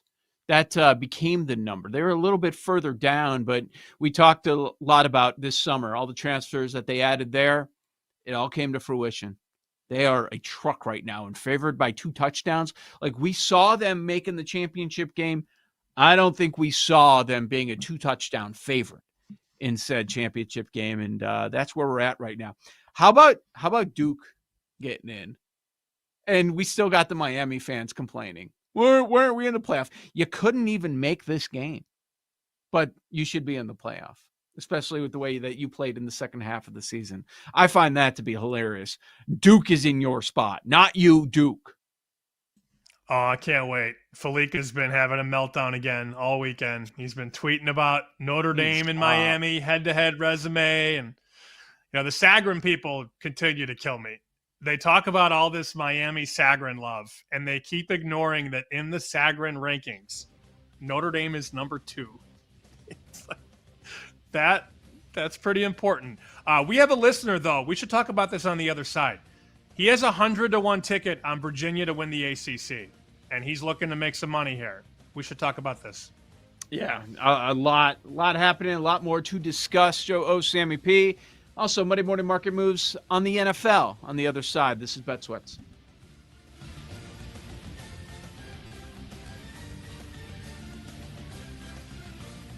You're listening to Bet Sweats with Joe O and Sammy P on the BetMGM Network.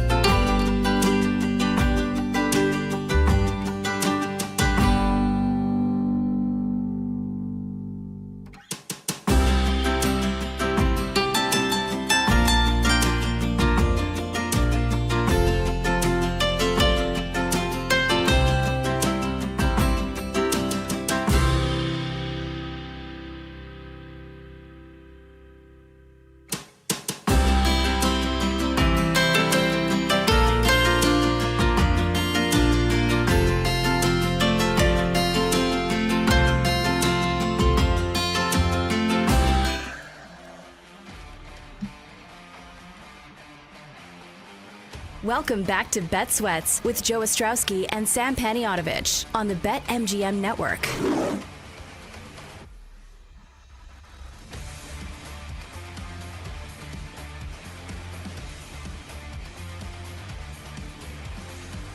All right, we'll get to NFL, the Monday morning market moves. Week 14. We're getting closer and closer, and the NFL is even more confusing. We're getting some tweets here, Sam. Sam is at SP Shoot. I'm at Joe Ostrowski. Show count bet_sweats. But make sure you're following each of us, especially a few weeks from now, so we can let you know what the hell is going on. Mike Moreau, regular listener, he checks in, talking about our conversation about Lane Kiffin, which I think is a great point. Something else that I forgot to bring up from over the weekend. Mike Moreau says, is it true that Saban and Herbstreit are represented by the same agency as Lane? They were tough this weekend in advocating for Lane to coach through the playoffs. That, I don't know about the agent. We can look that up quickly. That was embarrassing. But you know what? I'm used to it at this point. Kirk Herbstreit is constantly embarrassing himself. He's so brutal.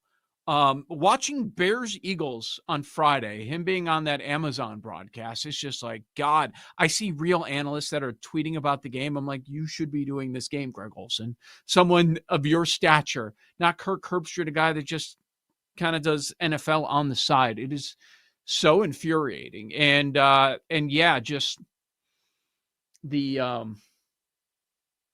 guzzling that we see by Herbie towards some people in college football.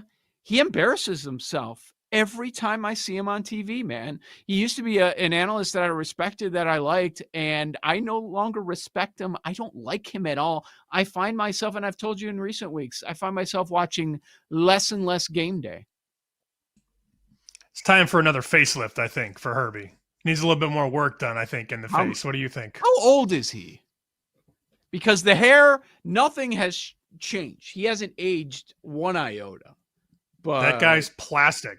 He's plastic at this point. Like, if you don't know that, you're just not paying attention. Like, that guy's got more work done than he's like 56? women I know.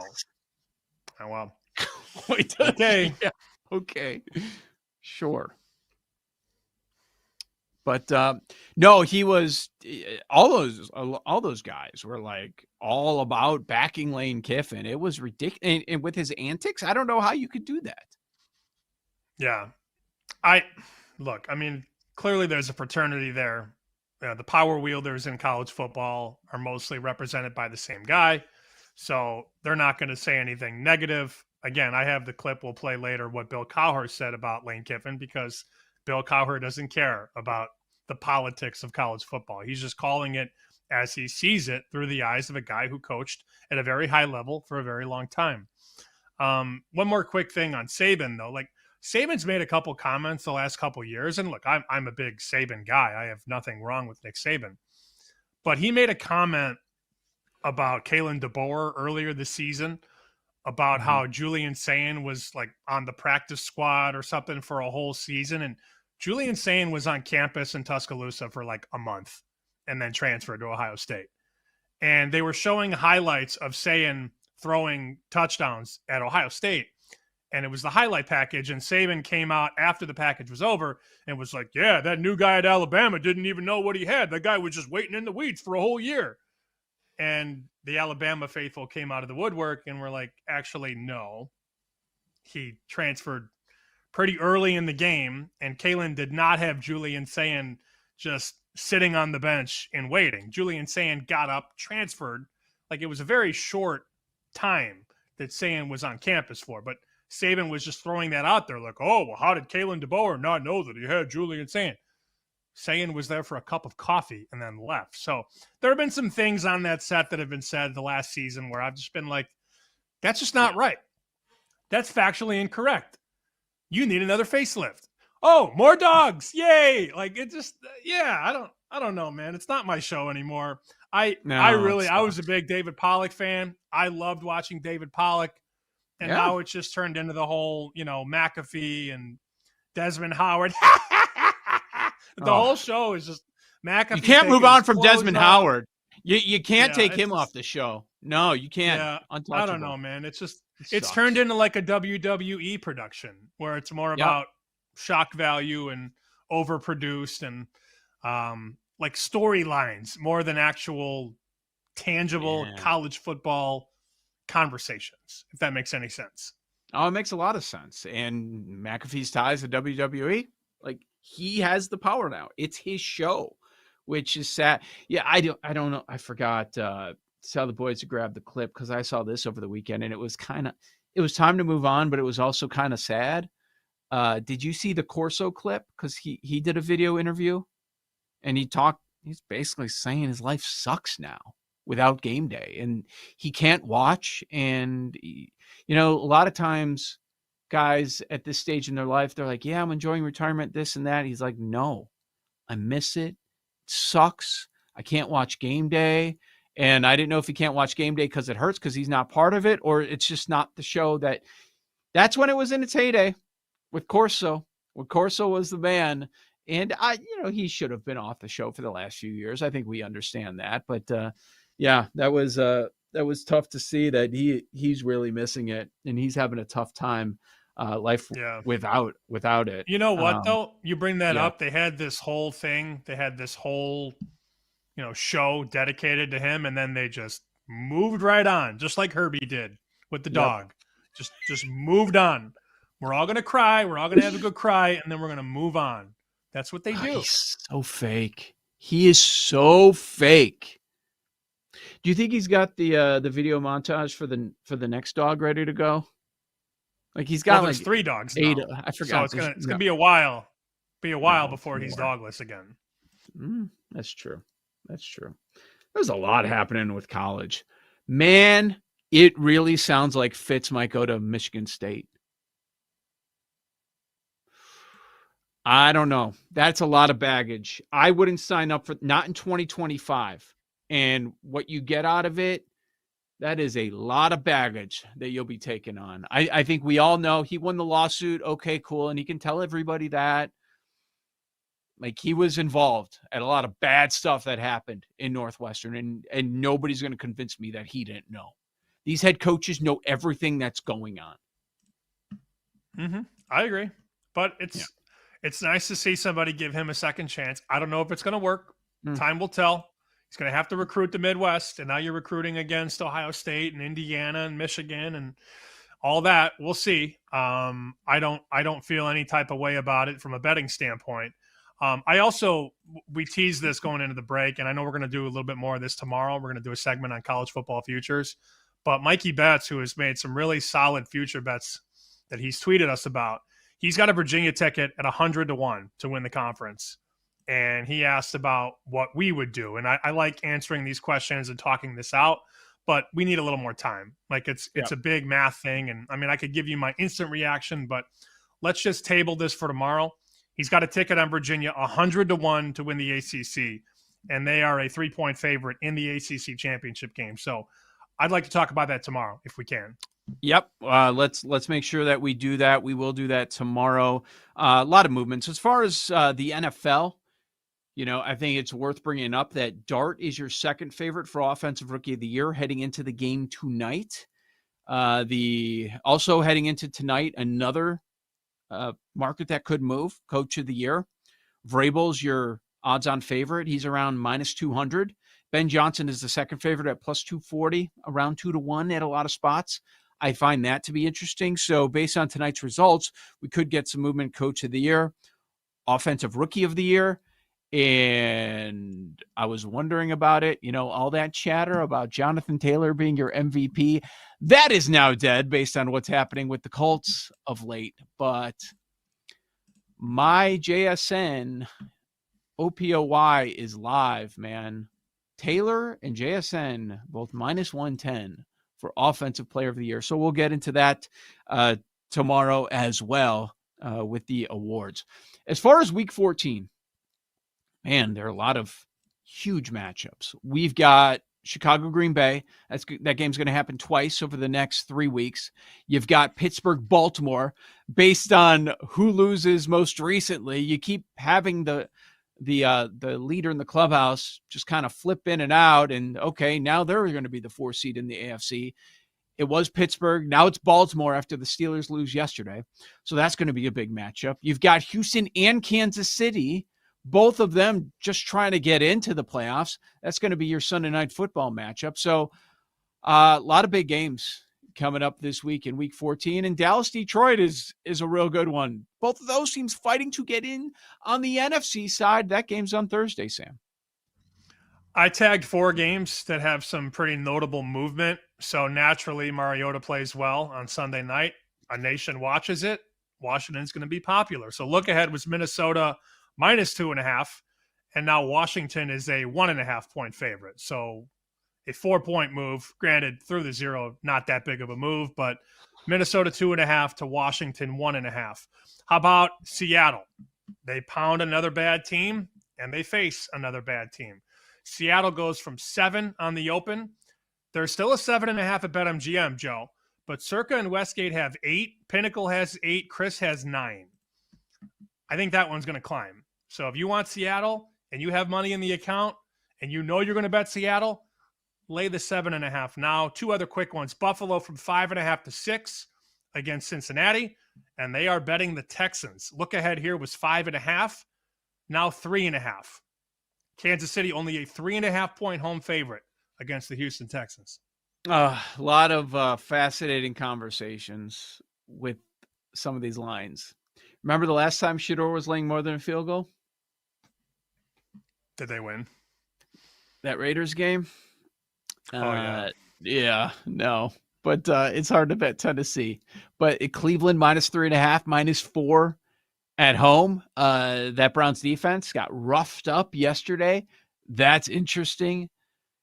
Boy, a lot of wild games. You know, Denver, they're now laying more than a touchdown at Vegas, but it's tough to bet Vegas.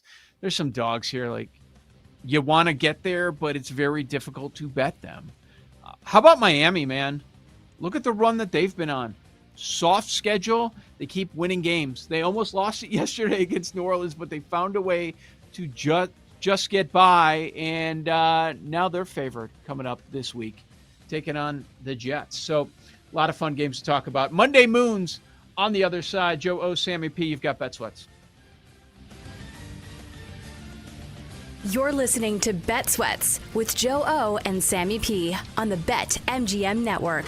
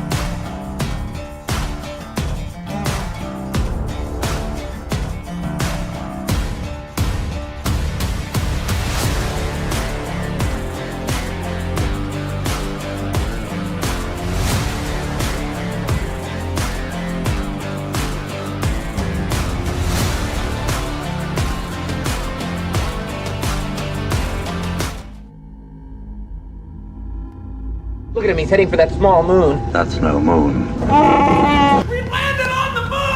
It started with me telling Joe that I just blasted a game to the moon. You have an Aries sun and a Libra moon, so that means that the sun and moon are opposing each other. Fade them to the moon. Why some say the moon? It is juice to the moon. Can we talk about Gore Moon? We choose to go to the moon. Pacers, moon. We choose to go to the moon because that challenge is one that we're willing to accept. Monday Moons every Monday here on Bet Sweats. We'll check in where the room is at for Monday Night Football in about 20 minutes. Our lightning bets later on in the show. But, Sammy, we've got to give out our Monday Moons. We can go a number of directions coming off the Thanksgiving week. Where do you want to start with your Monday Moons? First moon. December cold moon. Everybody gets this moon because it's freezing. It's cold, So cold, icy, slushy, snowy, shovelly. I hate it. Everybody loves snow, right? Or at least claims to love snow. I think they love the concept of snow falling and Christmas and all that. But once it lands, I hate it. It's fun when it falls and it's fun when Santa's here, but snow mostly sucks. I wish snow would just hit the ground and land on like a heated driveway, and then it would just melt away. We're all about the snow, but when it's cold and icy and you got to wear boots and you got snow in your wet socks, I'm not a fan, man. And I know the Chicago got it, obviously, the worst. Boston will get it naturally 36 hours later. We're going to have snow probably on Tuesday night, Wednesday morning, and I dread having to get the boots out, get the shovels ready, and go to town. Like, we just got through leaves duty. I don't want to do snow duty. So December cold moon is number one. Number two is the harvest moon, because those people on the north side are getting free hot dogs again. Ben Johnson ripped the shirt off. Bears win again. The Bears have a better record right now than the Chiefs, the Eagles, the Bills, the Niners. I mean, you name the team. There's only two teams right now that are higher in the NFL standings than the Bears. Just the two teams we all thought all along, the Denver Broncos and the New England Patriots. Ben Johnson is now 3-1, by the way, to win the Coach of the Year. Vrabel minus 200, Johnson 3-1.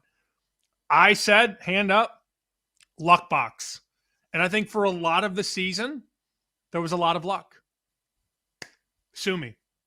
Don't care. There was. But now that they've stacked all those dubs, they actually believe they're going to win these games. So the luck has to lead to something. It either leads to regression or it leads to ascension. And for Chicago, number one seed in the NFC, they get the harvest moon because they keep winning games. They keep good, better, besting, and they keep feeding people at the Wiener Circle in Chicago. The last moon I have, I don't know if this is a moon or not, but I'm going to do it anyways. Deaf moon, because I am deaf in my right ear and I can hear nothing, and it's very unpleasant. But yeah, not ideal. Not ideal to be at the urgent care 3 hours Thanksgiving morning. Deaf moon, me. Yeah, you've got me concerned now. Like, I need to get rid of these earbuds that our work provided for these, and I need to go back to the over the head headsets there. You can probably hear everything much clearer too, huh? Kind of jealous. I do. Well, I hear everything clear in my left ear, but my right ear is very echoey and very warped. Hopefully, they didn't give me antibiotics. Every time I yawn too, it hurts. But I can I can slap my ear and it doesn't hurt. But when that hurts. When I open my mouth and stretch the ear, that's when it hurts. It's just not pleasant. It's been tough to sleep too. So, so did they say it'll fix itself? Like, give it time or what? They didn't really know. They're going to kind of just see how it goes. Yeah, I know. So I may be addicted to ibuprofen now. Wink, wink. Kind of need our ears in this line of work. Well, for another couple weeks. Yes, at the very least. All right. Monday Moons. You mentioned his name. I got to bring him up because Ben Johnson gets the naked moon. I know it bothers you, and with the good, better, best, here's the thing. when you watch these clips, and if you watch the full version of the post game in that Bears locker room, one thing is evident. That team is bought in. That team believes in the coach. And I thought it was really clever the way he worked it in. And he was asked earlier in the week at a press conference if he saw this about the free hot dogs, if he takes his shirt off, and he laughed it off, and he didn't give away anything. And then he pulled that off. He had that clearly planned about how Chicago's hungry. I thought it was cool, man. They are bought in. They believe in this coach, and they should. This is what's different. So, like, if you hear us being negative about Bears fans, here's what it is. And I'll speak for everybody on the show. It's if there's any sign of success, people want to say that they're going to win the Super Bowl. And they won't stop. And they're incessant about it. And if you disagree, you are a moron. And it's just, they just go too far, right? And we've seen for decades and decades now, coaches come in, they have a little bit of success, and then it's over. I remember when people were thrilled that Mark Trestman went 8-8, and he's the offensive genius of the future. I remember Matt Nagy goes 12-4 his rookie campaign, and then he ends up being fired, as he should have been. People didn't want to view it as, oh, well, they won because of the defense. No, he was an offensive genius. Andy Reid said, of all the coaches I've had, he's going to be the best one. I find it really hard to believe, and scary to say, to put this on record, I find it hard to believe that Ben Johnson one day, sometime soon, is going to all of a sudden be a complete moron. Like with those other guys, we can make the case, even though people didn't want to believe it at the time. But that's the one thing. And the scary thing for the rest of the league, I know schedule has gone their way. I know turnovers have gone their way. Fourth quarter magic has gone their way. And you can't count on that moving forward. You can't count on it for years. Maybe it works for 1 year, but not for a number of years. It's not going to happen. We know this league, how it works. But that guy is an innovator, and he doesn't even have his players here yet. And so he is going to uplift the team. He's going to coach them up. So that's why you would have some long-term belief, and he's the only reason. I still don't know if Caleb's the future of this team. Like, there were a lot of off-target throws in the first half of that Eagles game, but they can run the hell out of the football. They have a hell of an offensive line, too, that they put together in one offseason. Good job, Ryan Poles. I don't agree with everything that you did, but he worked that one to perfection. So Naked Moon, it's got to go to Ben Johnson. Without this, I mean, it is ridiculous, Sam, if you think about it. Okay, remove Vrabel from the Patriots, remove Ben Johnson from the Bears. Who's more valuable? I don't think it's close. I think it's clearly Ben Johnson, but Vrabel changed the culture there as well, and Patriots fans would argue with me about that. But Naked Moon, Ben Johnson. I'm going to give out a Crescent Moon. This story flew under the radar, so I want to give him a little bit of love here. Clark Lee. All these openings, probably could have had almost any job out there. A better paying job. Let's say that. He decides to commit to Vandy, signs a 6-year extension, and they go and beat the crap out of Tennessee on the road. While Pavia's getting all the love, and you understand why, and his mom's part of that, and he's played well. It's a great story and all that. Not many people are talking about Clark Lee. And for him to get that contract extension, I think it's worthy of something. For him to make that commitment of staying there, like we've seen with a few other coaches, not named Lane Kiffin, I want to give him a little bit of credit. And by the way, there are a number of Notre Dame assistants that are coaching at a very high level right now. And you could talk about Elko as well. Really interesting. So Crescent Moon for Clark Lee. I want to give a toe moon to Joe Burrow.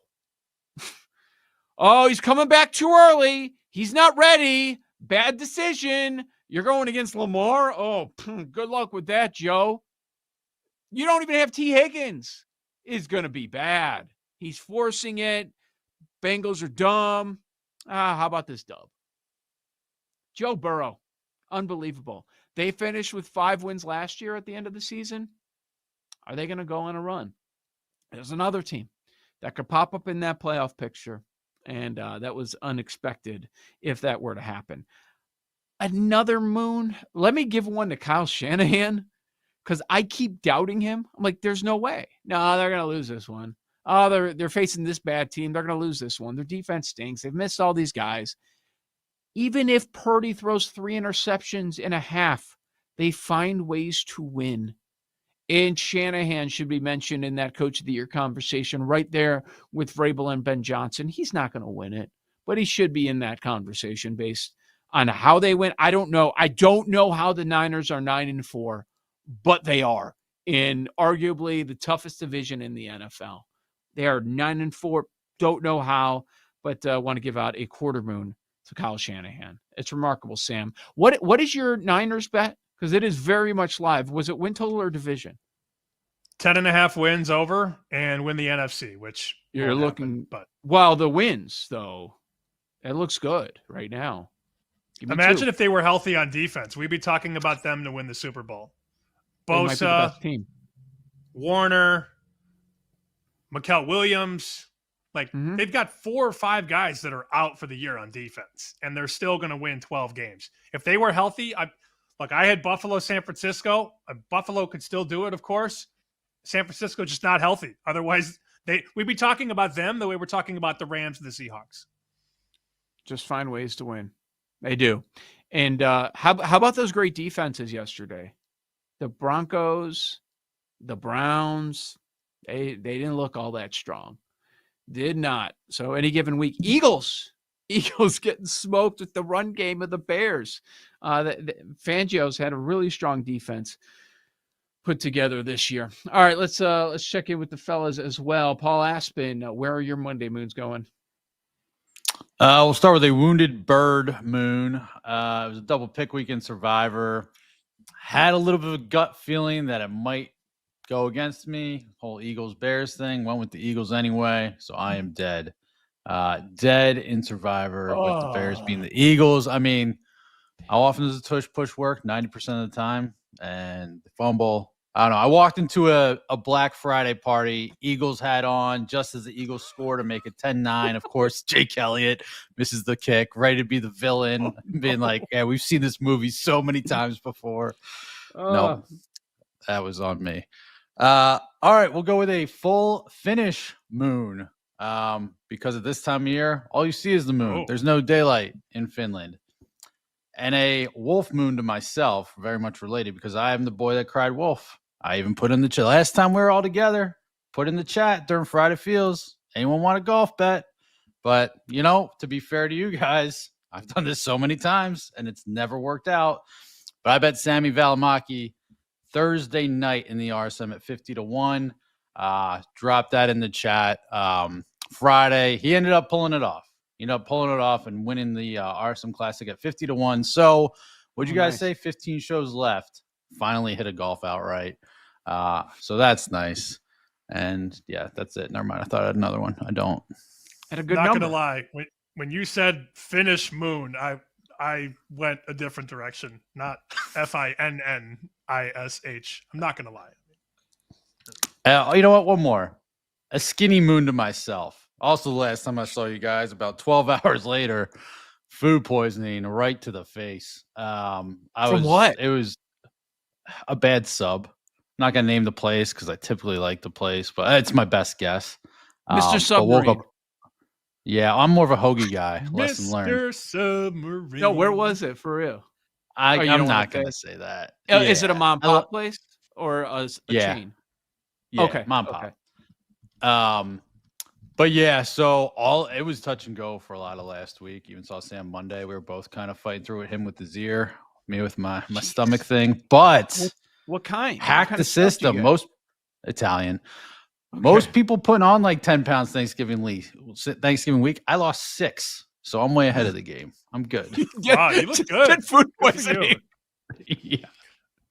I feel like a fat slob that can't hear. So it's great. It's a better plan than what I have right now. So, all right, Jake, what do you have for Monday Moons? Actually, that leads perfectly into mine. Paul, tell me where it was because I'm giving big fat moon to myself. I feel disgusting. I feel so awful after not being in the gym for like a week just eating and drinking everything at my parents the last week. It's bad. So I could use some food poisoning. And waxing moon. And the wax, of course, stands for earwax because I am now very aware of these Aer Lingus headphones that I stole off a plane 2 years ago that I've been using for this show. That is so foul. So, they were yours, though. Well, they were mine. Yes, they were mine. They were mine. They were mine. I didn't just take them off somebody else's. Oh, they were mine. But I'm just very aware of how already crappy these earbuds are. And now with Sam's thing, I'm just like, yeah, this can sense my imminent death. I've been thinking about Sam shoving his earbuds in Jeff Schwartz's ears like nonstop since he's mentioned it. All right, Joe O, Sammy P, where's the room? Monday Night Football next on Bet Sweats. You're listening to Bet Sweats with Joe O and Sammy P on the BetMGM Network.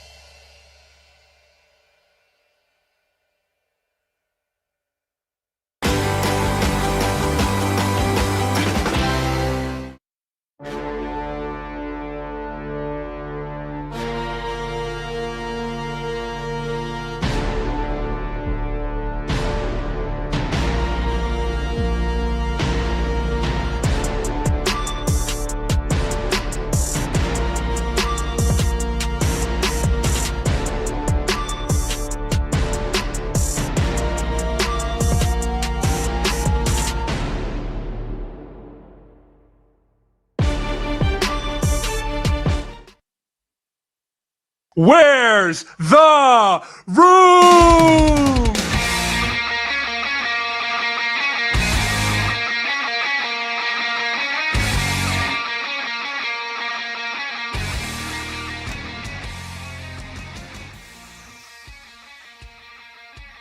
Where's the room? Monday Night Football edition here at Bet Sweats. Joe O, Sammy P. I wonder if Joe is out shoveling snow. I heard the door close. Thought maybe the house got decked with a snowstorm and wasn't really sure. But Joe's back. We were wondering if you were out shoveling snow.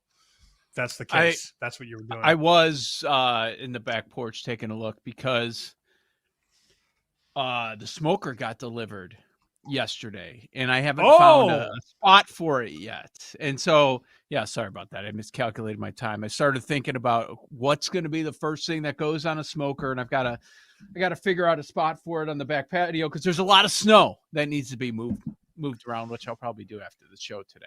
But what do you think? I mean, pork butt's the easiest, right? Pulled pork? Pork butt is very easy. It's very time consuming, but it's a kind of set it and forget it type deal. So what you do is you throw it on at like 10 o'clock at night and then you go to bed. Quick tip though, when you're smoking meat, not crack, when you're smoking, the smoker has to come. Yeah. The smoker. Sorry. I was watching the Charlie Sheen doc again the other night. What a, really? Mind. What a creature that guy was. Paul's seen it, right? Paul, nod. You've seen the Charlie Sheen doc, yeah. That was pretty wild. Yeah. Yeah. I mean, we started getting into the darkness, and it's like, all right, this is weird. Anyways, you got to pull the smoker away from the house. I know that might sound elementary, but do not smoke. If you're going to do it, you got to pull that thing at least like 3-4 feet away from the house before you smoke anything. Okay. Don't let it rest against the brick or the siding. Like you gotta wheel it away from the house. That's all I'm gonna say. More area I gotta shovel, so it's worth it. What is not time consuming? Because you're right. Because I've done pork butt like on a charcoal one. It did take a long time, but what? I mean, you could do chicken thighs. Ribs? Chicken thighs take about 2.5 hours. How long you do ribs take? Well, it depends on how you do ribs. I usually do the 2 hours naked and then the 1 hour wrap. So 3 hours, give or take. And then if you want to sauce them for 15 and let that kind of, come together. I've been doing the pork belly, which is another 2.5 hour thing where you get the slab from Costco. You can like kind of throw it over your back like a sack, and then you slice it into cubes. And then you let the cubes sit for about 2 hours. Then you throw them in foil and sauce, brown sugar, butter. And then after 30, 45 minutes, those are done. So if you want to do like chicken thighs, chicken wings, ribs, pork belly, which comes out like a burnt end type thing, those are all around 2.5, 3 hours. That's much easier than a 16-hour pulled pork. Yeah. It takes a long time. Yeah. All right. Yeah. So Joe, getting that figured out as well. For our goodbye party? That's what we're going to your place. You're cooking a bunch of meat. Are you hosting? Yeah. What's up? That's what I'm. Pool party? When pool party? I don't think so. That's not happening, dude. We'll all come over and pick up the snowy, cruddy leaves, and then we'll all have a good time. I'm so pissed about it. It's annoying.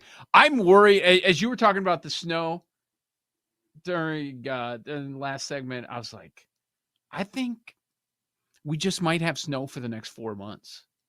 This is my concern. So it happens in November. It's going to be here December into January. And then it sounds like they're forecasting a bad winter. I'm like, oh, bad winter. It's going to continue into February. Like, this is our life. Well, not all of us. But Paul, I saw the look on his face. Like, I know this is why he hates Chicago. In the winter. Paul, I don't think it's going away. No, I see multiple snowflake emojis on my my little weather app for the rest of the week. Like, it's one thing if you get a one-off in February. That's fine. It's sorry. What month are we at? November. It's if we get one, whatever, and then who cares? But no, it looks like this is going to be a thing for the next couple months. And like I'm seeing the dark blue on like for temperature, like I'm seeing single digits, like a 4 degrees, a 5 degrees. It's a little early for all this. Oh, Man, way too this is another segment in the making. Like we just asked Paul what day it is or what month it is. Like that would be outstanding. 3, 2, 1. Paul I love giving I love weather how forecast.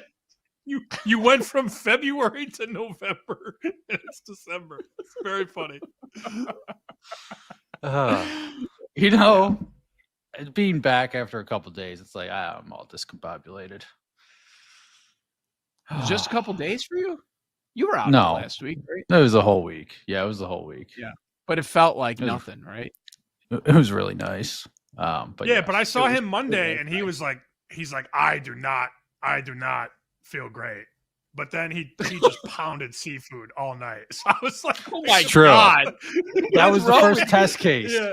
That was like, Yeah. all right, am I going to hold up okay? Yeah. And I took a Wait. little something beforehand. It was Dan's birthday. So It's Dan's yeah. birthday.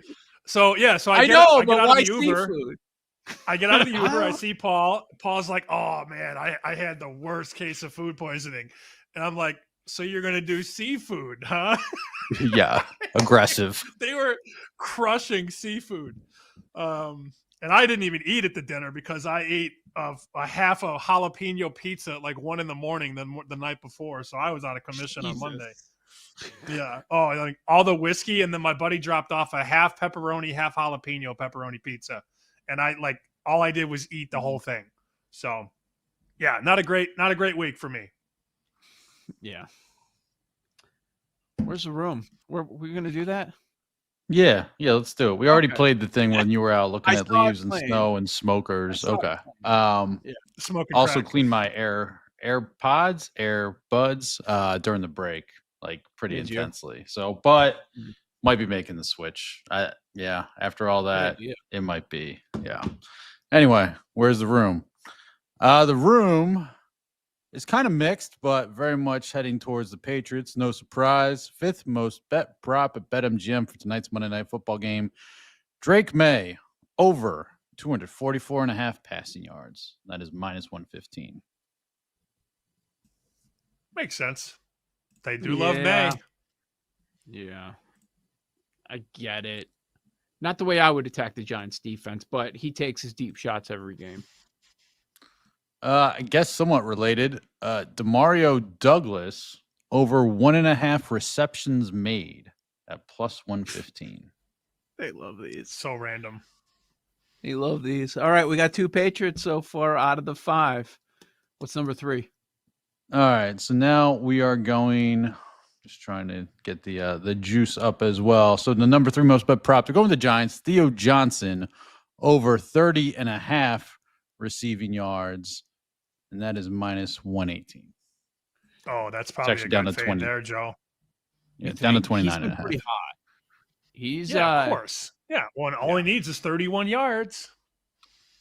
How have the Patriots done against tight ends? So the number of guys that have gone off. See, most weeks they're kind of middling. Let's see. Gesicki had 35 last week, 53 to tight ends against the Bengals, 53 against the Jets. A couple of bums there. 82. K-Dot had a big game, 9 for 82. Let's see. The Browns tight ends put up 99 yards against them. Kincaid had a monster game, 108. So I understand where they're coming from. Theo Johnson, he's been involved in the offense more, and the Patriots have not been great against that position. All right, number 2. So on this list, it says Travion Henderson over 60.5 rushing yards. At BetMGM right now, the number is 65.5. Oh. No way am I playing this number. No. It's gone up 5 yards. Nope. But we knew this was good. I mean, just the matchup alone. They've seen Travion Henderson have a 3-touchdown game in a primetime spot, and here he comes against one of the worst run defenses in the NFL. They're going to remember that, and they're going to play Travion Henderson. All right. Number 2. All right. What is number 1? Number 1. They're being weird, as they kind of do. So they're going a running back, receiving yards. Tyrone Tracy over 18.5 receiving yards. Damn it. You're screwed. Sorry, Sam. It's fine as long as he runs for 80 with a couple touchdowns. Right. I need to literally have more points than the Patriots kicker. That's what it comes down to. That's my Monday night. If Tracy has more points than the Patriots kicker, I will probably make the playoffs. If not, I will probably miss.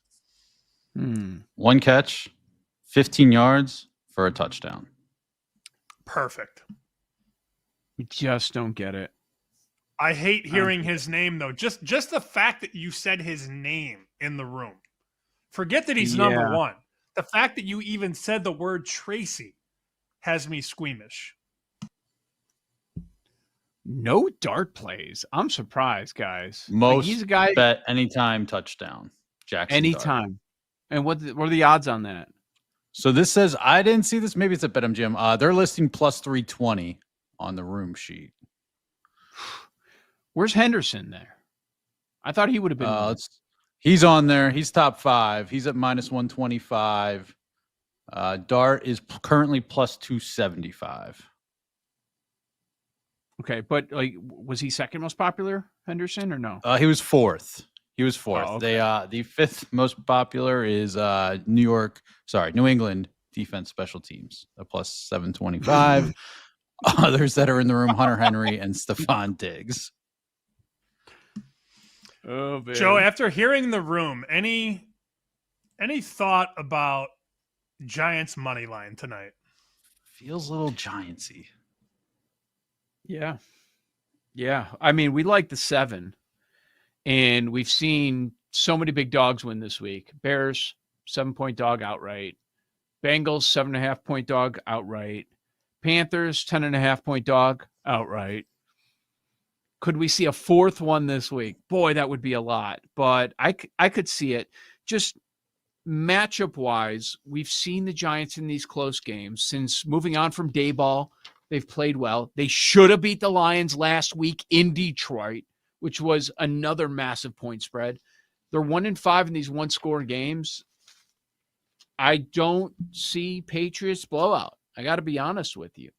And now you have a New England offensive line that is missing some of their best dudes, quarterback that gets sacked, a Giants front that brings pressure. There are a lot of check marks here on the Giants. Maybe we sound stupid because we're back in the 2-10 team, but yes, I could see them winning outright. Also, this is dumb, but the team that stopped the most unstoppable Patriots teams of all time is the Giants. Yeah, I know. I thought about it. And how did they win that game, Paul? Pass rush. Trenches, man. Trenches. I think we have to bet this Abdul Carter sack prop. I see plus 190. That's probably a good look. I'd agree with that. You see a Thibodeau number? No, I did not. I'm looking again. Yeah, I still don't see one. I think since each of us had that thought this morning before the show started and we looked it up, as far as the prices, I feel like we've got to bet that. Now, if it doesn't hit, we're going to say we're idiots because he hasn't had a sack all year. And we were trying to find that spot. But this seems like a spot. If it ain't this week, I don't know when it's going to be, though. I mean, talk about a scenario that you would like to attack. But most importantly, it's the plus 180, plus 190 price. Combined with the fact that you have both left tackle and left guard out for the Patriots. And the one thing Vrabel and McDaniels have done a really good job at is getting May to go down. Rather than throw a ball off your back foot or whip one in a double coverage, just take the sack. They're okay with sacks. Sacks are not bad. Sacks are bad when you're holding the ball out here and it gets stripped. Taking a sack is better than throwing a pick. So all those factors wheeled together and the price, come on. Yep.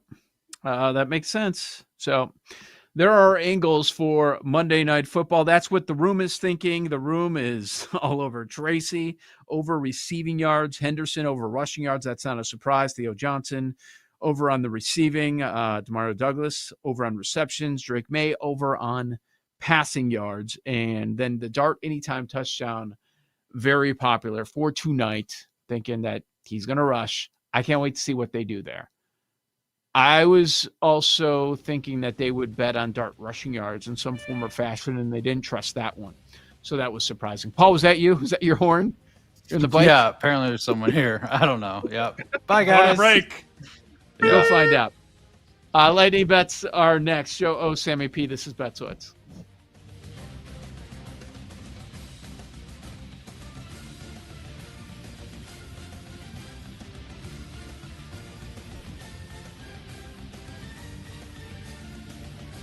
You're listening to Bet Sweats with Joe O and Sammy P on the BetMGM Network.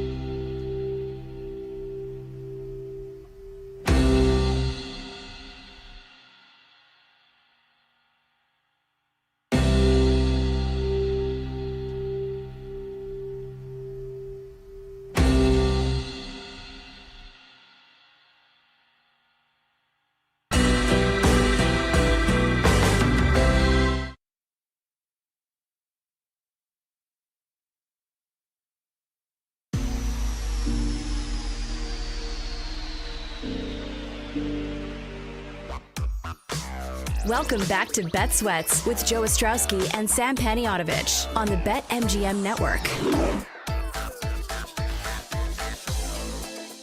Lightning Bet's coming up in a moment. Go, Sammy P. So we've heard Jake bitch about people on the train, and you too, Sam. Like guys, or not guys, like people that do stuff speaker, phone calls, work calls, listen to music on speakerphone for everybody to hear instead of the earbuds or the headphones, which is interesting that we've had this earbuds conversation today and how you ended up in urgent care. I saw a new one yesterday at the grocery store before the games get going. I'm in the produce section and I hear something. I'm like, what is that? Is somebody on a phone call doing a speakerphone being one of those jerks? No, nobody was on a phone call. There was a guy checking out apples, listening to a true crime podcast on speakerphone. And everywhere I look, I tried to get away from this guy like 5 times. And then he would always end up near me.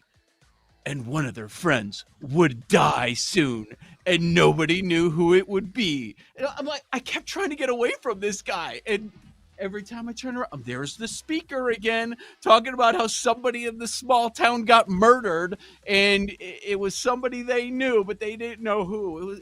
It was an insane move to listen to a true crime podcast on a speakerphone in the produce section of the grocery store.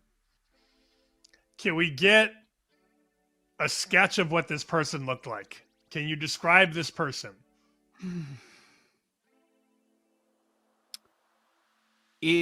I'm trying not to insult anyone that we know or that Then would don't. listen. Then don't. It looks like somebody who's maybe thinks that he's friends with the people that do the podcast. I don't know if that clues you in. Maybe somebody doesn't have a lot of friends. Let's just say that. Maybe a loner in life. Oh, so looks like a loner. What does a loner look like? Like he listens to true crime in the grocery store? That kind of guy? Yeah. Yes. Okay. All right. Paul may have nailed it in the chat. Did this person have a ponytail? My new favorite no, look you did is not the balding crown into the ponytail. It's quite a look. Oh man. And then later in the day, some of the groceries that I purchased, I go upstairs at one point. Wife's like, "Oh, we're out here or there. We won't be home for a while. Make sure you let Tucker out." I eventually get back up. I better let Tucker out. And then I see him near the back door, and he's got a torn up bag of an entire rye bread. Took it off the counter, ate an entire rye bread. Wow. I'm like, that dog. That dude, dog I has just had some bought memorable. Well, the rye bread stinks because you just bought it, but that will never outdo. Well, I should never say never. When Tucker the dog dragged the entire sheet pan of lasagna off the counter and ate the whole thing. That's my favorite story. He knew he was in so much trouble. Like he was like depressed, and I would look at him, and he would just run away the rest of the night. Oh man, that damn dog driving me insane. You know what else is driving me insane? It's already back. Love to see it. It's stupid ass Elf on the Shelf. Oh no, just one more year. One more year. I've heard this now 3 straight years. Unbelievable. Some of the parents out there know what the hell I'm talking about, and then. I don't want to hear about it. I don't want to hear come up with a hiding spot, come up with a new thing so they get surprised. Like they're old enough. They know the gig is up. They're just getting more presents out of you. You need to stop. But sometimes it's hard for parents to let go, apparently. And my wife is one of those people. I don't know what any of this is. You've never seen like Elf on the Shelf? I've heard it. I don't know what it is. So what it is during the month of December leading up to Christmas, the idea is these stupid ass elves live with you and they do crazy stuff when the kids are sleeping at night. So then you, the parent, you have to come up with creative things for them to do. That they got into trouble. They destroyed this in the house or that in the house. Oh, look, they did this every morning. And I don't want any part of it. And I think the kids are too old. But she's still holding on. Like, oh, no, Emma believes. I'm like, oh, she doesn't. She's just finding ways to get presents out of you. So that's what that's all about. It's just a pain in my ass. Because later in the month, I'm out of ideas. It's your turn. You do something. No, my idea is going to be throwing those things in the garbage can. But anyways. Got it. Merry Christmas. Look, I have two things I wanted to talk about here, and I think we only have time for one. Given that we've done this more on our show, I think we should veer right. The picture heard around Newport Beach. GRP taking a mouth-open selfie with Stephen A. Smith, Skip Bayless, and Skip Bayless's wife at a diner that has gone viral. Viral. What an incredible photo that is. I saw it moments after he posted it. I just happened to be on Twitter and I didn't think it was real. Like, this is not, and it didn't have like a shocking headline that he put on there. It was just like, look who I saw I think it was the Jewish deli. I think he said one of his favorite spots in California when he was out there with family. Like, look who I saw. And it was like a no big deal. It was just a selfie. And it looked like he was on the floor above them, even though I don't think he was. It was crazy. It was crazy. And then this morning you look at it and you see accounts that have millions of followers that were tweeting this picture. This one has over 1 million impressions on his account. And there were some accounts that just took it and put it on theirs without giving him any credit. And those are getting hundreds of thousands of views. It was insane. GRP, he's somebody else who tweeted out a naked picture. Apparently Ben Johnson is going GRP. Like, yeah, he went topless too. Like, GRP, he's living his best life right now. He went topless, and he also took a video which he posted of him inside the driverless car. Oh my God. And then I forgot about that. So then he's hitting on the invisible driver. He's like, hey, hot stuff, what are you doing tonight? And then he pans the camera and it's just a wheel turning without a human. And he's like, oh yeah, I heard that. He makes me laugh. I'm sorry. He does. He also, in one of the comments of the original picture, the selfie, somebody asked him, did you guys talk? And he said, Skip asked what his name was. Did you see what his response was to Skip's question? Yes, I did. I'm GRP wins on Twitter. Like Skip should know him. I've got 20,000 followers. Oh, dude. Did you see the first car video when he was trying to pick up the car to get inside? Did you see that one? Look at this loser. Look at this loser. He couldn't figure out. He rented the thing. I guess you got to do it online or on an app or something. He couldn't figure out how to get in. And he's like, oh, this stupid car. You can't get in. You can't get in. Everybody's in the replies. You've got to open the doors via the app. That's how you unlock the doors. It's like, the key won't work. None of this. I don't know how to open. I don't know how to get in. This is stupid. It's like, no, you just didn't read the instructions. Incredible content. Just incredible content. We got naked GRP. We got the driverless car. He took a break from Thanksgiving to video the food table. And then we get the selfie with Skip and Stephen A. Outstanding. Oh, man. Strong.